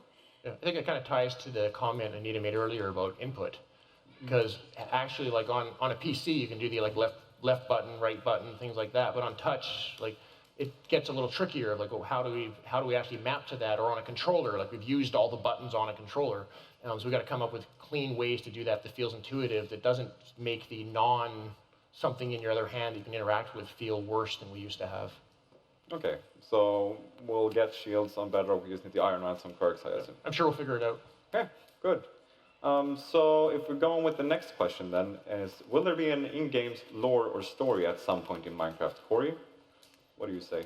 Yeah, so that's a very interesting question, because one of the things that makes Minecraft so awesome is that it's sort of your game to tell the story that you want to tell. I mean, you saw the videos at the beginning of the event. I'm sure you've all watched YouTube videos and played your own games maybe for years and years and years, and the game sort of tells the story that you want it to tell. People create stories using like mods, using resource packs, so many different ways to create different stories in the game, and we like that the player is the one that can tell their own story. And maybe you have more to add there. Yeah, whenever we develop features for the game, we do kind of have a story in our heads. We're like, why would this possibly be placed here? And so we do try to come up with like our own stories. I'm pretty sure every developer has their own like ideas on it, but we try to be kind of consistent. But the reason why we don't tell anyone any of these is because they change constantly. We'll add something new and we're like, oh, this actually would make a lot of sense if this and this also happened. And so we usually do have some kind of like lore in our head, but it's definitely not something we're gonna like just make. That is not the story of the game. It really is just the story that you want to play. Yeah, and I've been plotting the secret story of the brown mushroom for 7 years now. Okay, perfect. Thanks for sharing. So if we go on with the next question, it's why we don't release updates every week or every 2 weeks. Anita, you want to talk about the Bedrock side of things? Sure. So for Bedrock, because we have so many platforms to support, each of them have different rules for their certification, how long certain ones take. Some of them are faster than others. And we want to make sure that we release those all the same day, at least on Bedrock. We don't have a magic button that just says go, and then it goes out to all of our players. So that takes some time to do, and every week or 2 weeks is a little bit too fast for us, but we're getting there in terms of how we can optimize how fast we can get out updates. Jason, do you have anything to add to that? Yeah, one of the other challenges is just there's a lot of overhead in getting a release out. There's the builds running through, like giving the testers enough time to bash on the build to make sure that we didn't introduce anything that breaks the game and stuff like that. And that takes a lot of time. So we want to make sure that because of things like going through the stores and that, we have enough turnaround time. We want to make sure that what we put in there is the best quality we can. So if we were doing releases every week or every 2 weeks or something like that, we would spend all our time doing that, and we wouldn't get to do all the cool stuff that we got to see earlier in Minecon. I see. It's much the same on Java Edition as well. We kind of have, like, if the more frequently you post out the updates, the less can be in an update, because there's just so much overhead from the update. But we actually do release usually multiple times a week on Java Edition, but those are for snapshots. And so those are a way to, like, if you accept the risk of a really, really unstable and buggy game, so we may not have yet have got to the point where you can fix all the issues with the new things we add, then you can play stuff quite soon. Okay. Some snapshots prove our point about they need more testing time. Yeah, but they've been a fantastic tool for us, because we kind of design things as we go whenever the snapshot starts. So we'll add a feature, and then we put it out there, and people get to play it, and then within like hours, we'll have all this great feedback from people. It's like, it should do this as well, or maybe this is a bit too difficult, and then we can just like fix it for the very next day and push out an update. So it is really useful to be able to push out updates this fast, but it just was very, very difficult.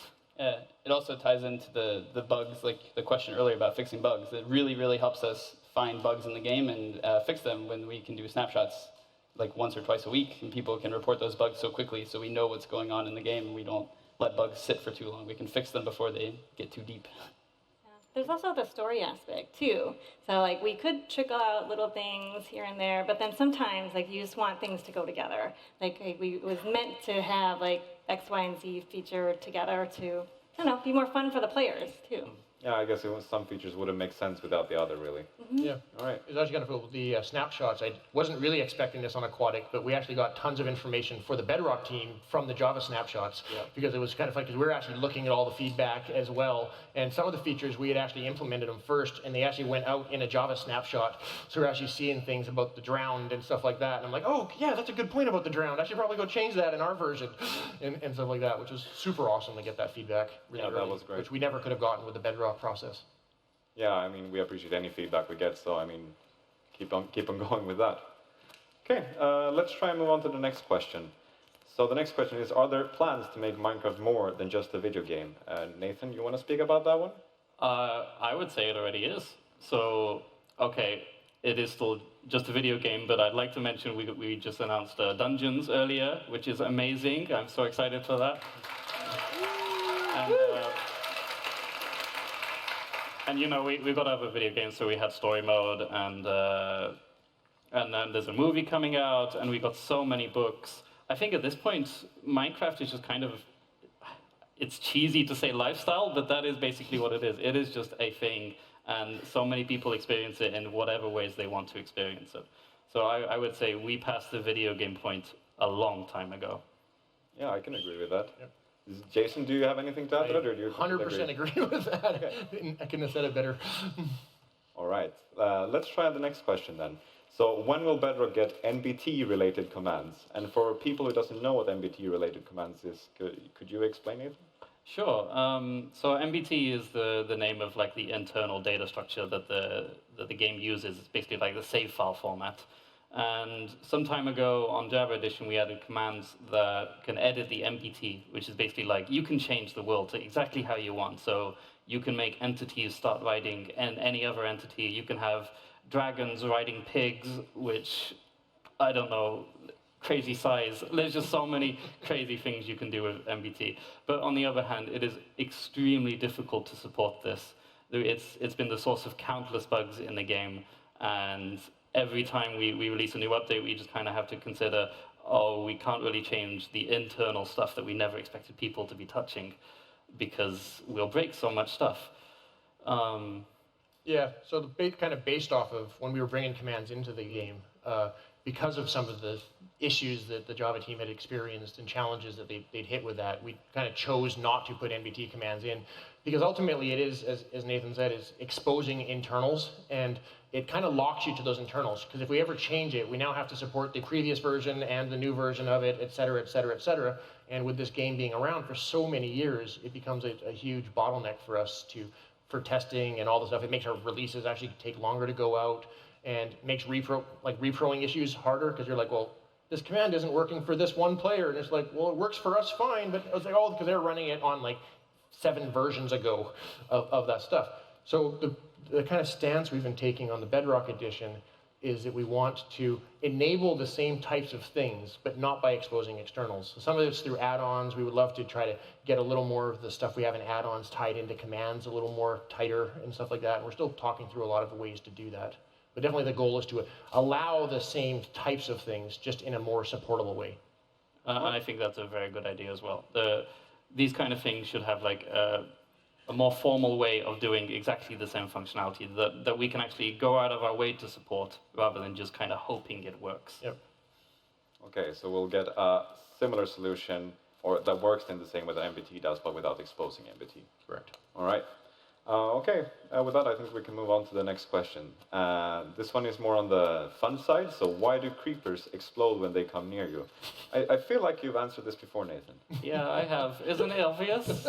So they just really want a hug. And people are just like very scared of creepers. They get very anxious. So they just kind of come up to you and they're just like, can I have a hug? And then, well, you know, it's just too much for them. It really is. And especially because some players try to attack them first. Can you imagine? They're so cuddly. I just want a hug. But Nathan, they don't have arms. That's why they want a hug. Ah, yeah, I see. They have never had a hug before. It looks so nice. I can definitely agree with that. Okay, let's go with the next question then. So what was the most difficult feature to add to Minecraft? I think we all have our own personal experience. So Corey, maybe you want to start on this one? Yeah, so I haven't been on the team for too long, but in the next update, the Village and Pillage update, in the video you probably saw if you were watching, had some the pillagers and the beast, and they were roaming as a squad together towards a village. So the most difficult feature that I've worked on so far is getting them to be a cohesive unit and going together to pillage. Okay, so you're saying like basically the AI of the raids is the most difficult thing. Yeah, exactly. Yeah. Balancing the raids, making it so they don't just immediately destroy you and everything that you've loved. But it looks like fun. It does. Yeah. It'll be fun. It'll be challenging. It'll be fun. Sounds great. What about you, Jason? Probably for me, the most challenging has been actually doing the add-on stuff. And it was mostly because to achieve the add-ons, we basically had to take all the gameplay code and completely restructure it and write a lot of things from scratch. But at the same time, we didn't want to change the behaviors. Like everyone, they expect creepers to work a very specific way. They expect skeletons to work a very specific way.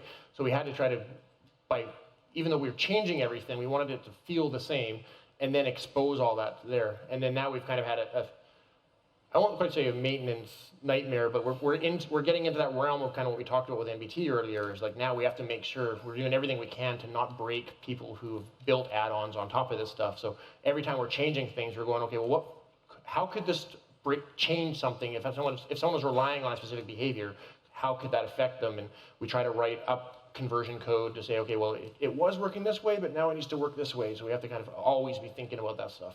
Okay, it's like the backwards compatibility is Yeah. key factor here. All right. Nathan, what about you?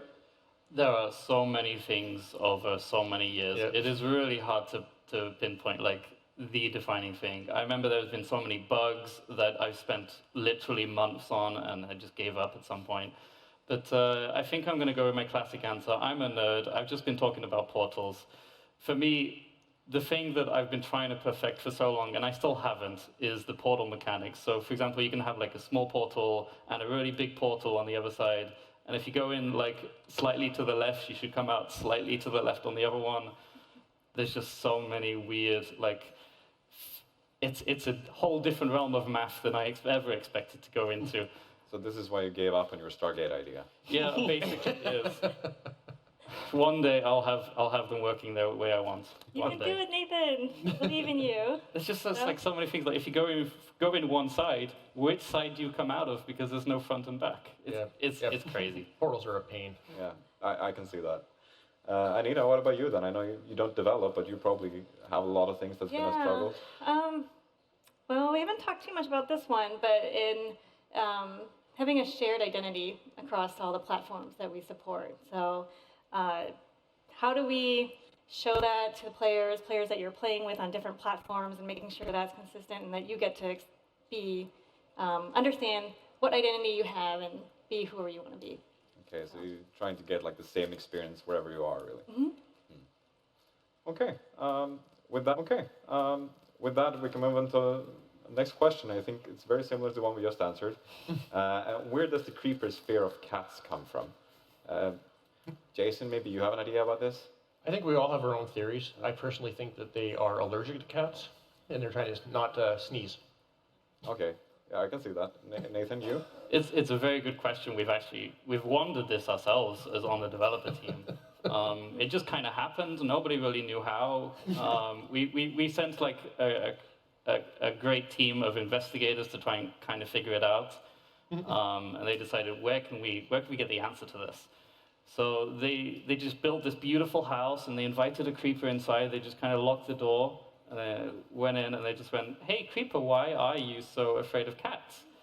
Unfortunately, he was put on the spot. It was too much pressure. He exploded. The results are negative. We're still working on it. Okay, yeah, I can see that happening.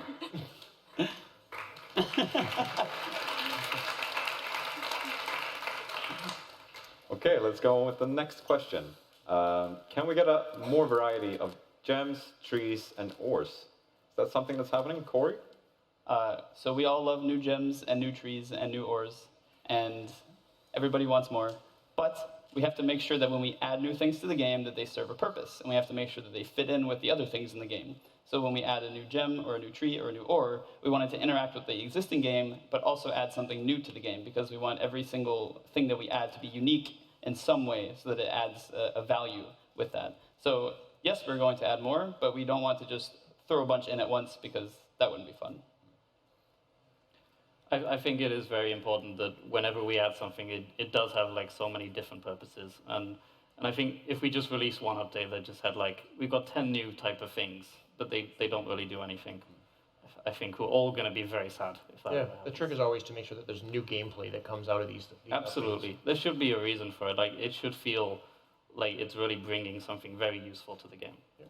So you just don't add something randomly that doesn't have any purpose, really. Just we add an ore and it should do something, is what you're saying. I mean, we break that rule all the time, so I'm not going to say that is the golden rule, but we try to stick to that. Like, and especially when you consider, like, with ores, you've got, like, you've got all the tiers up from, like, stone is not really an ore, but all the way up to diamond. But you can get diamond really fast in this game. So if we added a whole bunch of other tiers, they're just useless. Like, for weapons and armor, tools, you're just going to go to whatever the best. They need to really have their own, like, shining purpose to have some reason to use those over whatever the best is. Do you have any idea of any ores you want to add yourself?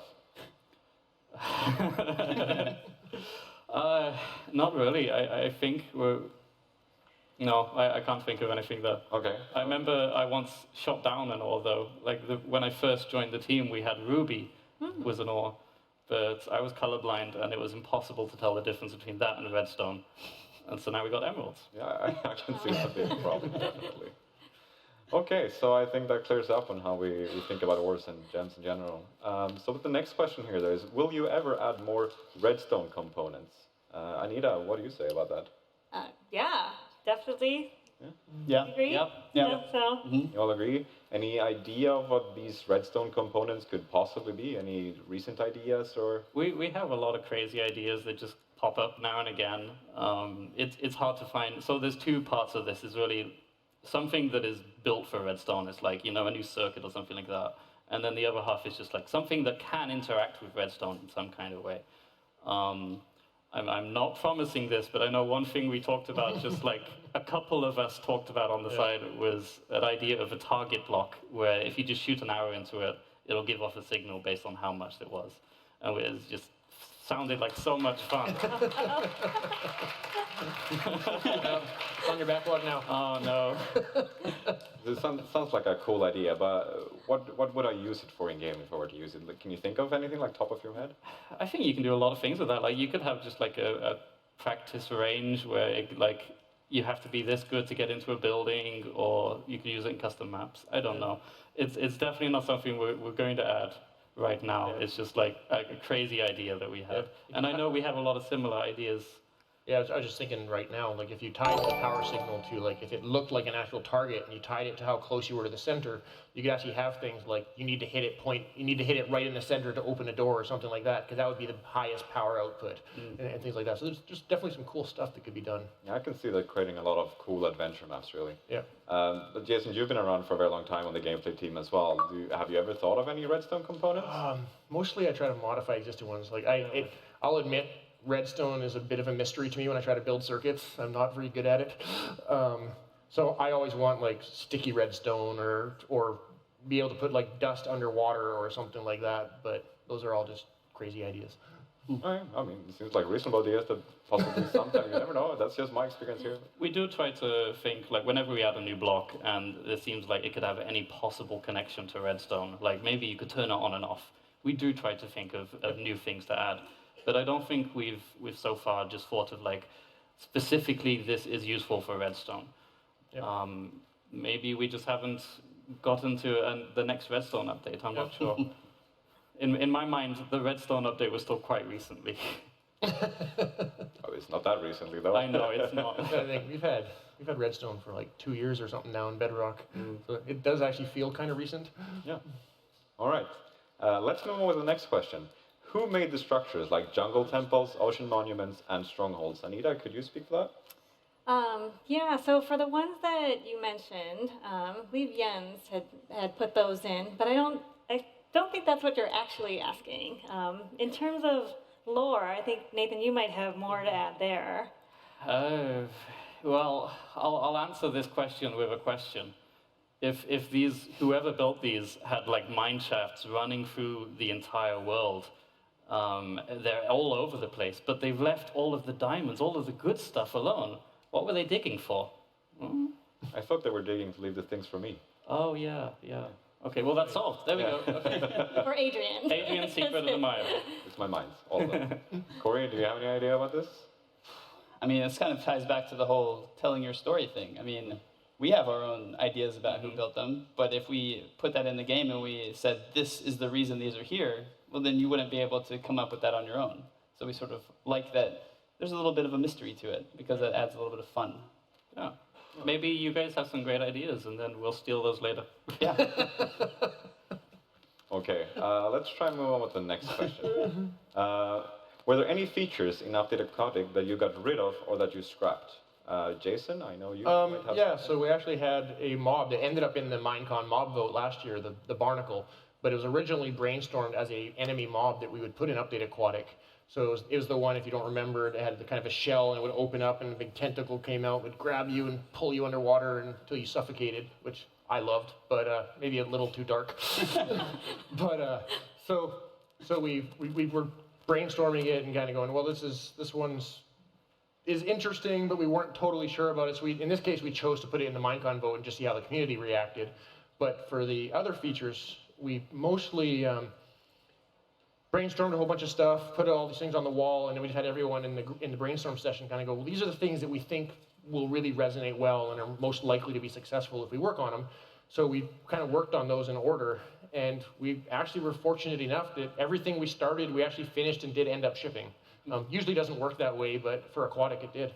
So there was supposed to be one scary mob, but it didn't go, and it's all your fault. We did have the drowned. I think it's very good, actually, whenever things do get cut. I mean, it's unfortunate if we spend like a month, 2 months trying to make this really cool feature. Tornadoes. and then we have to get rid of it. But I think ultimately it's a good thing for the game. Yep. We don't want to add anything that isn't fun. We don't want to add anything that doesn't feel Minecrafty. And we always try to cut those like at the beginning. Like I know there was a shopping list. There was a gigantic list for the update Aquatic. It was just like, what if we had this? What if we had this? And then after a few meetings, we just kind of got rid of a lot of things before we even tried prototyping them.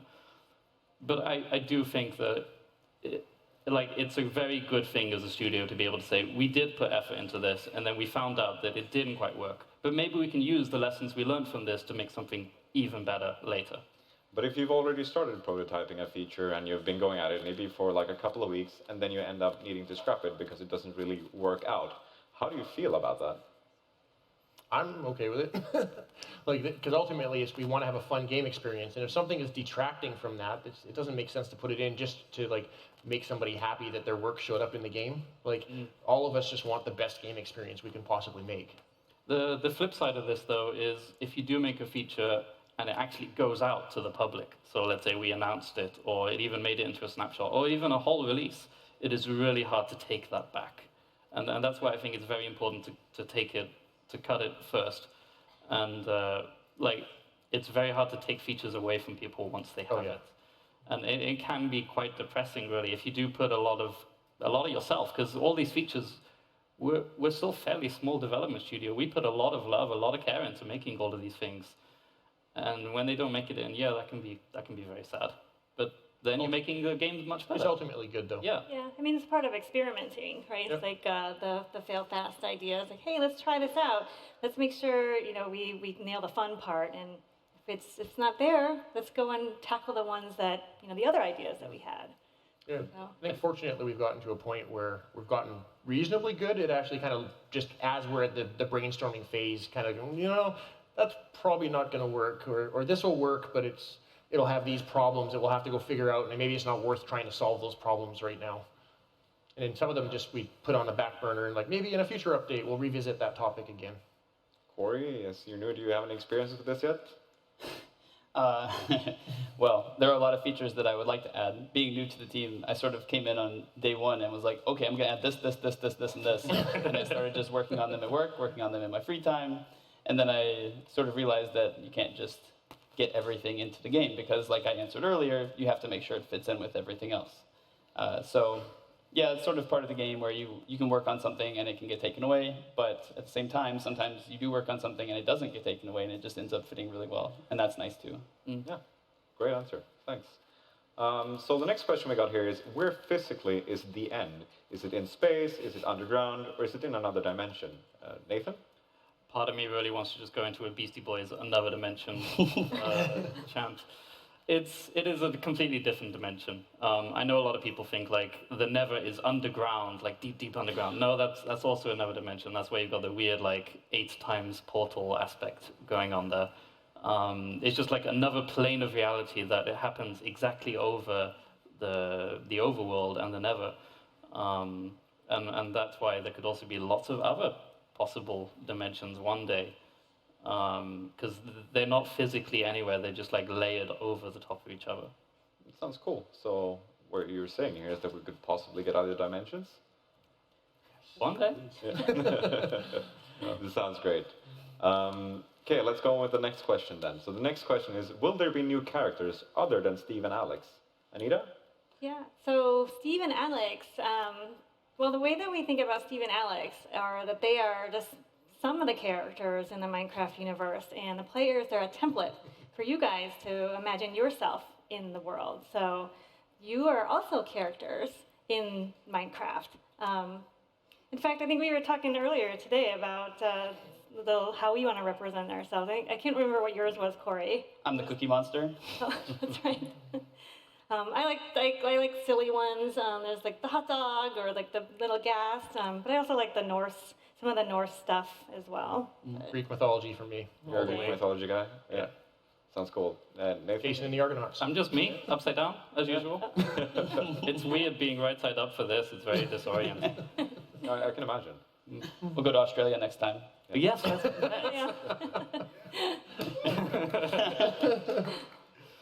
Okay. Anyone else want to add something to that? Corey, what do you think about not having other characters than Steve and Alex? Again, I think it goes back to the story thing. And I think it's pretty cool that you can have your own characters and tell your own stories. And it's sort of nice that Steve and Alex are just two portrayals of what you could be in this world. Because I know there are certain YouTubers out there who just like to keep the plain skin, and that's awesome. And then there are certain people who like to come up with their own skins, and there are people who make a career out of just making, characters for people who can turn that into their own stories. Yeah. So I really like that the Steve and Alex are a starting point, but not really the ending point. I do agree again with the whole, it's your story, it's not our story. Like, we do present some possible stories of like story mode and the books and stuff, but ultimately, you play what you want to play. Yeah. Great answer. Thanks. So if we move on to the next question then. So why can't the villagers actually have moving arms, and why can't they talk instead of saying all the time?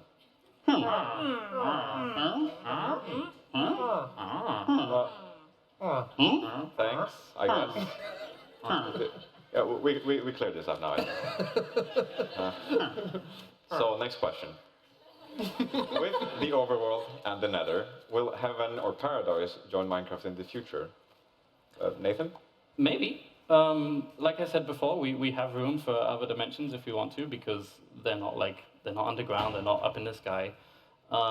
It just kind of falls back to we're still not very happy with the current dimensions. The end got a lot of love recently. We're adding lots of things to the overworld right now.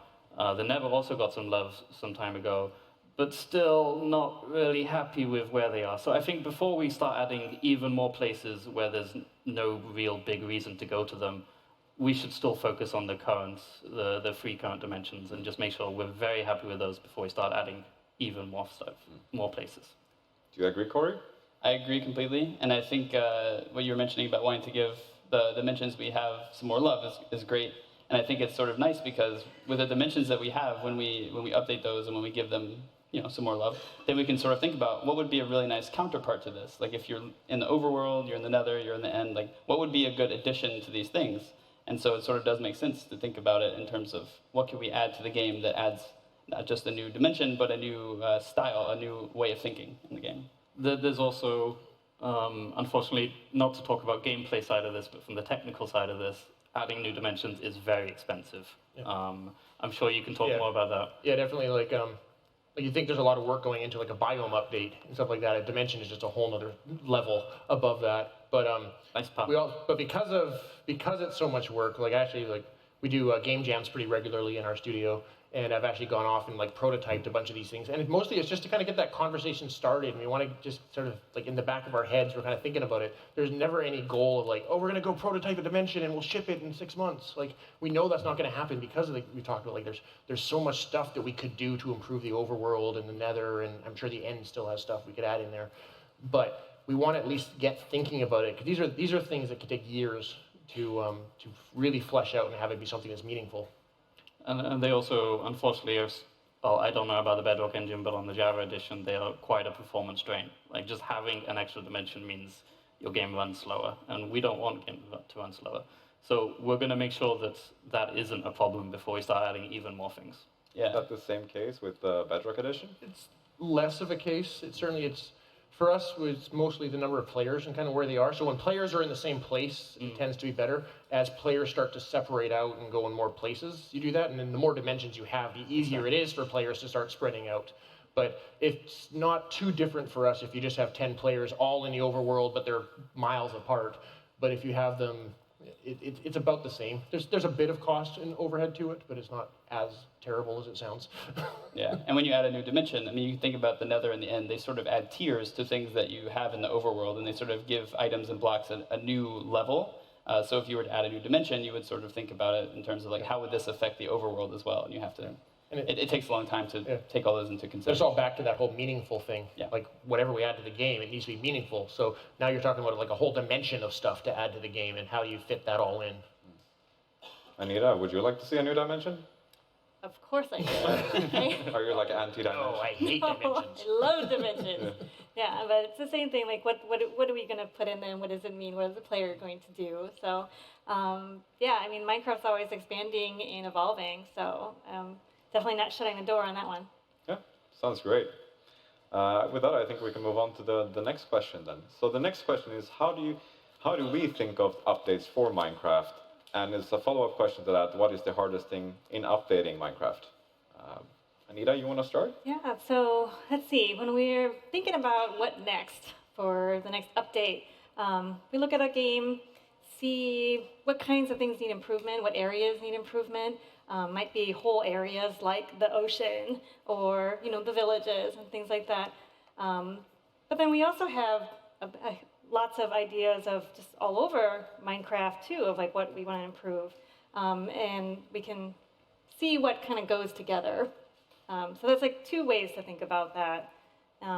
So do you want to expand on how the teams actually go and meet? Yeah, so like you mentioned about we have all these kind of separate ideas. So another place we get a lot of ideas from, obviously, is just the community. Like the number of features in the game that have come from Reddit comments is kind of hilarious. But once we kind of decide on a theme, we basically just get everyone into a room and we start brainstorming all these ideas, and then the teams kind of agree like which stuff. I kind of talked about this a little bit with Aquatic, but we kind of agree these are the things that we think are going to resonate really well, and work on that, and then we kind of split the work between the two teams, and start implementing, prototyping everything, and then we actually give both teams look at what the other teams are doing, give a lot of feedback on there, and everything. Like I think of one cool example of that is the coral. It was initially implemented in the Redmond studio. When the Stockholm team saw it, they actually had all this like we had a completely different vision for what coral would look like and all that stuff, and we sort of had this initial kind of like, oh my God, like we gotta change everything. This is terrible. And then we actually went through the work and we're like, coral's way better now. Like it was a huge improvement to it, and it's really easy when you're working on stuff to just be kind of like, just like got tunnel vision in. This is what I think is going to be, and then you see people with some fresh perspective look on it, and it can make a huge difference. And as far as actually like thinking of which update, like what is the theme of the updates, that's usually just what do we think needs the most like love in the game. So recently we had like the oceans, and the oceans were just a giant, half of your world is literally nothing. And that felt so sad. So that was like, these really needed love. And we tried to keep these planned like a couple of updates ahead. We may not have fleshed them out, but we know generally we want to look at this thing. We had squids. They did have. They could have had a new mob as well, but they could have. They could have had another one. Yeah, looking at Update Aquatic pre-Update Aquatic, and then going back, it's hard to like. Not to go back. To me, it feels like there's just gravel everywhere and a couple of squids. So, is there anything else, Corey? What do you think about how we work with the updates? When I joined, we were right before Update Aquatic was being released, and I sort of jumped into this craze of like, oh my gosh, we need to fix all of these bugs, and we need to like make sure all these features work right, and we have to get everything done like now. So I would say the hardest thing, maybe from my experience so far, would be to coordinate the order of like which bugs do you fix first, which ones are the highest priorities. How do you decide like, okay, this is good enough, this is ready for release, and matching that up with the goal of when we want to release, and that sort of matching those together. I do have to say though, since Update Aquatic was the first update we actually developed with this style, where it's like the 50-50 split, I think it has gone amazing. I could not be happier with it. We've got so much content out of it. We've got so many great things. I think everything we've added kind of just has much more polish than we usually would. We get a lot more perspectives across the teams and all the types of platforms, or our players and things like that too. You were talking about coordinating, and one of the other things that's difficult is the time change. So we, on the Bedrock side, are pretty much working when they're asleep. So I know that there's many times where I'll just like write down all the things that like, oh, can you help with this? Or like, oh, what about this thing? And I'll go to bed and I'll wake up and like all these new ideas and answers have come through. It's like Christmas morning or something. It's like, wow, all this work happened when I was asleep. So that really feels good, but you know, there are challenges that we have to work through. I mean, I can definitely agree with that. I know recently we had a meeting that was 9 in the morning for us in Stockholm, which is midnight over in Redmond, and that was kind of crazy. We try to avoid those meetings, but you know, sometimes they happen. How do you guys feel about having these late night meetings? I was going to talk about when I opened the call and I was like, oh, it's too bad it's late. I'm not going to show you guys like what I'm doing because I'm always in my pajamas or something. And then we had a technical difficulty. And all of a sudden the camera was on. And I was like, oh, hi, everybody. So you can see me now. So I think with that, you know, it's nicer to see each other. And I think going forward, I'll just, no matter what I look like, I'll just turn on the camera. But, well, you know, within not like safe. Would you say there's any perks of having this time difference then? The perks? Oh, yeah, I think so. Like with, you know, us, it almost feels like double speed sometimes, right? With the different time zones. And, yeah. You guys have anything else to comment on that? We're developing around the clock. Yeah, definitely the perks is what I need to talk about earlier. It's like, I got this in, not quite sure if this is working right. Here's a video, and then you come back in the morning and Jens or Dinnerbone or Agnes or whoever is kind of weighed in and gone. He's like, what do you think about this? And you're like, oh, that's awesome. and you go off and you code it up, and it's pretty amazing. Okay, sounds great. I think we can move on to the next question with that. So the next question is it possible to move Bedrock worlds over to Java and vice versa? I guess we can start with Bedrock to Java. Nathan? It's something we want. I mean, we feel like our players should be able to play the same world wherever they want. It's just quite technically challenging. We do have two different engines. We've gone about the same thing in two different ways, and we just kind of have to find ways to coordinate those and make those better. And because of how difficult that is, it just hasn't been a priority for HES, but it's definitely something we want to look at some point. Yeah, Jason, maybe you're... Yeah, one of the historical problems for that was that the Bedrock version hadn't really caught up to the Java version either. So if we, it wouldn't be so bad for bringing Bedrock into Java, but Java back into Bedrock would have been challenging because it's like, okay, well, someone built their house out of purpur, and you're like, we don't know what purpur is because the game didn't have purpur in it. So now that we're actually pretty well, I think we have pretty well everything. I'm sure there's so many blocks and items and stuff in the game, we're probably missing something, but we're pretty darn close. So now it's actually feasible for us to even like start talking about the possibility of doing this. Yeah, it would be great to see players being able to walk across any platform they want. Yep. Okay. Next question is a bit of a more vague question, and I guess you can interpret it how you want, but what do hostile mobs dream of, really? Pink sheep. Is pink sheep? Pink sheep. I checked. It's pink sheep. I think creepers have nightmares about cats. Okay. Sure. Corey? I think that about sums it up. I mean, I can't think of anything that they would dream of except for those things. Though I've never seen one sleep.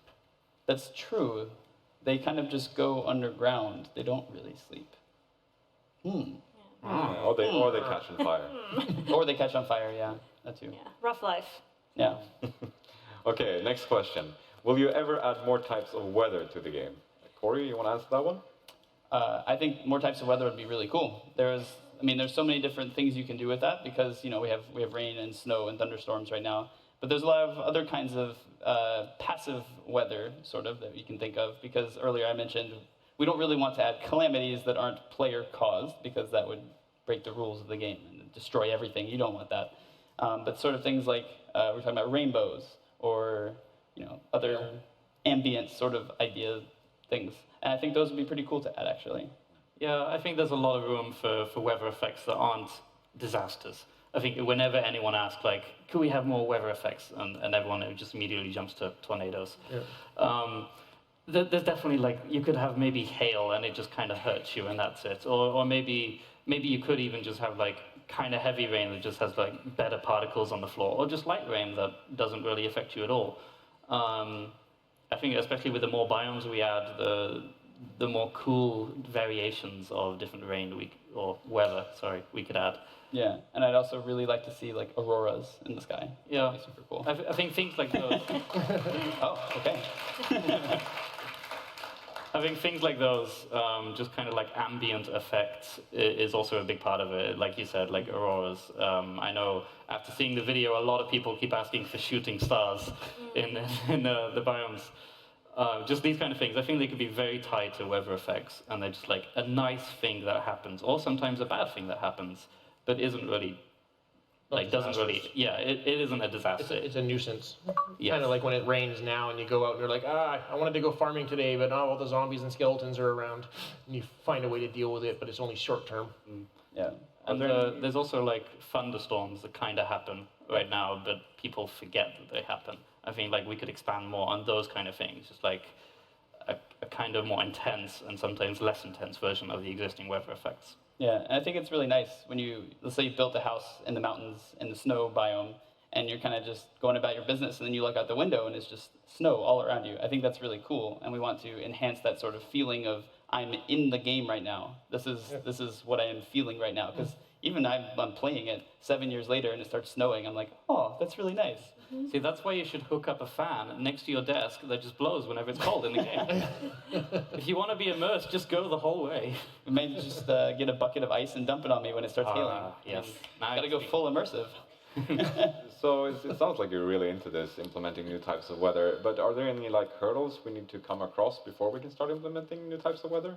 I think performance is going to be a big one. Anything that has particles is just going to... Yeah, we've actually that's one of the things that we do to the performance stuff. We actually built a completely different weather system in the Bedrock version than the way Java did it. So we have a little more flexibility in the type of stuff we can do, but you definitely have to be really careful about how much weather you put for performance reasons. We also currently have the problem, I don't know if it's a problem, maybe it's a decision, that weather is global. So you could be 10,000 miles away from your friend who's playing at the same time, and when it starts raining, it rains everywhere. And when it starts snowing, it snows everywhere. There's no like kind of boundaries. It doesn't kind of work the same way in real life. So those kind of things, like the more biome-specific weathers or the more interesting weathers, do you really want like an aurora everywhere on the world, or do you want it kind of like in a nice, interesting place to happen? We have no like precedent for something that's just kind of like region-specific Localized right weather. now. Yeah. Closest we have is like it doesn't actually rain in deserts, but it's kind of funny because you're walking along and it's pouring on you, and you're like, oops, hey, no weather. Yeah. Right now we just have rain, but if you're in the desert, it doesn't show up, and then if you're in like a cold biome, then it turns into snow. But it's still secretly raining behind the scenes. Yeah, we do a little bit of a transition in Bedrock, but it's still pretty abrupt. Yeah. Okay. New weather sounds cool in any way. So we have time for one more question before we end this. Next one, we ended on a fun note. Do Endermen rage because they are bad at steering contests? What do you think, Corey? I think that's pretty obvious. I can't imagine any other reason why they would be so upset that you looked at them. I mean, you just stare at them and they just keep staring back. I think it's... Oh no, he's done it again. And then they quit, and then they come attack you, and then you die. So, yeah. Okay, and with that, we're ending this panel. Thanks everyone for tuning in.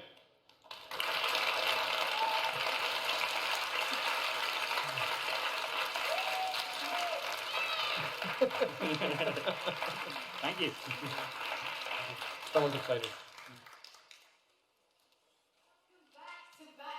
At Minecon Earth, how are you doing? I'm joined by Lydia. How are you going? I'm good. It feels nice. It does. We were just squishing some creepers here. How do you feel now that the stage show's done? It feels amazing. It was a really great show, and yeah, it feels kind of surreal when it's all done. It's like when you've worked so hard on something, it almost feels like kind of sad. Yeah, I mean, it's like months and months and months of prep, though, right? It's not just like, oh, hey, we just got up on stage. And I personally, for me, watching it, it was so clear that everyone had put, it was really created with love. Everything you did with the creators was just like, it was so personal to them. And they were like proper, really cool, like TV show, like, competitions and stuff. Like you'd see that on like a Saturday night. Yeah, it was really awesome. I mean, last year we wanted to change the format and go to a show, and we kind of over-indexed a bit on like how formal it is, and the community was like, hey, that's not really, you know, as Minecrafty as we want. Like, we want more casual, we want more fun. And so when we picked out the creator co-hosts, we really thought about like a diverse cast that each has their own way of speaking to their audience and things they like, and then we worked on segments with them, so it really got their personality and kind of to the heart of what they like. With Chad, it's building. With Aaron, it's like relationships. With Martin, he really plays games. I was not kidding about survival games. He used to just kill everyone. I was like, why? And you know, with Yami, she has really built this community and played for so long. And then who am I forgetting now? Wait, Chad. Wait, yeah. Aaron. Yeah. Big B. Yeah. Big, like, he is really shy and has built up his channel. And so we wanted to give him a forum to talk about, like, authentically making videos that you don't have to be like, hey, everyone, you know, he's calm and he's making videos about what he wants. So it was really awesome. Like, they were the heart of the show that we wanted to bring back. And then the Meet of Minecrafters, yeah, I'm super happy. Yeah, I mean, Big B's so for me personally, one of my favourite moments in the show was obviously a little bit of everyone's like first video. I haven't seen you on. That was amazing. You had some seriously pink hair, girl. Yes, it was a pink wig for a while, and then I dyed it pink, and then it was too much of a pain. But it was really fun, and I think, like, when we talked about that, it was like, but that shows how far, like, I've stopped making videos, but for all of them, their viewers think, like, wow, they've always been this great, but that's not true. They started from, you know, a video where the lighting is correct.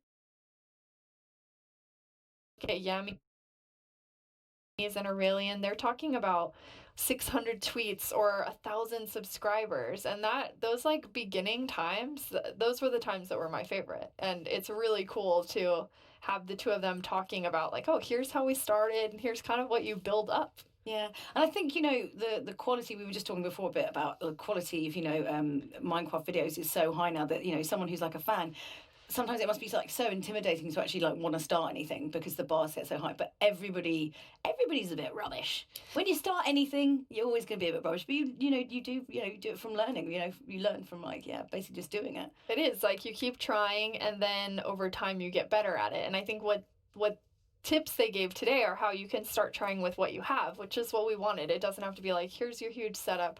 I say that when we're on like a beautiful set, but we could also be doing this like this is filmed on a phone. This is filmed on a phone. There's a guy doing this. Filmed on a phone. This is not, but it's really not. But it really is like we could be filming, you know, on a computer and making great content. And so when you get started and just do it, it's like they said, creativity is what brings it to life. I have a question. How on earth do you keep all of this stuff secret? Because, you know, it's you're like a big-ish company. You know, obviously you work with like Microsoft and Redmond, and there's a lot of moving parts in it, and you somehow manage to keep all of this stuff totally under wraps and no one finds out about it. What's the secret to secrets? I don't know, actually, because yeah, a lot of times things leak, and everyone's always worried about it leaking, like, from our team, and we're actually much more casual. So we're kind of like, oh, you want to know that? Oh, you want to know this? But it never leaks. So I think there's that, like, trust between people and mutual excitement. So, yeah, there's a lot of cool things coming up that are all top secret right now. So there's the secrets that we told today and the secrets that are still there. There's a lot of secrets. It's like multi-layers of secrets. It is. But what was kind of really fun was obviously sitting with a lot of the creators here who, you know, this is all fresh news to them, and they're like freaking out about all this different stuff. I have to say, there was so much like this. I feel like this Minecon like really stepped up in terms of announcements. Like I have like some notes that are just like I've like writing over different stuff because I've run out of space. I mean, was it always the plan to be like, it was like non-stop announcements pretty much, and huge stuff, really big stuff? Yeah, I mean, every year we think about it quite far ahead of time, like what will we announce, and now we really want to make like Minecon Earth, this is our announcement time. Like this feels the most authentic to our community. It's completely our Minecraft voice. How can we show things? But this year just really started getting packed in, and I'm like, okay, we have the okay. How do we? It escalated quite significantly. Yes, I feel it did. last year, and we do actually have a bit of a video, so we can take a look at this and have a bit of a chat over it if you like. So I think probably the general feel in the community was pandas. Yeah. Oh my God, pandas! Right. And I have to say that was also my reaction. Yeah. Because everyone loves pandas, and it's really fun, and it's bridging the team working on Minecraft in China, and like saying like giant pandas would be really cool. And I was very jealous to not go to that shoot with Samuel. I was like, can I be the sound designer? I'll do something, anything. Yes, I was like, oh man, because it's just so nice and it feels authentic to that community there. But then the part that I think is really bringing everyone together with this is that everyone's excited about the pandas. So you had this like specific community saying we would really love to have pandas, like they're our national treasure, which I was like, oh, that is like our beautiful and wonderful national treasure. I think that's what he said. But everyone's excited about pandas. I mean, you've got to be pretty cold-hearted if you can't be like, oh my goodness, it's on its back. There's like a little bit. What's wrong with you if you don't find that cool? Yes, they sneezing have a little pandas. tiny sneeze. It's really cute. Oh my God. Well, there's so many updates. What was kind of your big fave before we head off?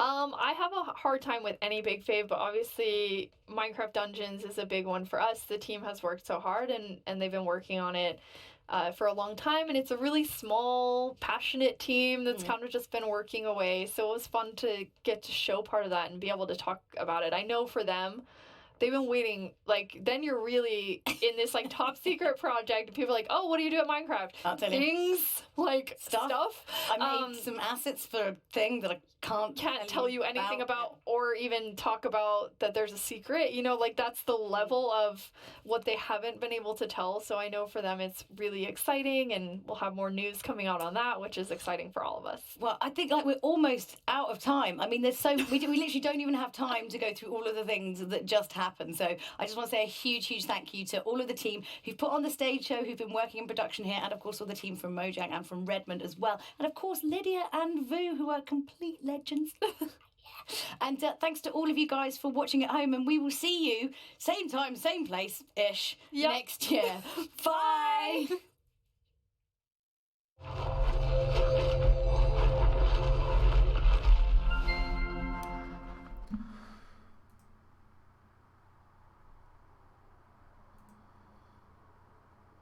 Okay, guys. Holy cow. That is crazy. We got, let's see here. First of all, you know what? Let's mute this right here. Perfect. So, thanks for tuning in, guys. I got tons of videos to make now for tonight, tomorrow, all the next few days. 5-hour stream. 5-hour stream. Guys, I'm hype about pandas. I'm hype about all the new stuff. Time to go make some videos. And I'll catch you on the next one.